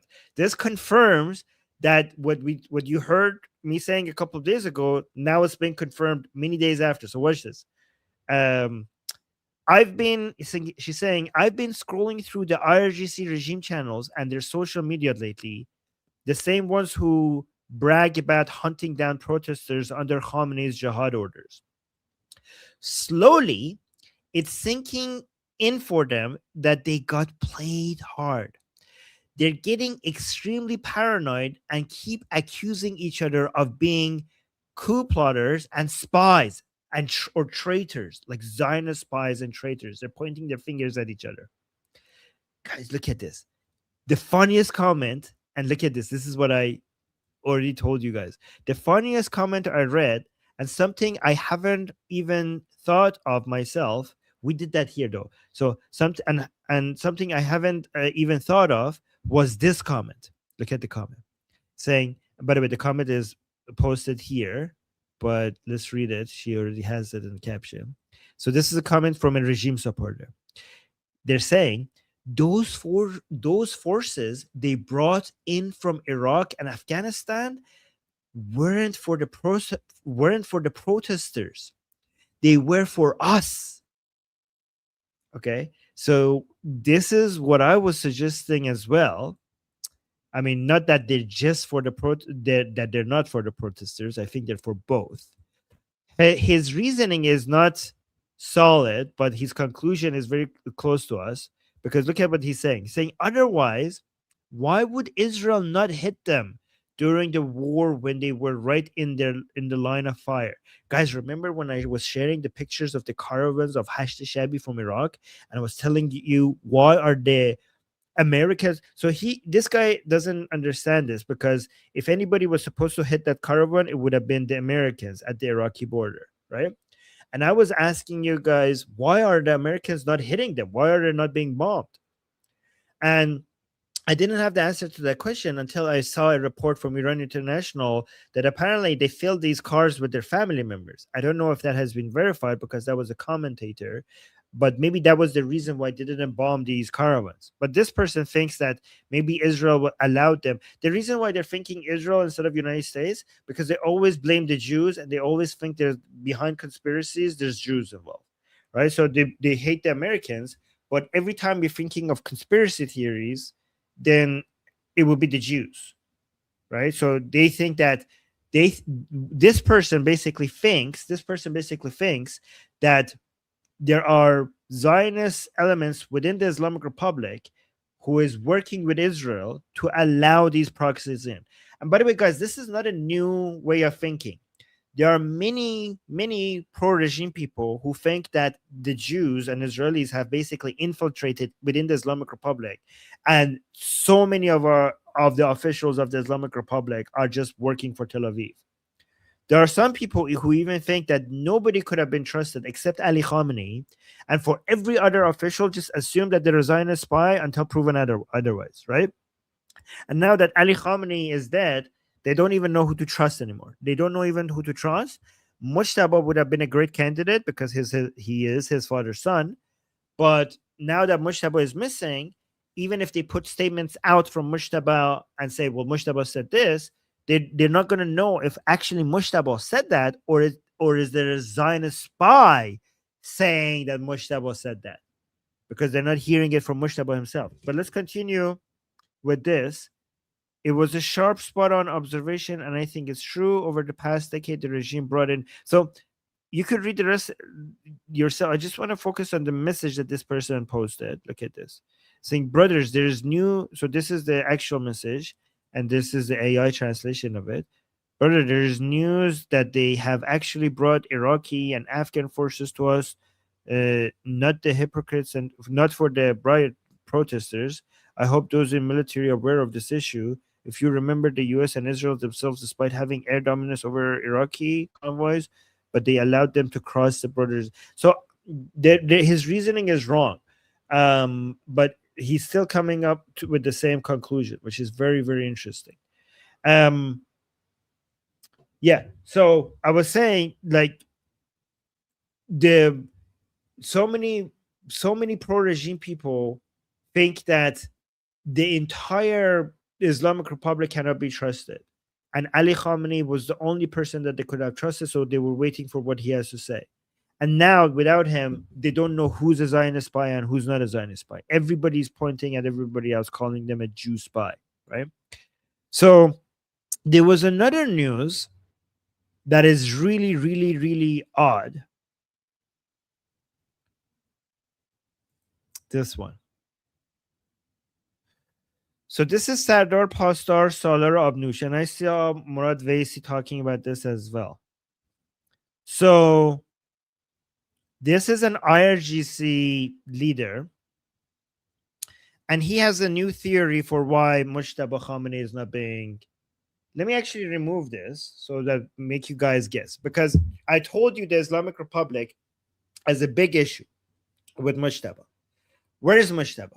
Okay, they say he's healthy. This is the official narrative of the Islamic Republic. The official narrative of the Islamic Republic is that Mojtaba is healthy. He had just minor scratches. He's completely healthy and he's alive. So obviously, pro-regime Iranians come and say, well, why is he not? Why can't we see him? Their answer is for security reasons.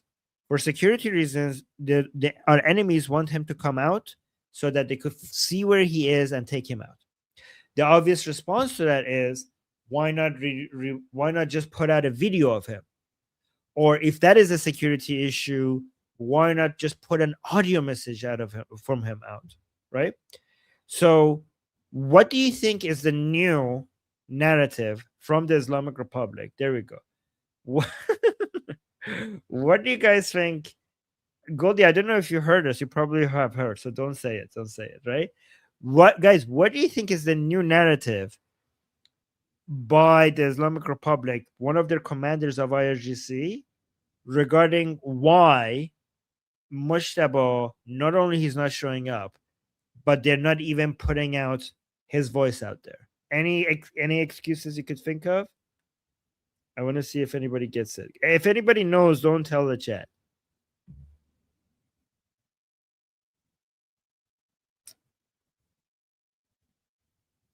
Anybody? Oh, Seper, you know. You already know. You cheated. You've seen the news. Okay. Seper said it in the chat. They think the Jews know sorcery, and they're saying that if we put his voice out there, they will use his voice to track him and kill him. This is I don't believe that. Murad Vaisi also talked about this, that this is the new. When, today? Yep, in his last stream. Oh no, I haven't watched his stream from this morning yet. So okay, wait. Yeah, so this is the narrative here. Let me zoom in. So I don't know if AI will translate this well. Oh yeah, no, it is. It does translate it well. Okay. So the religious authorities, well, it's actually the IRGC leader. The religious authorities have stated that no image of Mojtaba Khamenei should be published, and has also his voice, so that the enemies cannot harm him using occult sciences. No, Meaning no way. It's the Jews. The Jews are expert at sorcery. It's Jew sorcery. Jewish sorcery. Are you kidding me? Yeah. Like they're literally blaming Jewish sorcery for the reason why they haven't shown Mojtaba. Yeah. So Goldie, because it's actually interesting. You should watch Murad Vaisi from this morning, because they say that you have do you have the time frame for that? Oh no, I should have saved the time frame. Maybe I could go listen to it fast. Because you know what he does? Because they think that they teach sorcery in Tel Aviv University. So Murad Vaisi made a list of the things that they teach at Tel Aviv University, and he was like trying to show that sorcery is not included. It was like, these are the things that they actually teach in Tel Aviv University. And this is the closest. You need to find this clip and you Okay. have to translate it. You have to translate it. And it says like the closest thing is philosophy, but I don't think they teach sorcery in philosophy. Yeah, I'm sorry. I should have taken the timestamp. I'm sorry. Maybe I could look into it fast. You need to find it ASAP. And Oh my God. No, I'm being serious. While you're looking for that, I'm gonna share the Jewish genie video that I exposed a while ago. Guys, look at this. Okay, so Armin's gonna find that video, because if Murad Vaisi is talking about the sciences and like Jewish magic, we need to see that video, and you have to translate that, because Murad Vaisi is like, he's an OG here. So you have to translate that one for us. It's like Hogwarts. Oh, look at this. We're getting confirmation in the chat. Look at this. So an Israeli is saying, as an Israeli, they don't teach that in university. They teach that in high school. So you're telling me that your high school, every single high school in Israel is like Hogwarts. I'm jealous. This is like every teenager's dream. And you guys are just, okay. Oh my God. But guys, so this isn't the first time that the Islamic regime, like the weird jihadi mullahs, have spoken about Jewish occult magic. So watch this video. So this video, I posted this when 2024. So September 29, 2024, I posted this video. I caught it on Islamic Regime State TV, and then this is my own translation. So I'll play it once. Like here, let me. So it basically says the Jewish people have had access to genies and cosmic science since the time of David and Solomon.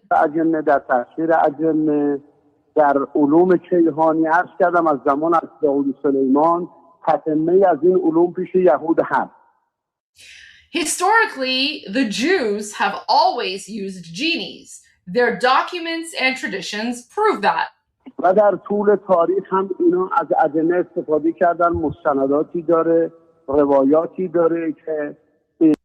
They have used genies for warfare and intelligence operations throughout history. مهره‌های اجرایی، عملیاتی و حتی اطلاعاتی از اجنه همیشه در طول تاریخ اینا استفاده کردن. The Jewish people have had access. Okay, that's basically it. So there you go. Yeah. So I translated it. Now I'm just gonna play it because it's only a 30-second clip. Guys, it's like I was watching this on Islamic Regime State TV, and I was like, what in the Allahu Akbar Durka Jihad am I listening to? Like, you literally have this Islamic regime mullah, this guy here, who's on Islamic Regime State TV, and he's speaking like so seriously and confidently, like, oh yeah, the Jews have used occult sciences since the time of David and Solomon, and they've been using genies for thousands of years to attack us. Like, it's insane. These people are literally insane. اینا دسترسی دارن به اجنه، در تفسیر اجنه، در علوم کیهانی. عرض کردم از زمان از داوود سلیمان تتمه از این علوم پیش یهود هست و در طول تاریخ هم اینا از اجنه استفاده کردن. مستنداتی داره، روایاتی داره که اینها عرض کنم خدمتتون بخشی از منهیاتشون رو، یعنی به عنوان مهره‌های اجرایی، عملیاتی و حتی اطلاعاتی از اجنه همیشه در طول تاریخ اینا استفاده کردن. Do you see how insane these people are? They're literally insane. Literally insane. Okay, guys. So still looking for that clip. No, I found it. I found it. Okay. I was gonna play Cardboard Tusi, but if you found the clip, let's go for it. I found it, but the English translation is not available for some reason. That's okay. We're gonna use Armin GPT. That's why we want you to translate. Okay. All right. Oh my gosh, they're exposing our level 80 archmages.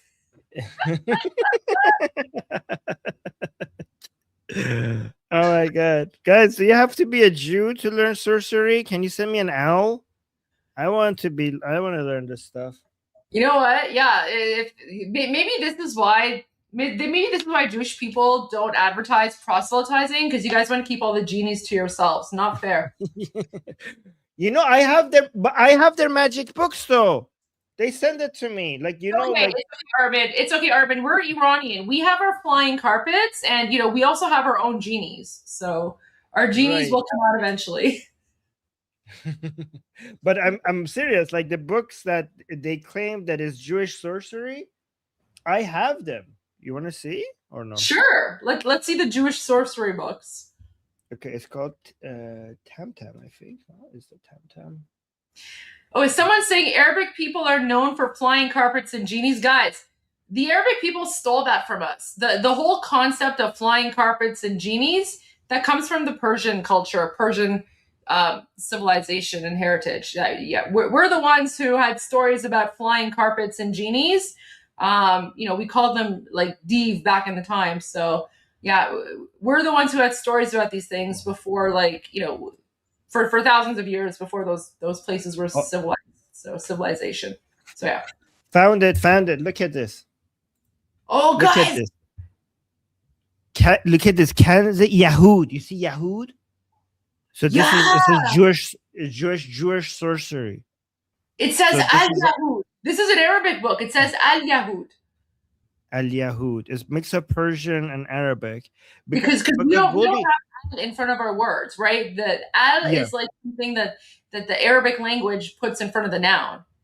Yeah, but the explanations are in Persian. The spells are in Arabic. The source is Jewish. So the explanation is in Persian for an Iranian audience.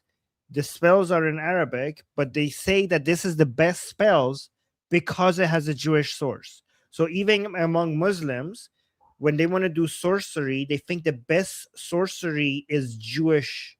And that's why in Islam, sorcerers use Jewish sorcery. That's crazy. Yeah. So this is the book. And by the way, Goldie, I should be killed for even showing the people who, before the internet, these things would have been protected. And if anybody wanted to spread it, the people who had this would kill you. But now I'm exposing it to the whole world. Look at that. I mean, I already have a bounty on my head, so whatever. Like the Muslim Nazis want to kill me anyway, so whatever. I guess that's fine. Oh my gosh, this is wild. It keeps going and going. I have some other sorcery books that are really crazy, and people pay so much money for experts in this, so-called experts. This one is even wilder. Look at this. If I keep going, there's gens here. What's the picture? What are these, like, human? What is that? This is so weird. Yeah. But this is all like, is this Arabic? What is this? Arabiye or Farsiye? Arabiye. Oh, no, this is Soati Ba'ab Gulab. No, this is Persian. This part is Persian. Oh my gosh, this is a Persian Durkha spell book. Oh. Yeah. They have spells for cursing people. That's a jinn. They have curses for they have spells for cursing people, for making people love you, for revenge, for poisoning something. Guys, so this is what, like, the Islamic regime believes in. Like, this is insane. Like, these, so, when like these mullahs talk about, like, oh yeah, the Jews have genies and occult science, it's because they literally believe this stuff because they're all insane. They're insane. Oh my gosh, it's a scorpion. Aqrab. Yeah. Okay. وایران چقدر اصلا وحشه. ببین اصلا کی این کتاب رو نوشته؟ I don't know. There are people who study this for all their lives. Oh, this is a love. I think this is a love spell here. I see a heart Oh, no, it's me. No, I'm joking. Ladies, okay, you know what, Armin, can you send this to me low key? I'll do like an after show, women only, and like ladies, you and I will go over the love spell and figure it out. Oh my God, Goldie, I said let's do a spell in the Persian channel, and people were actually freaking out, saying like, Army, don't do it because you gain something, but then you're gonna have a djinn chasing you for the rest of your life. Like, people were genuinely concerned. Like, Armin, you don't know what you're doing. Don't use a spell from this book.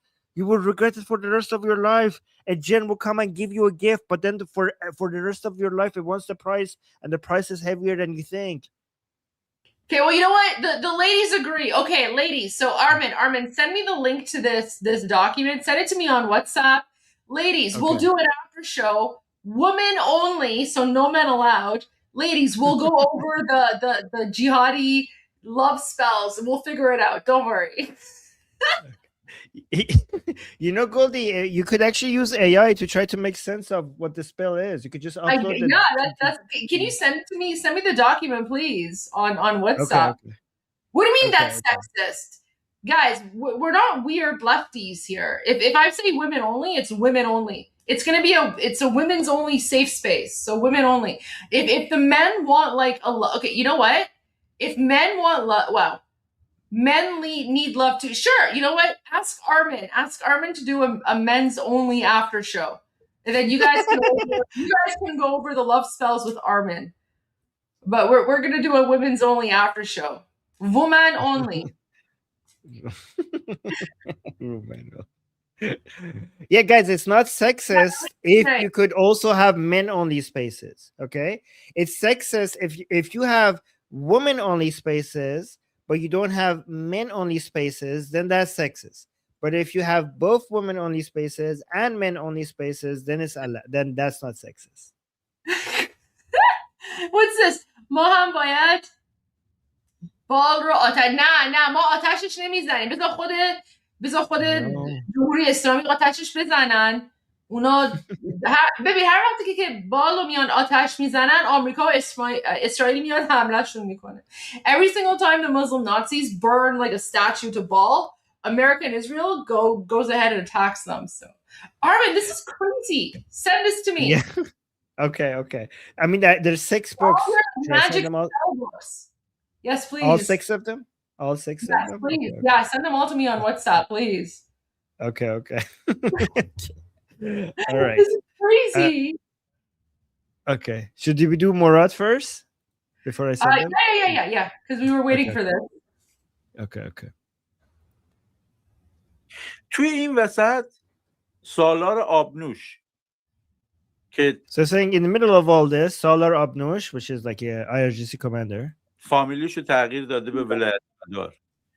Oh, he's really wow. Murad Vaisi knows even the previous last names and their new last names. سابق سپاه قزوین. So he's a IRGC commander in Qazvin city. نماینده مجلس و عضو کمیسیون. And now he is a member of the parliament and part of the security commission within the parliament. امنیت ملیه. So you can see, guys, this is an important person. He used to be an IRGC commander, and now he's a member of parliament, part of the security commission. یه دلیل جدید داده برای اینکه چرا مجتبی خامنه‌ای قایمه و علنی کسی نمیبیندش. So he's saying he just came out and gave a new reason for why Mojtaba Khamenei is hiding and nobody can see him. گفته که بر اساس اول گفته که این زیر آوار بوده و So he's saying he first said that Mojtaba was under the rubble در اثر انفجار آوردن because of the explosions during the Operation Epic Fury and Roar of Lions. بیرون و سالمه. And they brought him and so Mojtaba during the bombardment he went under the rubble. They dragged him out of from underneath the rubble, but he's okay. همشون میگن. He's saying this is what all of them say, that Mojtaba is okay. ما نفهمیدیم چرا این سالمه چجوریه که نه صدایی ازش هست نه تصویری. He's saying Murad is saying, but what kind of okay this is that we can't even hear him. There's no videos or audio from him. بعد اومده دلیل داده که چرا So now he's giving a reason. مجتبی نه صدایی هست ازش نه تصویری. گفته بر این یه سردار سپاه داره میگه و عضو Murad is like, pay attention. This is like a IRGC commander that's saying, this is not your average mullah. Okay, this is not your grandma speaking. Okay, this is not like your khurafati superstitious, like random old person in the street in a mosque. This is coming from a military commander within the Islamic Republic. کمیسیون امنیت ملی مجلس. ببینید چقدر An important military commander because he's part of the Security Commission. گفته بر این یه سردار سپاه داره میگه و عضو کمیسیون امنیت ملی مجلس. ببینید چقدر با خرافه دارن بر کشور حکومت میکنن. Like look how they're using, like how much they use superstition to rule the country. گفته بر اساس نظر علمای نجف، قم و مشهد. Wow, he's saying based on the opinions of the religious ulama or the religious scholars of Qom, Mashhad and Najaf. و تصمیم مسئولان امنیتی. And based on the decisions of the security staff, the security personnel. فعلا تصاویر و آثار جدیدی از ایشان منتشر نمی شود تا دشمنان نتوانند از مسیرهای خاص و علوم غریبه که در دانشگاه‌هایی همچون علوم غریبه تل‌آویو مطرح می شود به ایشان آسیب برسانند. Oh my God. Oh my God. So the official decisions by all the people within the security of the Islamic Republic is to not publish any videos or images from Mojtaba Khamenei, so that the enemies, based on what the occult sciences, basically sorcery, that they have learned from their inside their universities, including Tel Aviv University, they can't use those sciences, the occult sciences, to hurt Mojtaba Khamenei. خرافات کامل دیگه. Like absolute superstition. Guys, you got this. Omid is saying so it's true. Wow. Wait, you didn't believe me? You didn't believe me? Murad had to say it for you to believe. Like, oh my God. So Omid was, now you believe it. Do you think I'm just okay? You think I'm making this stuff up? Okay. Wow. Oh my God. میگه آخوندا گفتن، آخوندای قم و نجف و مشهد که اسرائیلیا یه دانشگاهایی دارن علوم غریبه رو توش تدریس میکنن. So yeah, so apparently he's saying that the religious authorities of these three major cities, Qom, Mashhad, and Najaf, they basically confirm that the Jews have these universities inside Israel that they teach sorcery. میگه آخوندا گفتن، آخوندای قم و نجف و مشهد که اسرائیلیا یه دانشگاهایی دارن علوم غریبه رو توش تدریس میکنن و ممکنه در اثر اون بیان خامنه‌ای رو با علوم غریبه ترور کنن. حالا علوم And they might come and terror Mojtaba using their sorcery. علوم غریبه چیه؟ یه اصطلاحی همینجوری. So are you saying what is occult sciences? It's just a saying that they use. در جمهوری اسلامی بارها در حوزه علمی هم گفته شده. And many times they use this phrase in the seminaries. یعنی معتقدن که اسرائیل ممکنه جادو جنبل کنه بیاد به مجتبی آسیبی برسونه.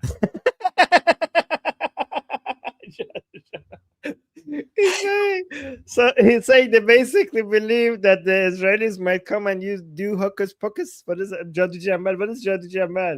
Yeah, like magic. Like hocus pocus, yeah. Hocus pocus. They hocus pocus, and then they might kill Mojtaba. Hocus pocus. They'll do like abracadabra. Abracadabra. Jadu Jambal. You know what? I can only imagine like Murad Vaisi, like top geopolitical analyst on Iran. He's sitting there and he's saying with a straight face, "Yeah, this is what they're saying. They're saying they're worried about the Jews doing hocus pocus on Mojtaba." And he said it with such a straight face. Yeah, he said Jadu Jambal. Jadu Jambal. The Israelis are gonna do Jadu Jambal, like a hocus pocus. Oh my God. Okay. در حالی که برتری اسرائیل از جادو جنبل نیست. برتری And like, however, he's saying, like, guys, he's saying it with such a serious analytical face. It's like the Israel superiority is not because of hocus pocus. And he's now going to tell you, and he's going to tell you why Israel is superior. Now, okay. اسرائیل از برتری اطلاعاتی Like Israel's its superiority is because they have better intelligence. برتری تکنولوژیکه و They have better technology. برتری عملیاتیه. And they have better operations.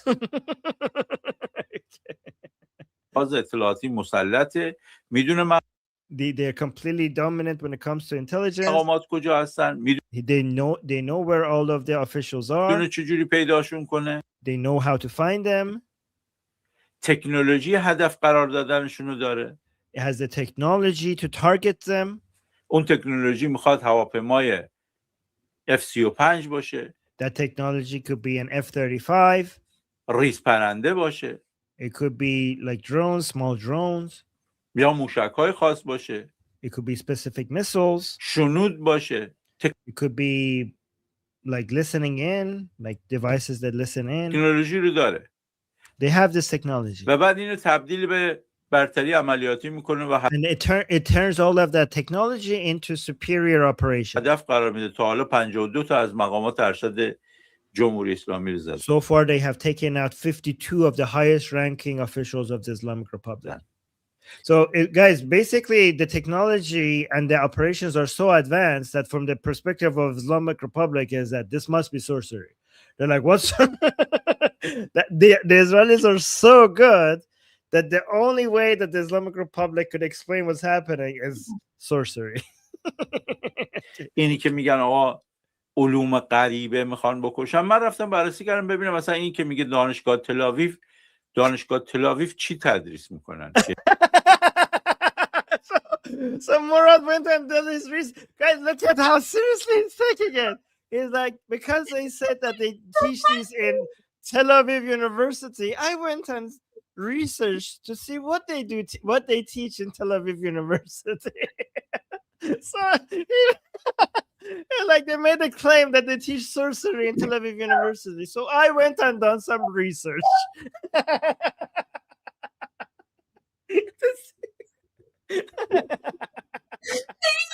Like, اینا گفتن اینا چی بودن وودو چیز میکنن. من رفتم تحقیق کردم. You have to make sure. You have to go and make sure, but or not. He's not just. He has to make sure. This is why he's an incredible geopolitical analyst, because he's like, oh, the Islamic regime is saying that Tel Aviv teaches voodoo. I went and I did my independent research and analysis to confirm whether or not they teach that. He's saying that in order to troll the Islamic regime, but it's just so funny when he does it. Like you can tell he's laughing. Okay, let's see what he found. Let's see what he figured out. اینا میگن اونجا علوم غریبه است، ممکنه با اون بیان بکشن. So like given that they say that they're teaching occult sciences there and they might come kill Mojtaba with it. دانشگاه تل-آویو سال 1956 تأسیس شد. So he's now going over Tel Aviv University. He's saying Tel Aviv University was founded in 1956. تاریخ تدریس میکنه. They teach history. فلسفه، زبانشناسی. They teach philosophy. They teach linguistics. Yeah, linguistics. مطالعات فرهنگی، باستانشناسی. مطالعات فرهنگی, so cultural studies and ancient architecture. Like, wait, oh, what is it? I know what it is. Oh my God, me forgot English. Oh my God, what's the word? باستانشناسی. I know what it is when they go dig here. Archaeology. Oh, there we go. Archaeology. Oh my God, so embarrassing. I know the word. I'm getting old. Archaeology, yes. So they teach archaeology. چیزایی که مربوط به علوم انسانیه. And so basically things that are human studies, basically. Humanity. توی فلسفه humanities, yes. So now he's saying, like, let's see, maybe something here could be close to occult sciences. چیزایی که مربوط به علوم انسانیه. توی فلسفه نزدیکترین رشته یک. So it's like among all the things they teach, maybe philosophy is the closest thing that I could think of to occult sciences. مثلا به این sorcery. حرفای سالار آبنوش بخوره. ولی the closest thing that could be resembling what this man was saying. در فلسفه هم آخه جادو جنبل تدریس نمی‌کنن. But they don't teach hocus pocus in philosophy. Like philosophy is the closest thing. But they don't teach hocus pocus in philosophy. he says he's like philosophy is possibly the closest thing to what that guy was saying, but they don't teach hocus pocus in philosophy. Oh my God, Goldie, they're trying to kill Mojtaba with philosophy. Oh my God. اینا مثلا گفتن Guys, be careful. If you study too much philosophy, you could become a very effective assassin. جادو جنبل تدریس نمی‌کنن.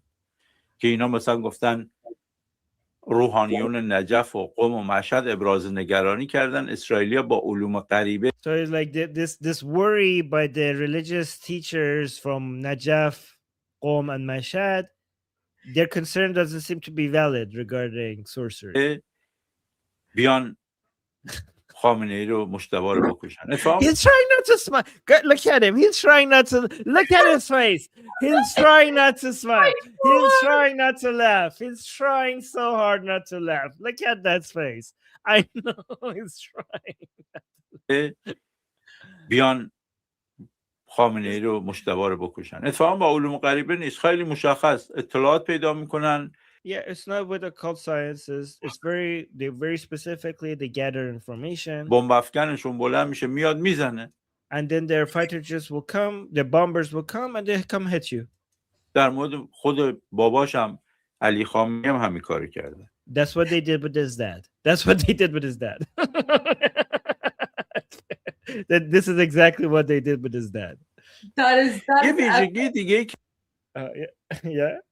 That is so good. Oh my gosh, I can't believe I haven't watched Motorbase this morning because I was busy running errands. Oh my gosh, that was so good.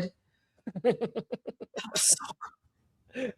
You know what? Motorbase was probably thinking in his head like, دیگه چه بعضی به ما ملت ایران افتاده که من بعد اینجا بیام راجع به هوکس پوکس صحبت بکنم.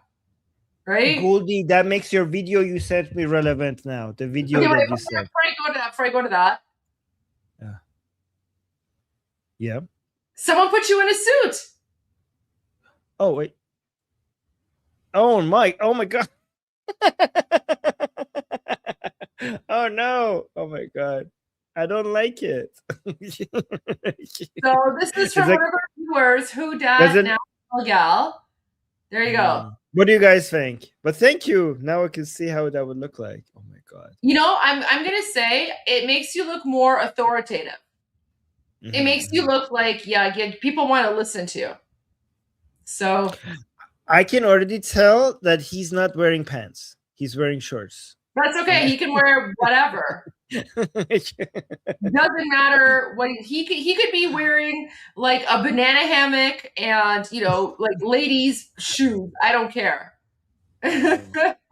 It's whatever's visible on camera that matters. So there you go. There you go. Oh my God. All right. Okay. So you can share the video now, but the translation has to be PG-13. Oh my God. That's an impossible task, Goldie. You know that is. It has to be PG-13 translation. Practice. I'll be watching you. Okay.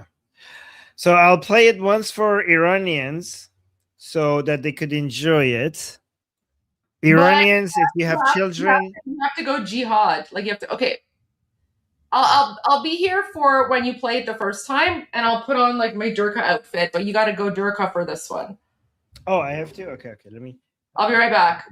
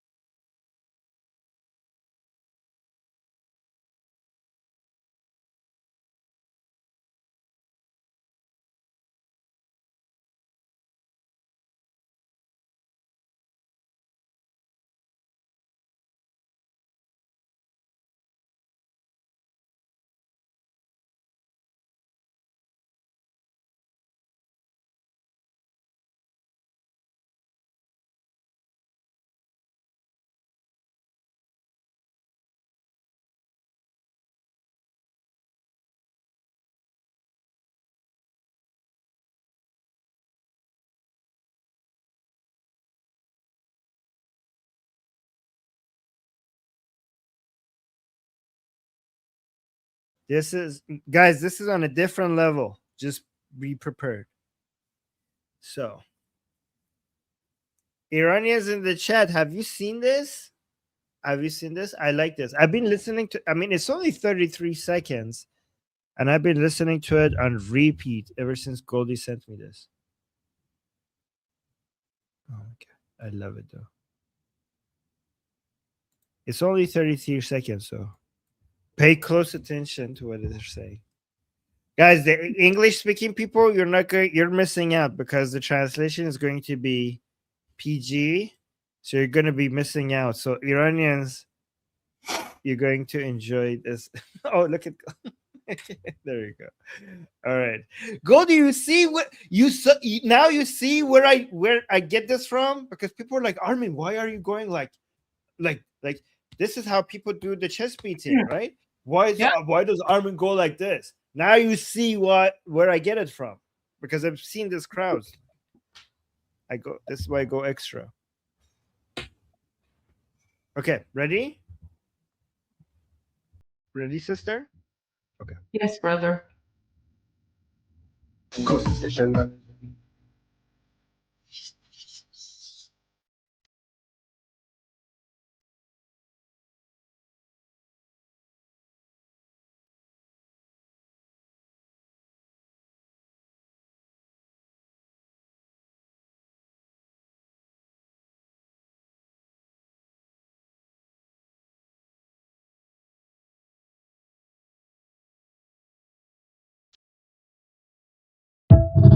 All right, one more time. This is so good. It's so short. I need a longer version. All right, one more time. I need a longer version.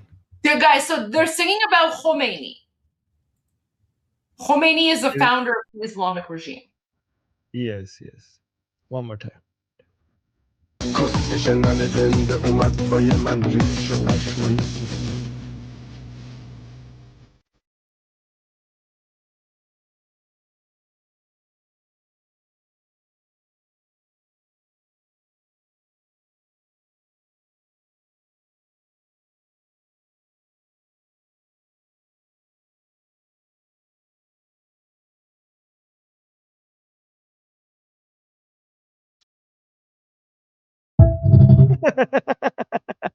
The Iranian people in the chat are like, "Oh my god."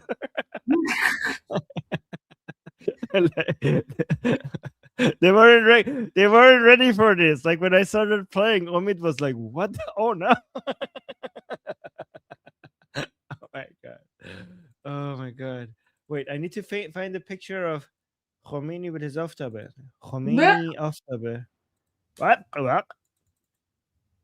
Okay, here, because people are not gonna know why he's talking about aftabe. Aftabe is like a bidet, right? So yeah. Yes. So guys, this is one of the most famous pictures of Khomeini. If I could bring it up. This. Well, no, not that one. Khomeini with his aftabe. Oh, someone said we found the gaze of Hormuz. Yes, we did. The gaze of Hormuz. And yeah, guys, the red makes it look demonic. That's the whole point. Like, they're not trying to look nice or pretty. They're literally trying to look evil and demonic because that's what their cult is all about. Look! So this is Yandish. This is Khomeini and his bidet. And that he's filling it with water, right? So he became famous for his bidet, and bidet is like aftabe, right? So if we go back to the song now, let's see what they're saying. Okay.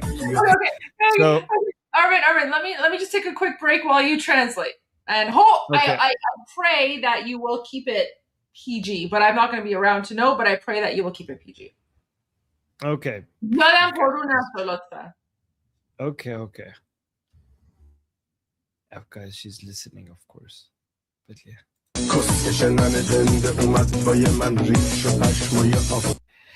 So, how do I even translate this without being? Oh my god! So a bunch of swear words. So they're referring to Khomeini, and they're using so many swear words, right? And I can't. They're glorious swear words that I cannot repeat, obviously.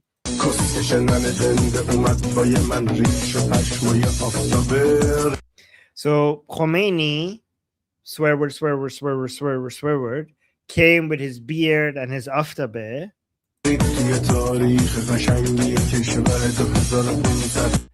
And he directly pooped. Poop is okay, right? Pooped inside. Right, you can say like he shot. He shot in the beautiful culture and 2,500-year-old history of a country. Yeah, he shat in the beautiful 2,500-year culture of a country. So this mofo showed up out of nowhere with his bidet and his beard and just shat in a 2,500-year civilization and its beautiful culture.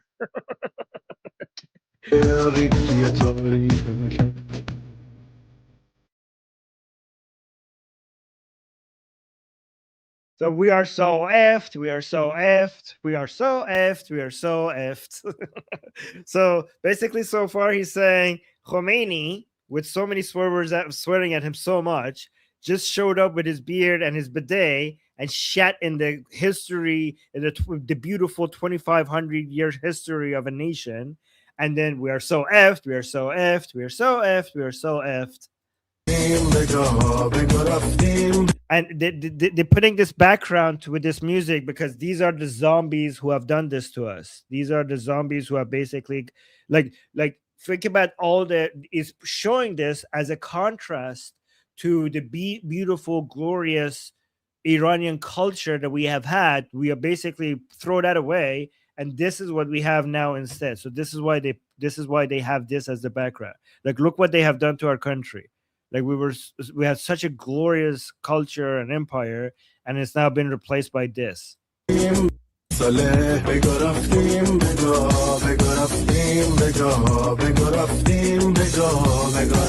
this is just basically saying we're effed, we're so effed.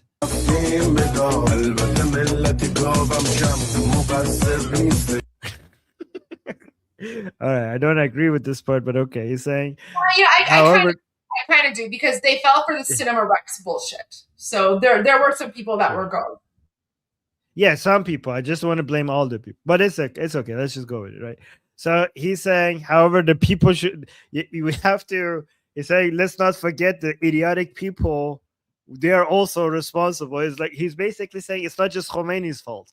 It's also the people's fault as well. The retarded people who just went with this. Like, so he's saying. So first he sweared at Khomeini. And now he's saying, like, we have to hold the people responsible as well. Wait, Armin, to be clear, he's not saying all the Iranian people. He's calling out the people who supported Khomeini. He's only calling out the people who supported Khomeini. Right. By the way, guys, that's not Goldie. That's somebody else, because Goldie is not listening to any of this. Okay, I don't know whose voice we're hearing, but it's not Goldie. Somebody is. It's Sakina. Sakina is talking to me. But Sakina wouldn't have those views. It's my conscience. It's my Jiminy Cricket.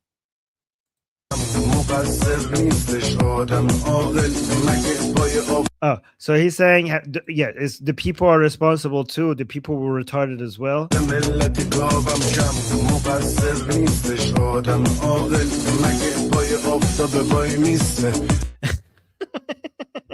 It's like what kind of a people would be supporting somebody like Khomeini, like with his bidet, with his aftabe? We're so effed, we're so effed, we're so effed, we're so. Oh yeah, this is what it sounds like. We're so effed, we're so effed, we're so effed, we're so effed. Yes. So now that you know the meaning, listen to it again. It's so catchy. I want a longer version of this song. Somebody make a longer version of this. Look at this.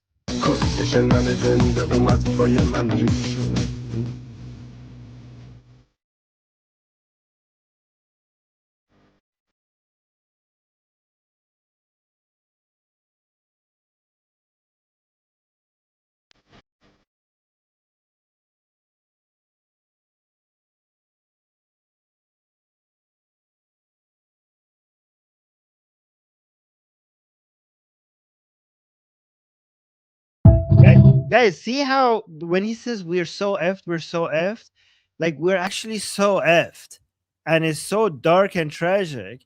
And you see how we come up with these comedic tools to try to, because they like we are so effed because of what happened in 1979. Like we were doing so good, and everything went to shit. Everything went to shit. Okay, and it's just so devastating. It's so tragic how fast everything was improving, and all of a sudden how fast everything turned to garbage in such a short amount of time. And that lost opportunity and that cost, and so many people suffering today, even though they could have had the best country right now. The only way to deal with it is to basically make a song saying we are so effed, we are so effed, we are so so, dark humor is the only way that you could deal with stuff with this. Yeah. Bigger rafting, bigger rafting. Yeah. Okay. Okay. Go ahead. How did I do? Was I okay? That was good. That was fine. That was good. Okay. But yeah, all right. Let's go to Manuk. Manuk, yes. Where is Manuk? I had him. I sent you the link in the studio chat. So I started playing a little bit, and Armin, I don't know if you've seen this video, but like right away people were like, oh, who is this truth teller? So what he's saying here, I don't know the exact date, but I mean, Amo Manuk passed away sometime in 2019. So this, whatever he's saying here is sometime between 2016 and 2019, because it was during the time that President Trump was president. So, Goldie, Armin GPT, yeah. Do you want to answer this before I do that? Yours, because you mentioned Cinema Rex really quickly. What happened? I've spoken about Cinema Rex before. I'm actually going to make a movie about, not a movie, I'm going to make a video about it later. But so Cinema Rex is when the communists and the leftists and the Islamists basically burned down a cinema. They locked 400 people inside and they burned it down. And then they blamed the Shah and Savak. And Iranian people believed them because they thought that mullahs are holy spiritual leaders. So if there's one pivotal moment that we can point at to what caused the 1979 Islamic coup d'etat, I would say the turning point is Cinema Rex, because the communists, leftists, and Muslim Nazis, they blocked 400 people inside of a movie theater in Abadan, and I have a lot of family in Abadan, by the way. Blocked them in, poured gasoline everywhere, burned it down. Over 400 Iranians burned alive, and then they blamed it on the Shah and Savak, and because the mullahs, right, like Khomeini and all these jihadi, disgusting mullahs, they blamed the Shah. Iranian people believed them. And that was a turning point. And then they thought that the Shah was murdering his own people. And then it was only 20 years later that Iranians found out, oh shit, this was a false flag event. It was actually the Muslim Nazis and the communists and the leftists who actually burned down Cinema Rex in order to create a false flag event to justify taking over the country and turning it into a 7th century Islamic hellhole. Yeah, that's it. Yeah, years later, investigations showed that it was them doing this. Yeah. Even with that investigations, it should have been obvious, because there was no motive for the Shah to burn people inside a cinema. What? Yeah. Why would he burn people alive inside a cinema? For what reason exactly? And it was actually the mullahs who were against these movies to begin with. Yeah, it was the mullahs. Armin is absolutely right. It was the mullahs who were against theaters and movie theaters, because the mullahs said that movie theaters are a Western construct and movie theaters contribute to depravity and it's illegal and blah blah blah. No. not because of Western movies. No. Because Cinema Rex also played Iranian movies. So the mullahs were saying that it's haram that men Degeneracy. it's haram. It's degeneracy for unmarried men and women to be in a dark room watching a movie. Right? And also women on the screen, like beautiful women in movies. Women on the screen. It's haram. So yeah. So August 19, 1978, it was set ablaze, killing between 377 and 470 people, right? The event started when 4 individuals who were militants motivated by Islamic extremism doused the building with airplane fuel before setting it alight. Guys, this is a critical part. The attack was responsible in part for triggering the Islamic Revolution, which saw the overthrow of the Shah, right? Because when like this was a false flag event that led to the Islamic Revolution, and the fake news media went with it. The fake news media put out there that it was the Shah and Savak that did this. This was the turning point. This was the turning point. Yeah. But why would, like, Godi, were the people back then, why would the Shah do that? Guys, in that time, the mullahs had convinced so many people that the Shah was just evil for the sake of evil, that they thought, like, of course the Shah wants to burn his people alive. He doesn't need motivation. He's just evil. Like, what? And look, the Shah blamed Islamic Marxists for the fire and reported that Islamic militants started the fire, while, guys, anti-Pahlavi protesters falsely blamed Savak for setting the fire, right? So the jihadis and the woke radical left and the communists and whatever, they blamed the Shah and they blamed Savak, and people believed the woke progressive left. And now here we are today. Did they give any reason for what the motivation of Savak or Shah would be? Like, did they, like, for the Shah was a dictator? Remember, the Shah was a dictator. But even dictators don't go randomly burn cinemas with people in it. Well, Khomeini did. But they had a motivation. But they had a motivation to act like evil. Even evil people have motivations. Like, at least I understand these evil people. The motivation was to turn the people against the Shah. But what would the Shah's motivation be? I don't. Unbelievable. This is why, like, that part of the song that we just played که میگه ملت هم یه کمی گاو بودن، واقعا ملت متاسفانه اون موقع یه کمی گاو بودن. Cows are actually very intelligent. Yeah, I know. We shouldn't insult cows. Cows are... گاو خیلی با شرفه. من عاشق گاوم. Cows are beautiful and very... نه، خر is very با شرف. I love that. Donkeys are very, very intelligent and lovely human beings, and I love donkeys. And I hate the fact that people donkeys are lovely human beings. They're not human beings. They're more human than the Islamic regime. Oh, okay. But donkeys are smarter than horses. I don't know why they got famous for being stupid. Donkeys are smarter than horses. Yeah. Donkeys are smarter than horses. Donkeys are very smart and they're very loyal. Oh. And they're so cute. They are very cute. I love donkeys. Yeah. Actually, recent studies, this is boring for you guys, but I'm going to say it anyways. Recent studies actually have proven something that scientists didn't know. Cows know how to use tools. So, really? Yeah, they pick tools to itch certain parts of their body. So they added, now cows are added to the list of animals that know how to use tools. Yeah. So horses don't know how to do that. Okay. Cows are very intelligent. Cows are very intelligent.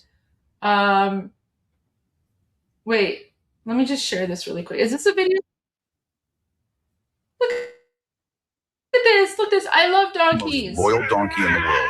It responds to every single word you say.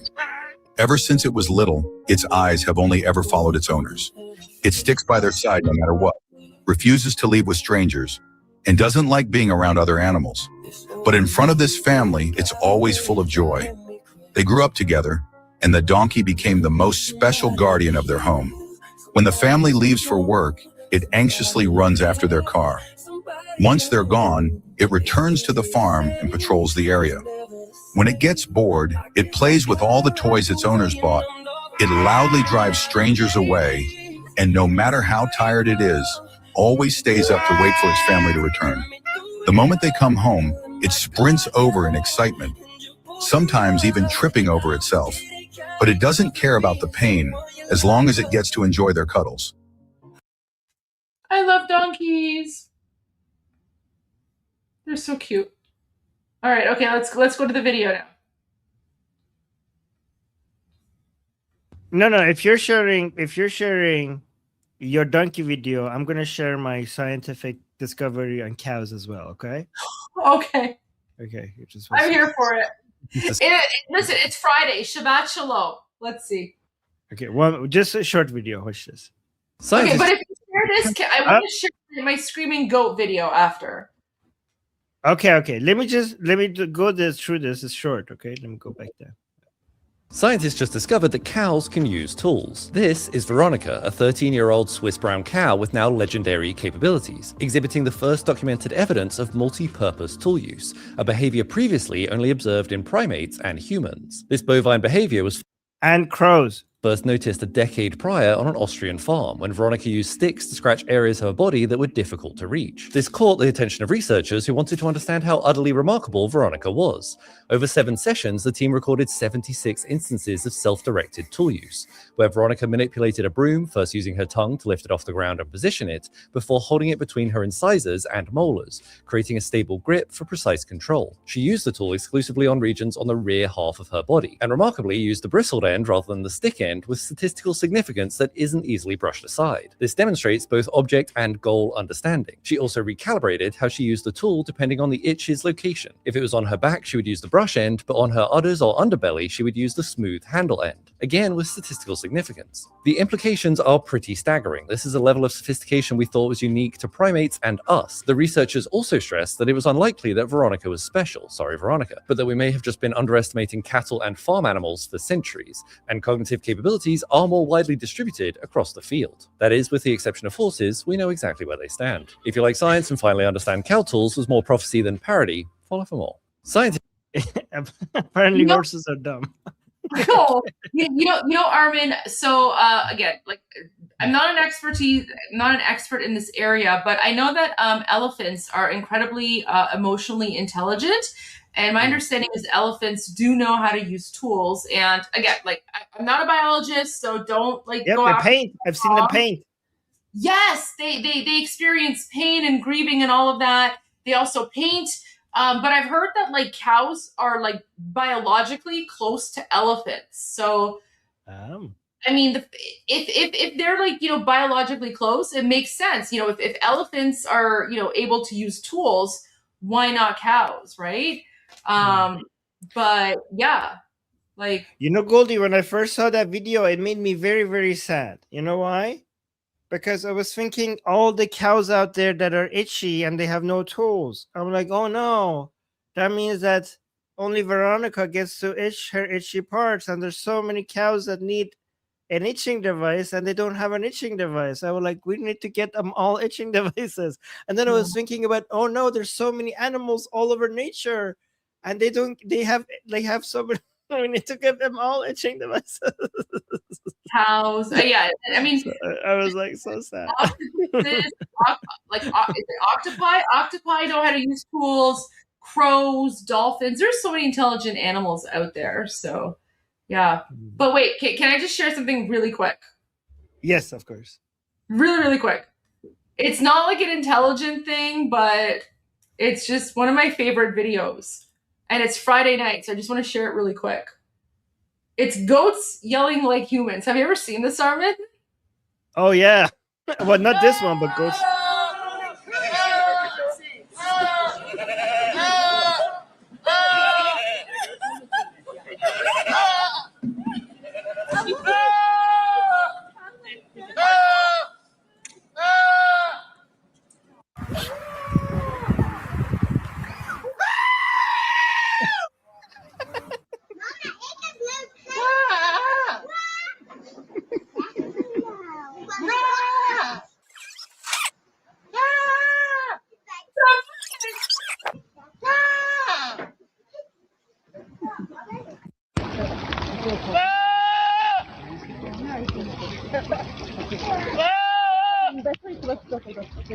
Automatic.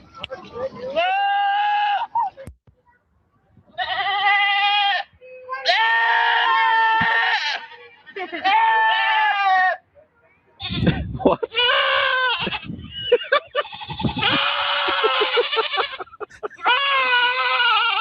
What can I do for you?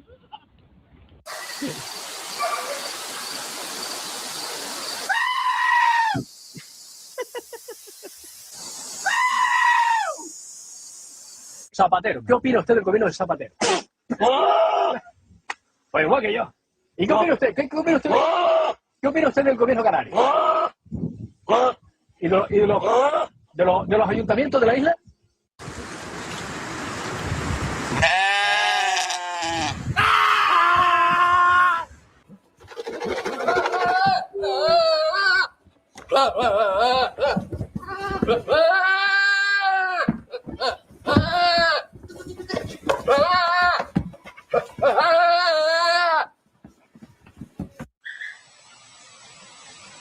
Yeah. What? That's not real. Yeah. Is that real? That's real. That's real. Okay, guys. Okay. Quick commercial break. Crazy Friday night craziness. But Wait, okay. no. I want to do a goat. Now I want to do a goat video. Absolutely, go for it. My favorite goat video. You know what? It's been 118 days. We've done nothing but Islamic regime politics. We can take a quick commercial break for a goat video. Let's go for it. This is my favorite goat video because he's having a conversation with him and it's so cute. Watch this.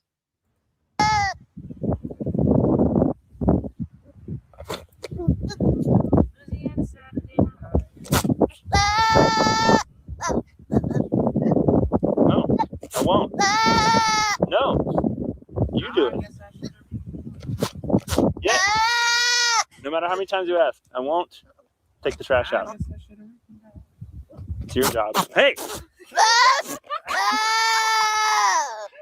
Bro! You want to fight? Yeah? Yeah? All right. Let's do it. Huh? It's not worth it. It's not worth it.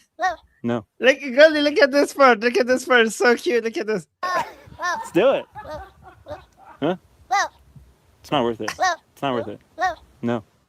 It's really not. No. It's how many times? You want a kiss? Make up. Whoa!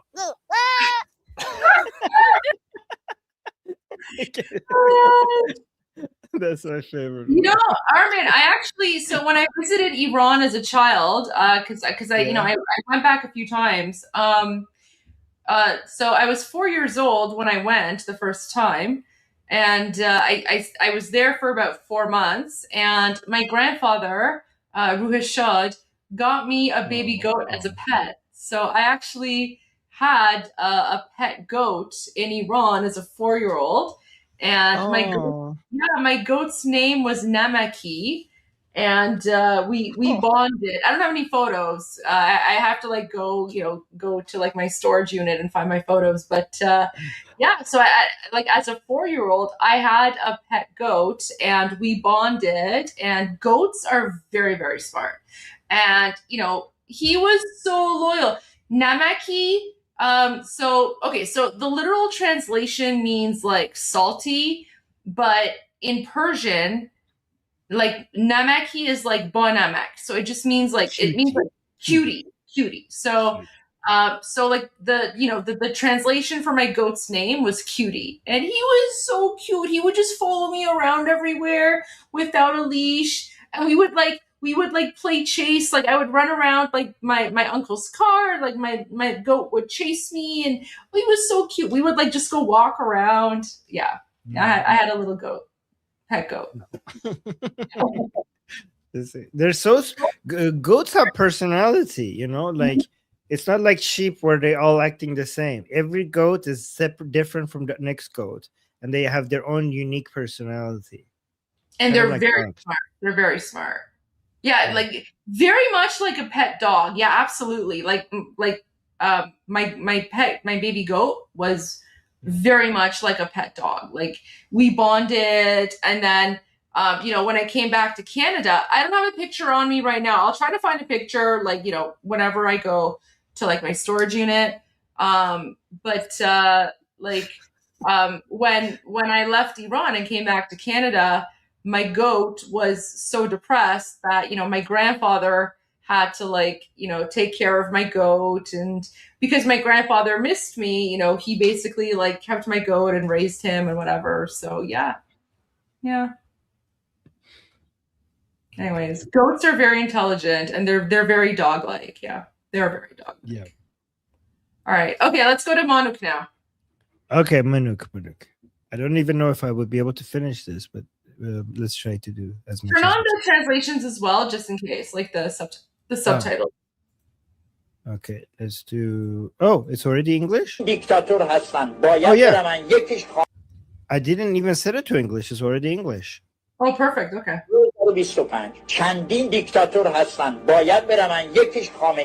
So by 2025, several dictators must go. One of them is Khamenei. Number 4H, yani Hezbollah.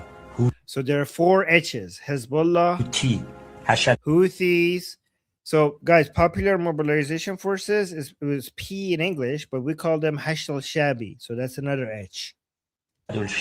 So guys, see how much we talk about Hashd al-Shabi on this channel on Iran Revolution Live.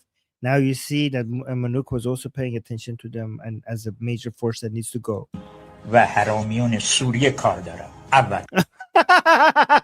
What?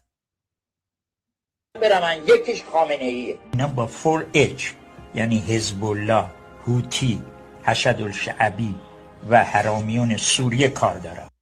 حرامیون سوریه؟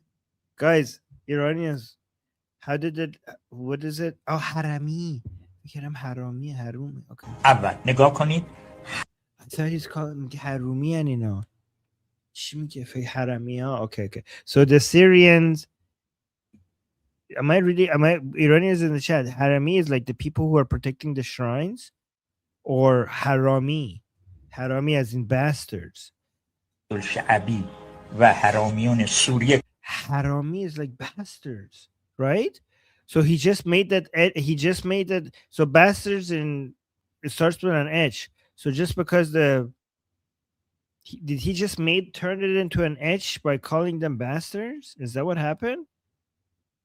کار دارم. اول نگاه کنید. Oh, he means so he's trying to say both. منظورش هر دو تاشه. So he's basically trying. So they're harami, which means that they're protecting the shrines, but he's on purpose pronouncing it harami, which means bastards, right? Is that what he's doing? همه رو به خودشیان نشوندن. So these people are basically the ones who have devastated everyone. حتی رفتن عمان رو از حلقه اینا بیرون کشیدن.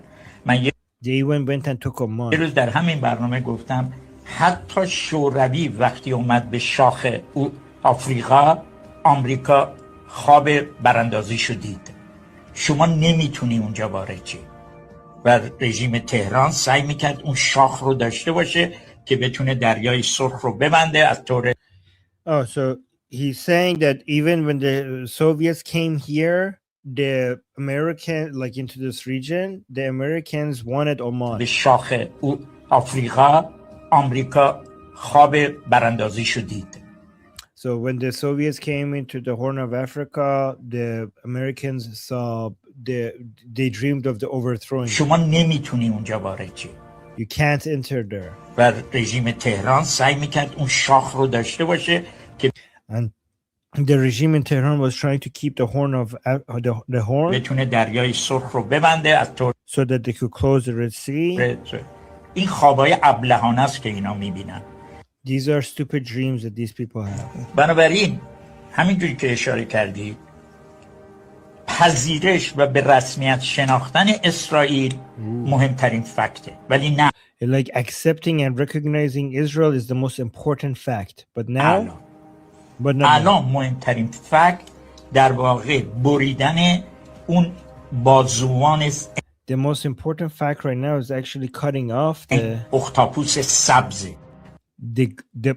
cutting off the arms of the green octopus. the green, like the Islamic octopus. من در همین برنامه اولین بار گفتم اول I said it first time on the show. میان با پروژه رول بک They will first come with the rollback project. قبراندن با داکترین 4A And with the pushback project, with the 4 doctrine. 4 تا اسم گفت. Wait, 4 what? پروژه رول بک عقب راندن با داکترین 4H 4 تا اسم. No, the 4H doctrine. They will come up with the 4H and the 4H doctrine. گفتم حزب الله هوتی اشد الشعبین اول اینا رو I already mentioned which are the 4H. پوش میکنن به داخل ایران.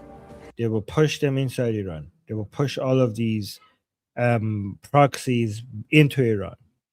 So some people suggest that the fact that Hashd al-Shabi is coming into Iran shows that Manuk was right about this, because he said that the plans of the Americans are to push Hashd al-Shabi back into Iran. And when we saw the caravan of Hashd al-Shabi coming into Iran, some people theorize that is Manuk's predictions coming true. So I generally don't see it as everything being planned so far ahead of time like that, but some people see it like that. تمام اون بازوهای اختاپوس سبز رو میبرن و بعد دفنشون میکنن. So he's saying the plan of the Americans the plans have been that to cut the arms of the green octopus, the Islamic octopus basically, and then bury the octopus after that. اینه که الان شما نگاه کنید حتی کربلایی که اینها به عنوان مقصدی برای قدس گذاشته بودن که راه. So if you look right now, even today where the Karbala that was the path in the way for them to get to Jerusalem. قدس از کربلا میگذره.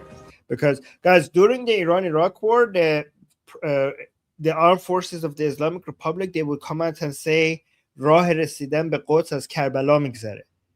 Which means that during the Iran-Iraq war, the armed forces of the Islamic Republic's understanding was that we need to go and capture Jerusalem, but the path to Jerusalem goes through Karbala inside Iraq. So first we will get Iraq, and eventually we'll basically capture Israel. با یک سمفونی ویالون و یک رقص باله در واقع از کربلا میگذره با یک سمفونی ویالون و یک رقص باله. So with a violin symphony and ballet, the entire credibility of these people collapsed. This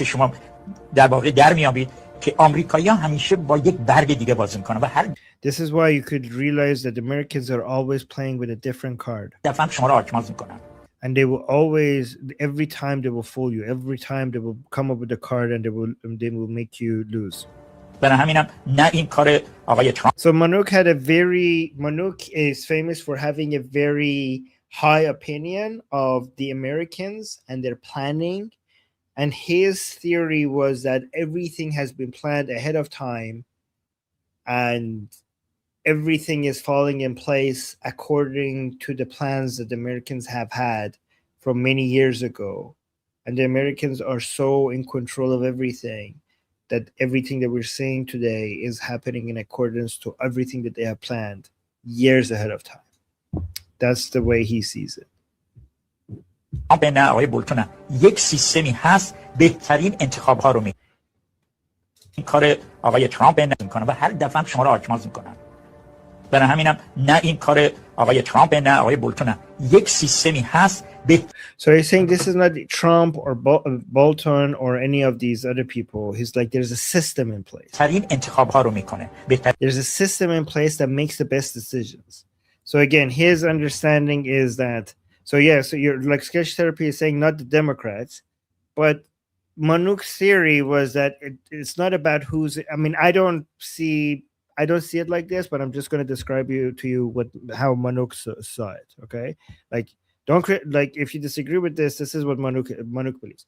Manuk believed when he was alive that there's a system in place in the United States that is above whoever is in charge, and that system makes the best decisions. And I don't see it like that, but yeah. So, like the best decisions, for example, they overthrow the Soviet Union, they brought China to its knees. So, yeah, I don't know if you're interested in my theory for why America works perfectly Well, not perfectly, but better than everyone else. I don't think it's because of some elite people making good decisions from the top down. I think it's liberty and freedom and democracy, and that creates an environment where you have a Darwinian process of the best ideas surviving because everybody is competing with each other. Like, I think the United States has become such a powerful country and the superpower of the world, the center, like the biggest economic power, cultural power, military power, not because there's a system up there that is making really wise, perfect decisions, but it's actually from the bottom up. It's not from the top down, it's from the bottom up. I think the key is liberty. The key is liberty.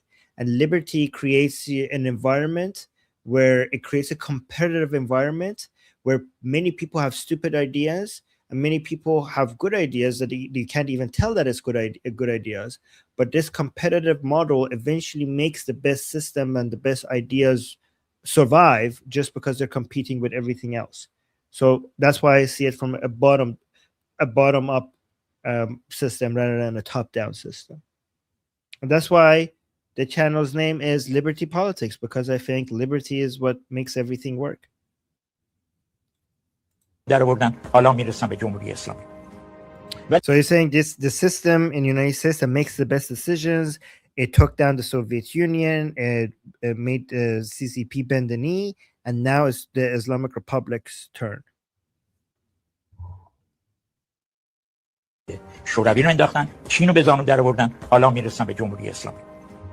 ولی اگر الان که ارتش سوریه‌ای وجود نداره، دمشق سقوط کنه، هر آن اسرائیل میتونه. برای همین So he's saying right now the Syria doesn't have any army, so when Damascus collapses, then Israel will ولی be able اگر to... الان که ارتش سوریه‌ای وجود نداره، دمشق سقوط کنه، هر آن اسرائیل میتونه. برای همین هم قاسم سلیمانی گفته منتظر باشید اسرائیل. So this is when Qasem Soleimani was alive. He's saying that's why Qasem Soleimani said, wait, Israel may... ممکنه حماس و به اصطلاح حزب الله رو بکوبه. That Israel might be able to destroy Hezbollah and Hamas. در واقع گامبی بشار اسد، گامبی یعنی حذف شدن، اینجوری بگید. So in fact, Bashar Assad's gambit means being eliminated. Really quick. So guys, keep in mind what Mojtaba Bakhshian passed away in 2019. 2019 he passed away. So what he's saying right now, he was saying this 10 years ago. So these words are from a decade ago. And pretty much everything that he was speaking about back then is now pretty much happening. Like it's coming true, right? So that's why like it's incredible listening to this and hearing this, because this is his geopolitical analysis from over 10 years ago. Sorry, Armin. I just wanted to add that. Yeah. I want to add something, not to just with regards to one thing. I mean, you're true, but that's what Manuk is famous for. He has so many lines. That matches perfectly what is happening before they happen. But it's also important to keep in mind, not to take anything away from that, okay? That there is a selection bias because Manuk said so many things. And then these videos that they put of him after things happen, they go and select the ones that did happen. So just be mindful of selection bias as well. Not that I don't want to take anything away from Manuk, because I really appreciate a lot of the work that he did and him being, in support of Israel's recognition ahead of so many people and recognizing Prince Reza Pahlavi's important role ahead of so many people. So I just want to say that, but I also just want to make people are aware that there is also a selection bias that happens after the fact. Okay, sorry, I don't know why I'm coughing. Because those are the genies coming after you because you shared the spell book. You're coughing because the Jewish genies are after you now because you shared the spell book. The Jewish genies are after me. Oh, I like that word, Jewish genies. That's what I should have named the channel, Jewish genies. Okay. Wow. All right. Go drink some water. Okay. I was drinking water. Somebody in your chat saying, is Armin drinking vodka? Oh, okay. So it's not you. So at one point, Morad Vaisi was like I was sharing one of Morad Vaisi's live streams, and he was drinking water, and I was like, oh wait, is that water or vodka? And now it became a thing. So now, okay. it's not you. It was a Morad. That's an insider joke that you don't know about because we all watch Morad Vaisi when you're gone doing your discussion groups. So yeah, we have a lot of inside jokes on Iran Revolution Live that you don't know about. So there you go. That's how it is now. Okay. I see how it is. Yeah. آچماز شدن رژیم ایران. حالا دمشق فرو بریزه اینها رفتن. So it's like if Damascus falls, then these people are gone too, like the Islamic Republic. وقتی دمشق فرو بریزه پل ارتباطی با حزب الله قطع خواهد شد. When Damascus falls, the bridge connection with Hezbollah will be cut. تمام مشکل دنیا با این رژیم بجز اون ایدئولوژی خصمانه مقاومتی و نهضتی که به دوزارم نمی. So the entire problem of the world with this regime, beyond its hostile ideologies of so-called resistance and the movement that is همه کشور and the movement that is not worth even 2 cents. These translations are wrong, by the way. عربی رو نابود کرد. Okay. And it destroyed all these Arab countries. این موشک هاست. It's the missiles. تمام تلاش شطرنج مرگ و زندگی در این خلاصه میشه. So all of the efforts and the chess of life and death is summarized in که این موشک ها رو از دست سپاه بگیرن. Is summarized in the fact that they need to basically take these missiles from IRGC. شما وارد مذاکره میشید. You enter negotiations. به نتیجه میرسید. You get to a conclusion. تسلیمشون میکنید. You make them surrender. موشک ها رو میگیرید. You take their missiles from them. چند تا سردارم تحویل میدید. And then you, wow, okay, if that happens, that would be crazy. And then you offer up some of your generals, like you basically surrender them as some of your generals. ساختار هرم قدرت رو به هم میزنید. You disrupt the power pyramid. بازی شروع میشه. And the game begins. بنابراین من نمیدونم چرا همه پنیک کردن. I don't know why everyone is panicking. چرا گفت مذاکره میکنه؟ When they were negotiating, people were panicking. Like, why are they negotiating? باید مذاکره کنه که اینا رو بیاره. They should negotiate so that they could bring them down. مگه با گورباچف مذاکره نکردن؟ Didn't they negotiate with Gorbachev? آقا با صدام لاس زدن. They even flirted with Saddam. ماها لاس زدن. For months they were flirting with Saddam. بعد زدن. He's basically suggesting just because they're negotiating, that doesn't mean that they're not going to be toppled. Right? The Soviet Union was toppled. They talked to Gorbachev. They flirted with Saddam. Saddam was toppled. تو سرش بعدم دستگیرش کردن. They flirted with him, then they beat him in the head, and then they arrested him. اعدامش کردن. مگه نکردن؟ And then they executed him. اوکی. پس بازی‌ها رو خواهش میکنم دقیق بخونید. So please read these games carefully. شوروی. All right, Goldie, I'm out of time, and maybe we could do the rest of this later. Yeah, absolutely. I think that would be great. Okay. All right, guys. I'm gonna head out, and I'll see you guys same time tomorrow. And yeah, this was fun. I enjoyed the video. I can't even describe it. The red video, the R-rated red video that we showed, that was my favorite. But after that, the goat videos, I really like enjoying the unrelated goat and cow and donkey videos. That was fun today. Love that. Yeah, it was pretty fun. You know what? I'm going to end the live stream anyway because I need to make a quick video for my YouTube channel. And then, guys, I'm probably going to come back in like maybe an hour and a half or so, depending on how long my video goes on. I'm probably going to do another documentary watch party because we haven't done a documentary watch party in a while. So I might come back. It won't be Iran Revolution Live. It's going to be like the Goldie Show because I've received a lot of messages from my members on my YouTube channel, and they're like, Goldie, we miss you when you're doing another Goldie show. So I'm going to try to do one tonight. So keep an eye out for that. But yeah, no, thanks, Armin, for everything. And yeah, we'll be back tomorrow for day 119 of Iran Revolution Live. So, all right. Fantastic. Yeah, guys. Looking forward to it.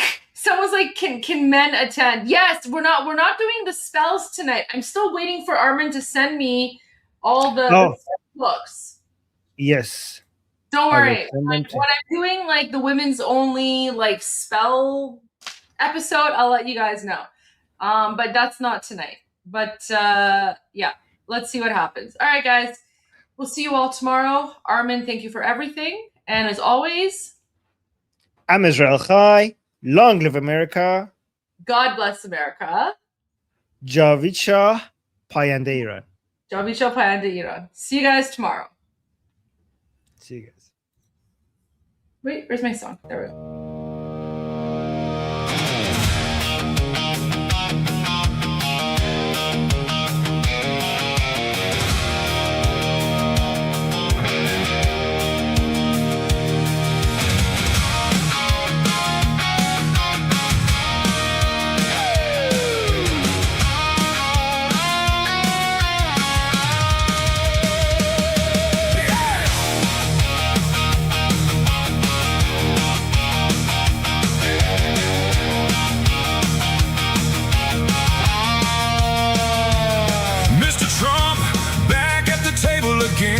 Talking of peace, but you know how it ends.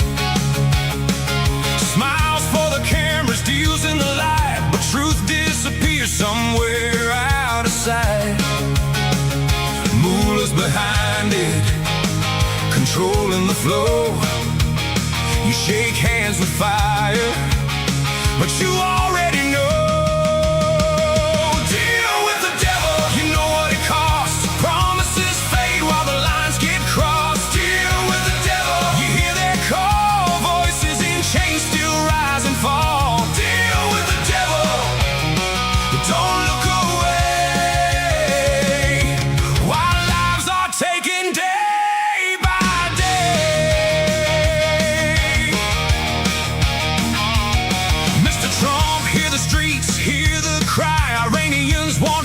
They're reaching high.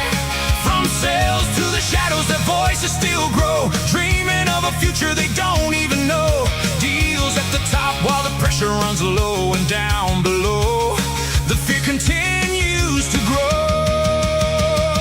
Deal with the devil, you know what it costs. Promises fade while the lines get crossed. Deal with the devil, you hear their call, voices in chains still rise and fall.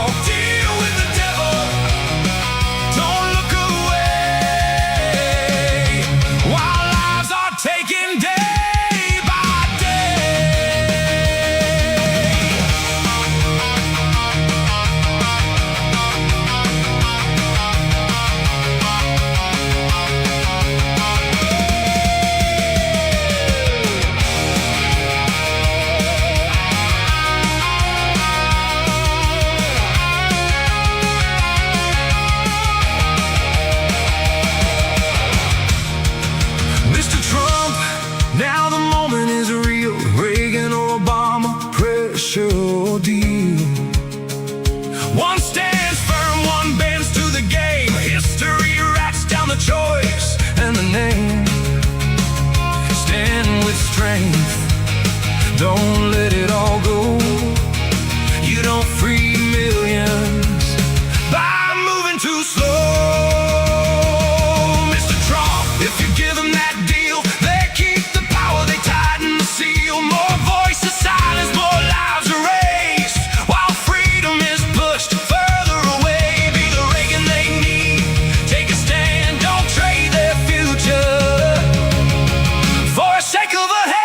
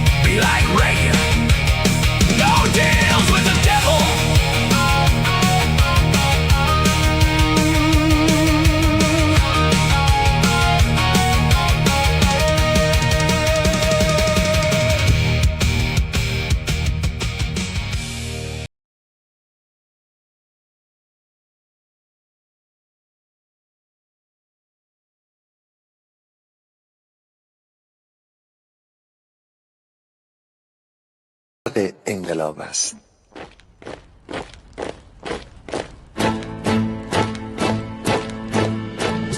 کشور ما، تاریخ ما در سیدگر فرا گرفته، گویی اهورا مستا دوباره در نور خود مرا گرفته. هشتون سرودی سر میدهم باز فارغ از رنج و تشویش، ایران غرق انقلاب است، به پیش به پیش به پیش. ایران غرق انقلاب است، به پیش به پیش به پیش. هن ای پدر، هن ای پسر، برخیز و با ما شو همگام، تا درد آن تجربه تلخ ما را نکشیده در خواب. بگذار هر دم بغرند گرگ‌ها دم لباس میش. ایران غرق انقلاب است، به پیش به پیش به پیش. ایران غرق انقلاب است، به پیش به پیش به پیش. ای کارگر، ای برزگر، راحت کنون ادامه دارد در این زمان که پرتو یزدان از هر سو بر تو میبارد. پس پیش به سوی آزادی از بحر خزر تا کیش. ایران غرق انقلاب است، به پیش به پیش به پیش. ایران غرق انقلاب است، به پیش به پیش به پیش. خلقا به پا بهر دفاع از استقلال و آزادی، تا بشکنیم پشت ارتجاع تیریزی ویران آبادی. تا زنده سازیم سنت‌های نی از بالین و کیش. ایران غرق انقلاب است، به پیش به پیش به پیش. ایران غرق انقلاب است، به پیش به پیش به پیش. با امید روزی که تمام این دلبشو و انقلاب تموم بشه و ما در روشنایی، نور و سعادت مردم کشورمون غرق بشیم. نه خارجی نه بیگانه، نه مستشارهای ویرانی، نه چیر خاران نه کاسلیسان، فقط هم رزمان ایرانی. با شرافت میهنی بسازی بهر فرزندان خویش. ایران غرق انقلاب است، به پیش به پیش به پیش. ایران غرق انقلاب است، به پیش به پیش به پیش. مردان بیایی داخل صف ما، اکنون که آغاز رویاست. دشمنان بدانید ما زنده هستی، بعد از ما هم ایران پابرجاست. آن روح شیطان ما را فریب داد با صد شعار مردمیش. ایران غرق انقلاب است، به پیش به پیش به پیش. ایران غرق انقلاب است، به پیش به پیش به پیش. پرچم ما، پرچم ایران غرق خون شهیدان، روی شانه هامان حمل میکنیمش در هر خیابان و میدان. تا ماسک دلقکان را برداری از روی تسبیح و ریش. ایران غرق انقلاب است، به پیش به پیش به پیش.